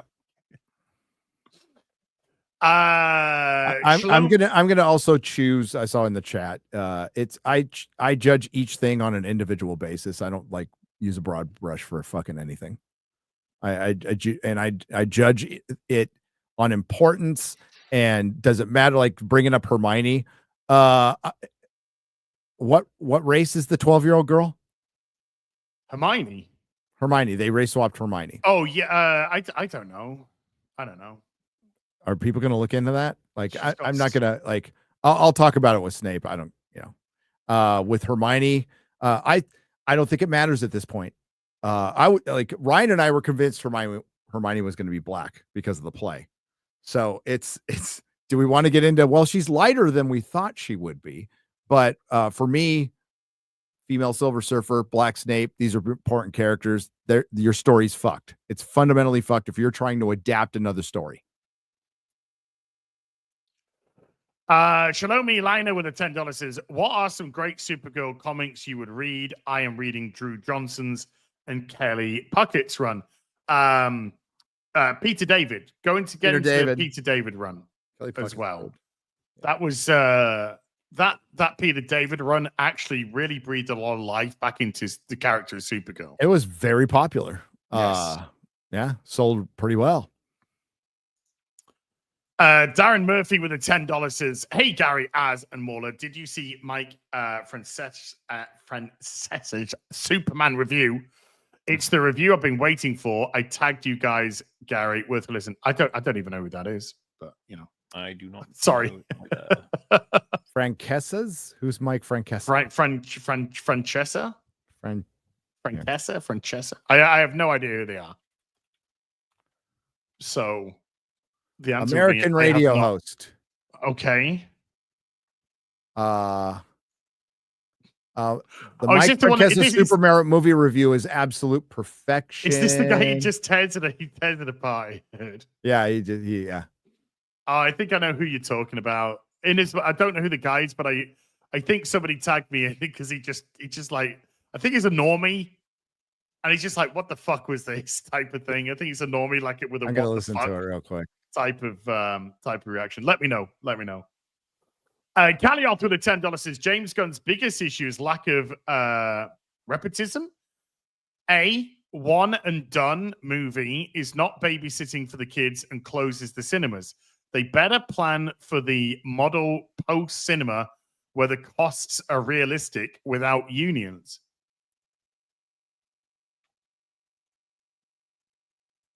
Okay. I don't quite know what you're trying to say there, Callie. I'll be honest with you, mate. You kind of lost me in the sauce there. You lost me in the sauce. He said it was I'm watching his review. It's pure torture to sit through. Okay. I would have liked to have gone to see it with him. Modest Rat with a $5 says, my bro said if Fantastic Four sucks, he's done. Finally, it was dead at Endgame. Well, a lot of people have said this. Gary said it quite a few times. This month, I think sets the future for comic book movies. Because if Superman flops and Fantastic Four flops, and these are the two biggest things both these studios have got going for a long time, it's all done.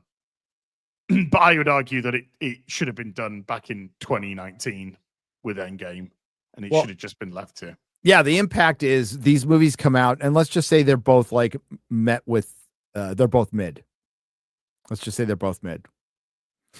Then you have this big break before Doomsday, so everybody's going to have to sit on these mid movies, and what will it'll either be forgotten or picked apart for a year. Gentlemen, I just want to say we are even an hour over the show, but I want to continue with the super chats. But I am giving you an opportunity to step out if you want to step out because you got stuff to do.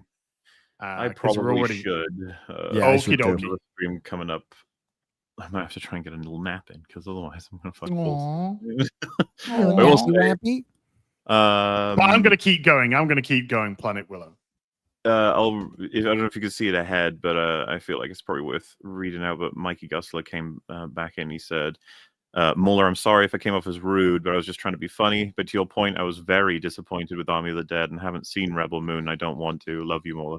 I was going to say, no problem whatsoever. We love you too, Mikey. Yeah, Mikey's a good guy. Mikey's a good dude. And he's got his own mind. And we not like good to paint like a Snyder fandom with a broad brush. Or gun gooners as they're calling him now. I don't know what they're calling him, but Mikey's a good dude. No problem. Fair ribbing back and forth, you know. It's everyone's allowed to love and hate their own. There's nothing wrong in challenging any of us on opinion. No, absolutely not. Like fire away. Let's fucking go. I love it. Yeah. I love it. Mikey has been very consistent with his attitude towards the Gunverse and his attitude towards the Snyderverse. So he's got a very specific point of view, and we love him for it. Yeah, you know, and if you, and not that you need to, but if you'd watched all the EFAP stuff that we've done over the course of these few years, our opinion of James Gunn has just crashed and burned. Like it was way higher just years back. On Afternoon Tea, Mikey dropped us a super chat on Afternoon Tea and said you called it mid. You gave it a 5 out of 10. You know, you've explained the film. Doesn't sound like you like it at all. And he's quite right. I was like, yeah, you know, looking back now, because I did my review like immediately after the going to see it at the cinema, and I said to Mikey, "You kind of come out," and I am a huge DC fan. You know, I'm way more a DC fan than a Marvel fan by a huge mile. And characters like Superman and all that mean, they do mean a lot to me. So even though I've been critical, even I'm just sort of like you desperately wanting to give some sort of benefit. But but I said to Mikey, in hindsight, now that the dust has settled for a couple of days, now that I'm going through stuff, it certainly doesn't play out as well. I'll probably revise my score from a 5 out of 10 down to a 4 out of 10, and I think that would be more It's super realistic mid. to where I am. But And he I challenged me on that. I think mid is a horrible accusation of a film, to be honest. Yeah, I think walking out of a Superman film going, I feel nothing, is horrible. Yeah. And I still can't point out like what is a Superman scene, because there is none.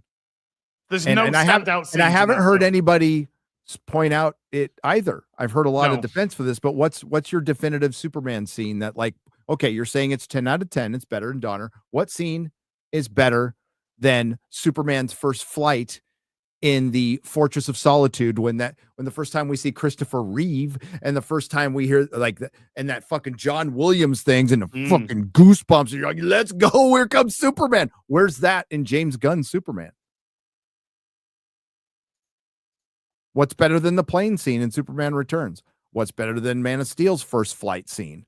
There is nothing in this Superman 2025 film that is better than the plane scene in Superman Returns. There isn't. There isn't. Love or hate that film, that scene, I think everybody universally says that's a really good scene. Yeah. It's a really good scene. It's a really good Superman scene. And yeah. But no, hey, Molly, it's all Mikey, it's all love. Yeah, It's no all love. need to say sorry. It's all good. Do you want to drop off? Out, yeah. But Okie dokie. Love you. Anything you'd like to push before you go? There's no EFAP this week because we're way ahead, but we'll be doing Fantastic Four next week. Ooh. Yeah, it's going to be exciting. And I'll be on FNT. You'll be on FNT. Fantastic First steppies. I hate that title so much. First steps. Retarded. First steps. Are you fucking off? In a few minutes. Okay. We're not too far away from the end.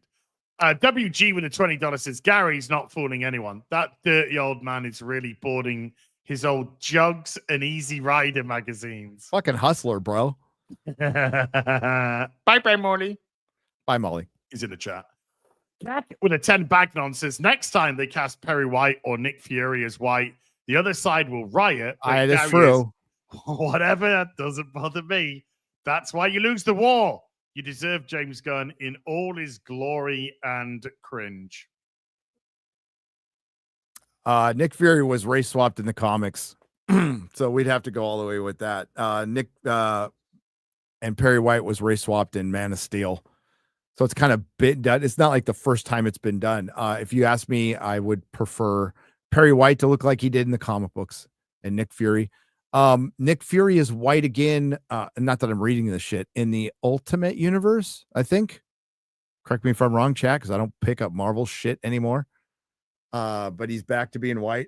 Dude, how they fucking retconned in the comics was so lame. So Nick Fury, Black Nick Fury became Nick Fury's son. Yes. Yeah. I heard that. It's like, Jesus Christ. Did he do some Superman? You're not wrong. You're not wrong. When Samuel Jackson was put into the Ultimates, people were fine with it. It was an alternate universe, whatever. But man, it's like we were talking about with Fury Road, with Logan. It's like these are popular things, and Star Trek 2009 that we didn't know what they were going to lead to, man. We didn't know the consequences. We were sweet summer children. Yeah, sweet summer children. Now we got female Silver Surfers and Black Perry Whites and Black Snapes, and so but what I think to be fair, yeah, I think a lot of these companies, they're relying on normies not to know any of this. We know it because we're nerds. We know what the characters are because we, a lot of us have supported these characters or been fans of these characters for a long time. These companies are trying to make these films for normies, and they're trying to rely on the fact that normies wouldn't know. And so when the fans start saying, "Well, this character's this and that character's that," then they've kind of got their pushback on it. It's not a justification of slices. I hate race changing. I think it's fucking retarded. And I want, Perry White should be white because Perry White is fucking white. But yeah, you're not saying anything wrong. Yeah, he's not saying anything wrong. I guess devil's advocate. This is kind of a bullshit argument anyway. But you could argue that Lawrence Fishburne could possibly be the best actor for the role that tried out for the part. Lawrence pretty Fishburne's good, pretty good fucking actor. Now this Perry White, not sir, but like at least with that you can and as reasonable people, you're like, okay, if it's an ancillary character, whatever. And you'd think that, but with the main characters, they'll treat it with respect, and that's where we're sweet summer children. Because maybe they won't, and then they cross the line, and Black Snape is crossing the line, and that is 100% a political, racially based decision to fight racism. They made a racist decision. That is like, so again, good point. Yeah, fighting racism with racism has always worked. With discrimination, yeah, it always works great, doesn't it? Brian Legal. Yeah, Otis is black, by the way. Otis is black in this as well. Yeah. Superman's James Gunn, yes. Brian Legal with the $5 says people need to drop the inflation talking point because you'd have to also apply that to the budget. The net is better for Superman when you do that. No, you apply to both. You apply it to both, yeah. You apply it to both, and that's an honest discussion. Yeah, that's just I've an already honest said discussion. in this stream that the 225 Man of Steel budget would be 310 million today. Budget of Superman 78 adjusted for inflation. What is it? $271 million. There you go. And it still made $1.44 billion. Yeah. So all of them, I'd say Man of Steel, this Superman, and 78 Superman, they're all in the ballpark of the same budget, even adjusted for inflation. Yeah. But I to your point of you need to adjust both of those. Yes, you do. Yes, 100% you do. But as you heard, already did during this stream. Yeah. So Superman 78 did pretty good on that $271 million budget, making $1.44 billion. Yeah. Made its money back. Several $100 million profit. Jesus DeVille has been a member for 42 months. Thank you. Cat with a 10 Bagnon say, while we talk about the pathetic box office as super shit, it's not pathetic. It's the international's not good. It's bad. Not good. Yeah. But the domestic is okay. It's okay. Not great. It's not fantastic. Not spectacular. It's okay. But the international is poor. It's but weak. To your point, Superman should have made $200 million domestic.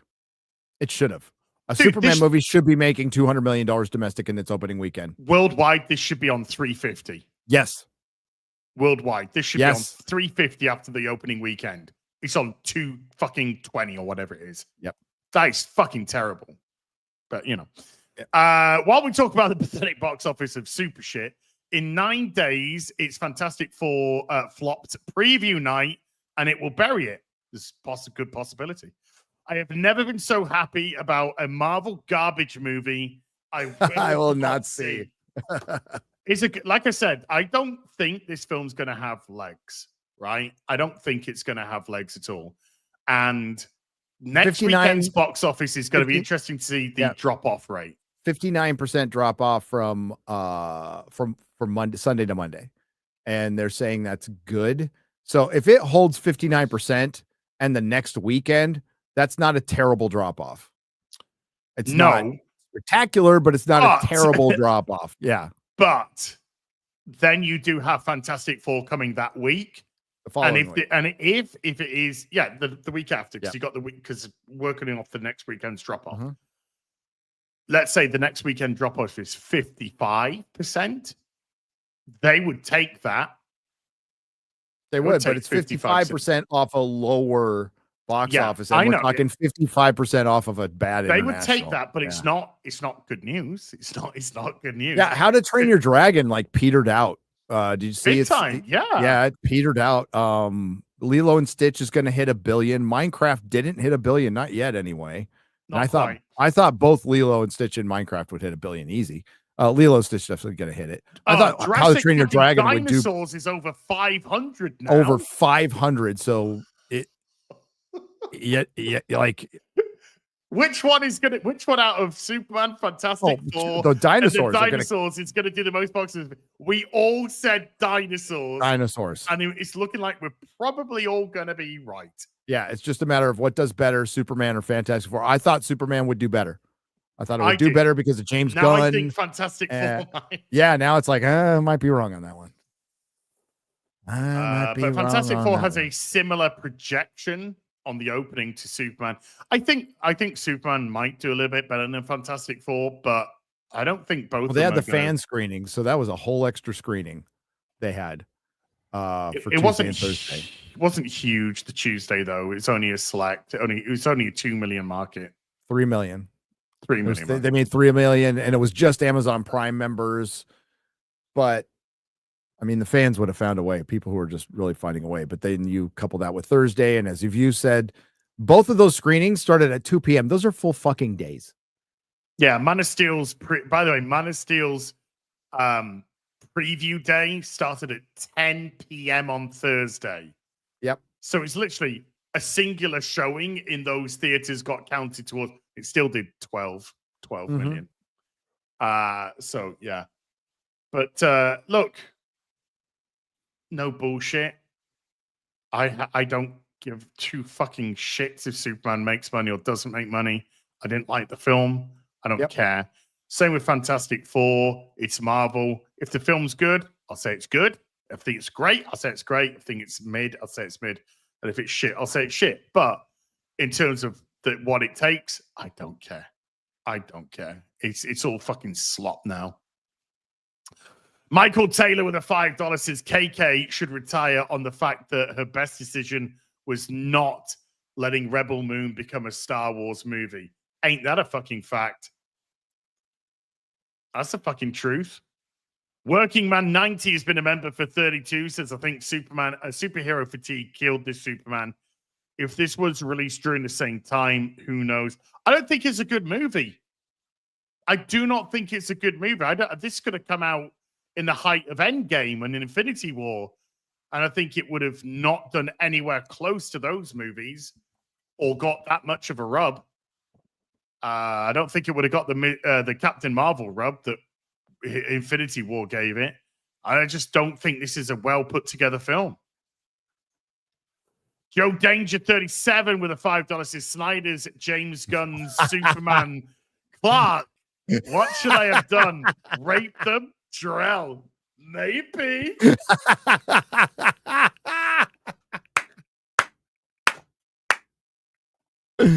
Yes. Mr. Taco about it with a $5 says Andor just showed how to do politics. Superman is so childish in its politics. The actors carry hard for a terrible script. Yeah, I do think it's got a good cast for the most part. The cast's good. I found Tess Macker exceedingly annoying, and I didn't gravitate towards Jimmy at all. But I found Superman and Lois and Lex. I think those castings are very good and strong. And if they got good material, something good can be done with them. But yeah, I kind of do feel sorry for David Cornsweet and Nicholas Hoult and Rachel Brosnahan. I kind of feel sorry for him because all of them have come across as decent people during the marketing as well. Mm-hmm. Dennis with a $5 says Gunn might be doing Kingdom Come, the S Chosen, Jarrell's real message, Superman actively interfering in a war, which is a political social act, maybe. Look, if the villain, if the antagonist, let's not use villain, if the antagonist of this movie was Magog, it would make so much more sense. As a hero that turns out to say, I'm going to do what Superman won't do. Yep. And then you could have had that dichotomy there of two people claiming to be heroes, Magog choosing to take the route of kill to end the problem, Superman being absolutely polar opposite to that, and then having the people hailed Magog as the hero. He's doing what other people wouldn't do. Make the antagonist. So if Magog was the villain of this piece, the antagonist of this piece, it would have made so much more sense to do that. I don't think. Do you know why I think it has the Kingdom Come symbol on this outfit? Because James Gunn thinks it looks cool. Yeah, and possibly rights issues.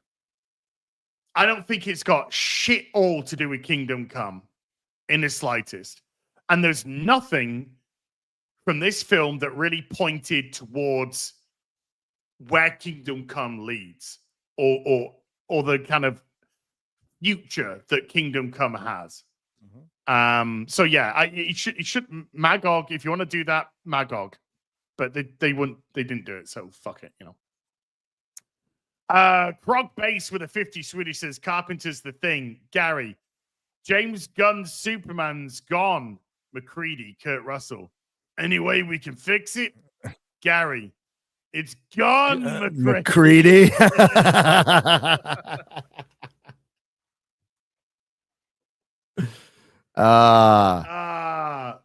EO with a 19 months says the S stands for surprise. Darius with a $5 says Wonder Woman is stuck in her invisible jet. Galil, no. Rebel Ross with a £2. Chores, not whores. Amen. Brian Laguerre with a $5 says every fan score site is higher for Superman than Man of Steel. Yep, it is. Yeah. But when you have a reduced fan base, that's what you're going to get. You know, as we saw, Thunderbolts, good score. But when you're dealing with a fan base that was once that, down to that, you're keeping the what is being reduced down of your fan base. So ultimately, as Superman could have 100 or 0-0.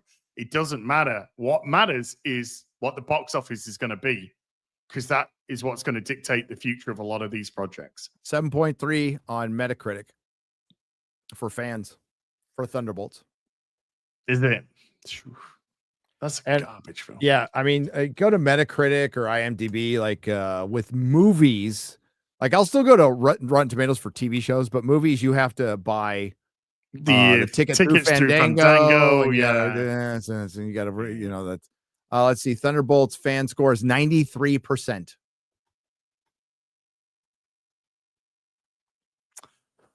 With a $5 for Thunderbolts. Henry Cavill as Batman. Good idea or bad idea? No. He's already done Superman. Let's not compound things. There's some good possible Batmen out there. Yeah, but we're also getting fourth Robin, Damian Wayne. Fifth Robin. Sorry, fifth Robin. My bad. Dick Grayson, Jason Todd, Tim Drake, Stephanie Brown, then Damian Wayne. Loaf Bread with a $5 says, assume that this movie fails. What do Warner Brothers do? What happens to the genre? They do is release Supergirl because it's already been filmed. It's filming, you know. That's the only thing they can do. It's wrapped. It's wrapped. It's done. Oh, so it's now in post. Dear God. There's nothing they can do. They have to put out Supergirl. I think Jensen Ackles is a really strong candidate for Batman. I think he's a really strong candidate. Jensen Ackles. I really like that idea. I do like that idea a lot. Brian Doto with a $5 says Ultraman can't fight anyone else but Superman, or he'd be screwed. There seems to be no programming for the Justice Gang. Just hover and get beat on. Well, the fact that Superman didn't even want to help the Justice Gang fight the creature outside while he's having his conversation with Lois, even though we saw earlier that if you leave the Justice Gang to kill creatures, they don't care if they destroy buildings, kill people in the process, as long as it gets done. So Superman making that decision is one of the worst fucking crimes of the film. Superman does not say, I'll leave it to somebody else. That is, oh God.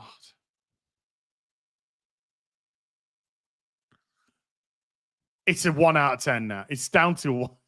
It's down to 1 now, guy. Daypool has been a member for 29 months. Piston with a €2. What do you think about Grok's new VTuber companion? Don't know. Never use it. I've got a girlfriend. I'm okay. Thanks. Gary's married. He's okay. I'm married and old. Yeah. I'm old, so it wouldn't work for me. Indigo Jedi with a 70s Argon says, "Gent, serious talk. You say this movie is not woke. There's touches of intersectionality, but it clearly attacks Superman's masculinity and destroys his persona. I mean, isn't this the underlying message behind the woke movement?" I hear exactly what you're trying to say. I think Superman is, the woke thing. This is what Hollywood want men to be. Is this more emotional, like a woman? Because you could argue woke for whatever woke is, because there seems to be a million different reasons and explanations. But I think that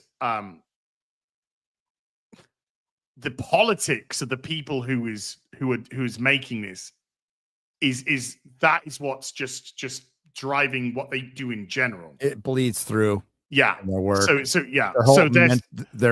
Their point of view, their worldview. They can't have a masculine Superman because a masculine Superman is a take charge. It's a fucking foreign concept to them. Yeah. And they just don't know that way anymore. It's been fucking slapped out of them. So I don't know whether it's purposely woke, or whether or not it's just now just a subconscious because that's what they are. And, hey, I gotta bug out. Yeah, they're a bunch of limp wrists. Gary, thank you, bud. Anything you'd like to plug? Your book. My book. Your book.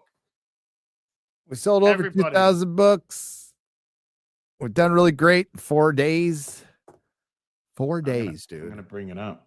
If you'll click it. Hey, there they go. Here we go. I'm gonna bring it up, Gary. Thanks, bro. Douche. Waiting for Neurotic over on Rippersen right now. The link is in the description box down below. If you've been watching the whole stream, just refresh the stream and you'll see it in the description box down below. If you're watching this back later, that's where you can find the link. Waiting for Neurotic, 105,000, 2,059 books sold already. 210% of the sales target already done. Go support your boy Gary. From prison to YouTube, from $25 to $40, hardcover as well. Hatsy poozies, t-shirts, poozies. I want it all. Yeah, you think if you scroll this way, I want it all. Less than $200 for I want it all. Hardcover, signed cover, soft cover, 2 t-shirts, cap, lid, as the cool kids say. It'll be the feel retarded story of the summer. Yeah. Go get it. Go check it out. Check it out. There will be an audiobook. Yeah, I'm going to start on that next month. Ooh. There will be an audiobook available on Audible. That's where it'll be on all your audiobook. Where else do people get audiobooks? I only get them Audible. Amazon. Amazon just shoots them to Audible. Oh, okay. Yeah. Spotify? Maybe. iTunes? Oh, you know what I'm going to look into? They probably say no. Yeah. Putting them on CD, like physical media. I wonder if that's possible. They don't really do that with audiobooks anymore, which sucks because I like having my physical media. And Yeah, my 2011 FJ Cruiser with 160,000 miles has a 6 CD changer, fully functional, and I still have my CDs in Fully there. functional. Fully functional CD changer. Oh, put it on vinyl. Yeah. Programmed in multiple techniques. No one has a CD player in your car. I do, Jim. I turn on my car with a key. Yeah, despite like doing pretty well, I have not bought a new car because I love my car. I love my FJ Cruiser. It's fine. It's paid for. It works great. Who's still got a CD? Me. Sorry. Who's still got a cassette deck in their car? Oh shit. I don't know about that. And a cigarette lighter. I'm in the market. I'm looking for a 1985 Toyota. Ooh. So if I find a Toyota truck, if I find one, I hope it has a cassette player, maybe a Blaupunkt stereo with the removable face, and a cigarette lighter. Yeah. I applaud all the people who have got a cassette deck in their car. Yeah. And you get a round of applause if you've also do. got a cigarette You do. lighter. You got a cigarette lighter. But yeah, I'm in the market for a 1985 Toyota truck. Ooh. Yeah. You've been watching that episode of Top Gear again? Yes, I have. But I used to own one. That was like pretty much my first car when I got out of prison. Was I got a 1985 Toyota truck. Fucking loved it, man. Gary, can I ask? Yeah. Oh, no, it's going to ruin a bit of your book. But I mean, it's something we have discussed on the stream before. What? I'll tell you off stream. I'll tell you off stream, and then we'll work out from what I tell you off stream if we can do something. Yeah. For naming the book after all the fans of FNT. That's why we got the book, The Waiting for Nerdrotic. There was an actual account that was waiting for Nerdrotic, and that's what it says on the stream. And you guys were always waiting, so I think that's the least I could do. It's perfect name. Perfect name. All right, dude. You have a wonderful day. You too. Chat. Bye. Take care of yourself. Bye-bye. Shalomi Liner with a $2 says, I think you forgot my super chat. No, we went through them. We just weren't up to it. There's actually been 160 super chats today. 160. That's why this show is now 4.5 hours long, and I've still got a few super chats to get through. We're pretty much through them all now, but yeah, there's been 160 fucking super chats today. This has been a hell of a this discussion about Superman has been a hell of a topic, and I don't think it's gonna die anytime soon. Pay this man. 160. I know, guys, you're freaking amazing. Jesus Davila. Hey, I tell you what, here's an interesting thing, right? 160 super chats, just one new membership. That's how insane it's been. So that's like 159 just super chats. It's crazy. And this is the one. Jesus Davila gifting a membership to the stream. Jesus, thank you very much indeed. Yeah, so that's a lot of super chats. That's a lot of super chats.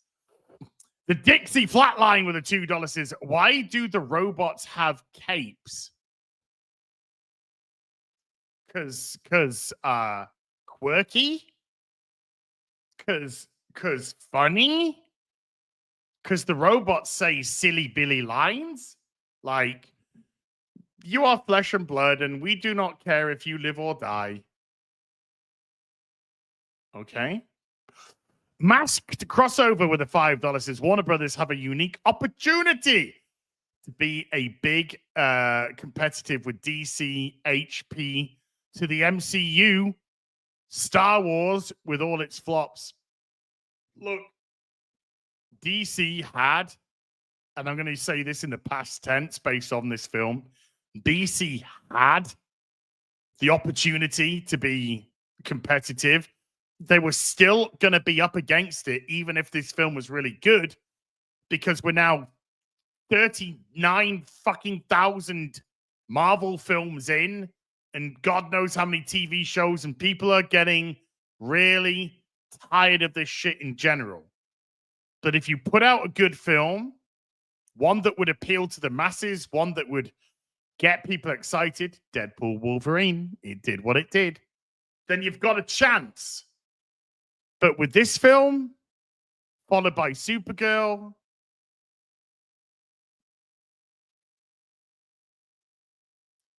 I don't think that's it. I don't think that's it. Joe Danger 37 with the $5 says the Kents want Clark to be a Boy Scout. The Kryptonians want Clark to be a rapist. If only they knew the similarities between the two. Oh my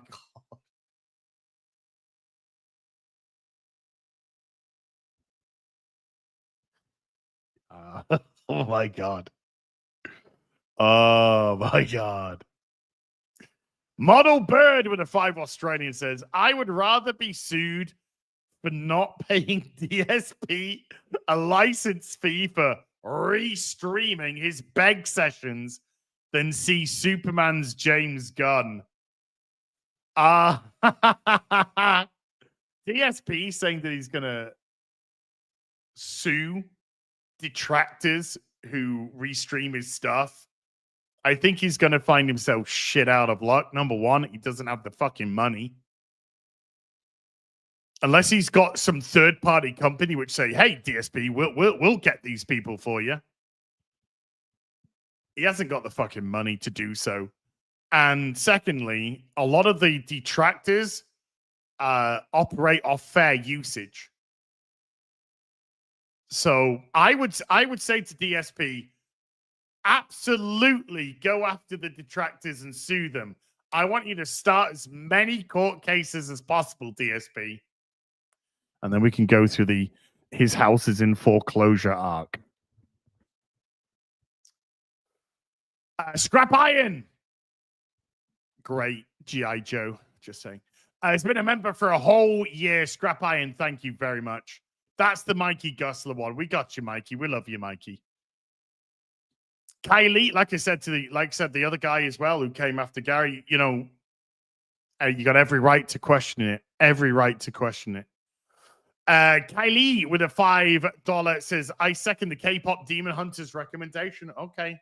Maybe then. Maybe. Mad Monkey 88 with the $2 says, wish there was more love for my boy, Superboy Prime. Well, Superboy Prime was naughty. That's going into evil stuff, though, isn't it? That's going into evil Superman again. Surge Binder with a 26-month says, when Harry accuses Black Snape of stealing the Philosopher's Stone, it's going to land so well. Chef's kiss.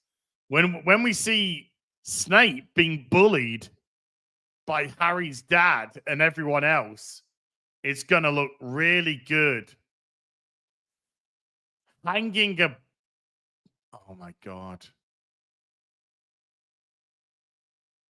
Correct me if I'm wrong, but don't they hang Snape upside down from a tree?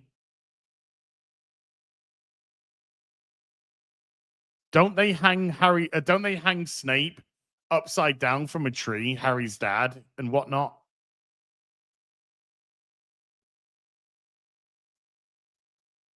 So are they doing eeny, meeny, miny, mo? Are they trying to go down the eeny, meeny, miny, mo route?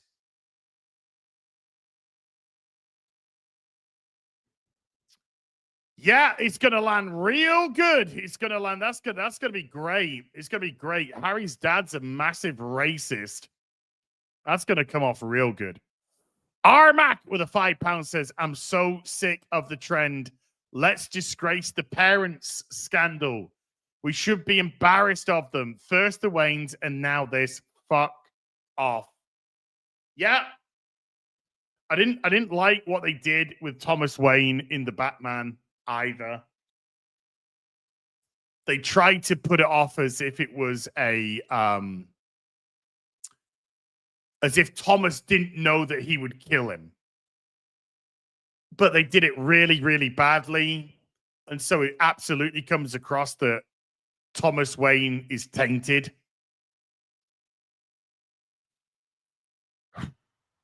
I'm sick of it as well. I'm getting tired of bad parents. Parents bad. Do you know what you need? You need the government to look after your baby. Good old daddy government. That'll look after your baby. Oh my God. Another name with a $10 says, who knew Jarrell was the one special criminal joining the villains in Blazing Saddles? Well, does this make Zod the hero? Is General Zod going to arrive on Earth a hero? I don't know. I don't know. Rinsler Lives with a $5 says, what's the book you recommend? Void Rivals or Transformers? Transformers. Which book is Kirkman taking over? Transformers. Skybound, Transformers, and Kirkman's taking over it issue 25, and it's just dropped issue 22, I believe, which I haven't read yet, but I'm getting it. But yes, it's been sent to my other house. But yeah, I think it's up to 22, and Kirkman's taking over on issue 25. Ripper, my boy, with a 40 shekels says, oink, oink, oink, oink. Okay. Thank you. Stifler's dad with a $2 says, is WandaVision based off the Tom King series? Not that no. It's been taken from like a 1980s Marvel comic. John Vick with a $5 says, Michael Franzese was a New York mobster who was put away by Giuliani. He was mentioning Goodfellas. Now he's a cultural / political critic. Oh, okay. Diane Seaborn's been a member for 9 months. Diane, thank you very much indeed. The Cynical Crusader with a £2 says, the S actually stands for struggle cuddle. Oh, no. Please, no. Steve-O dropping a 20 on the counter and walking away. Steve-O, thank you. Not Kevin Feige. Doesn't look like Kevin Feige in the slightest. With a 5, Brazilian says, Gary, thanks for naming the book after all fans of FNT. Please use the money to buy a clock so we don't have to wait every Friday anymore. Never going to happen. It's always going to be late. You're always going to be waiting for Nerdrotic. Shawnee Devil has been a member for 22 months. And Rook takes Rook with a $2, says hashtag 161. And we are caught up. It's been an exceedingly long real BBC today. I thought it might go a little bit longer, but 160 odd super chats, and I do like to try and read them all in the stream. We've finally reached the end. Massive thank you to everyone who came to watch today. Big thank you to my mods for giving up their free time, and everybody who super chatted, all 159 of you, everybody who super chatted, remembered. Thank you so much indeed for supporting the channel. Gifted memberships. And I'll be back with some more stuff very soon. Ripping the Silverback tomorrow. And actually, before I do go, chat, it is the last couple of days of Saints and Sinners. Only 3 days, 7 hours to go. We are on. Let's just do a quick refresh. 11,291 books sold. 440,889 $9 on the campaign. Get your stuff now before it goes. Mine's cover A. Mine is cover A. Here for you. Where are we? Here, bring this up. Where? Hey, douche. That's my cover. That's my cover. Get cover 8. No, get whichever cover you want. There's some loads of great stuff. But this is my writing debut for the Rippaverse. This is Mauler's writing debut for the Rippaverse. Critical Drinker, Drunk 3PO. And we've also got Soska Sisters and Eric July with their stories as well. 6 stories for Saints and Sinners. Link in the description box down below. Please go support. I'll be back tomorrow with Ripon and Silverback. Probably a video at some point as well. Until then, you take care. Goodbye, Baloo Boo.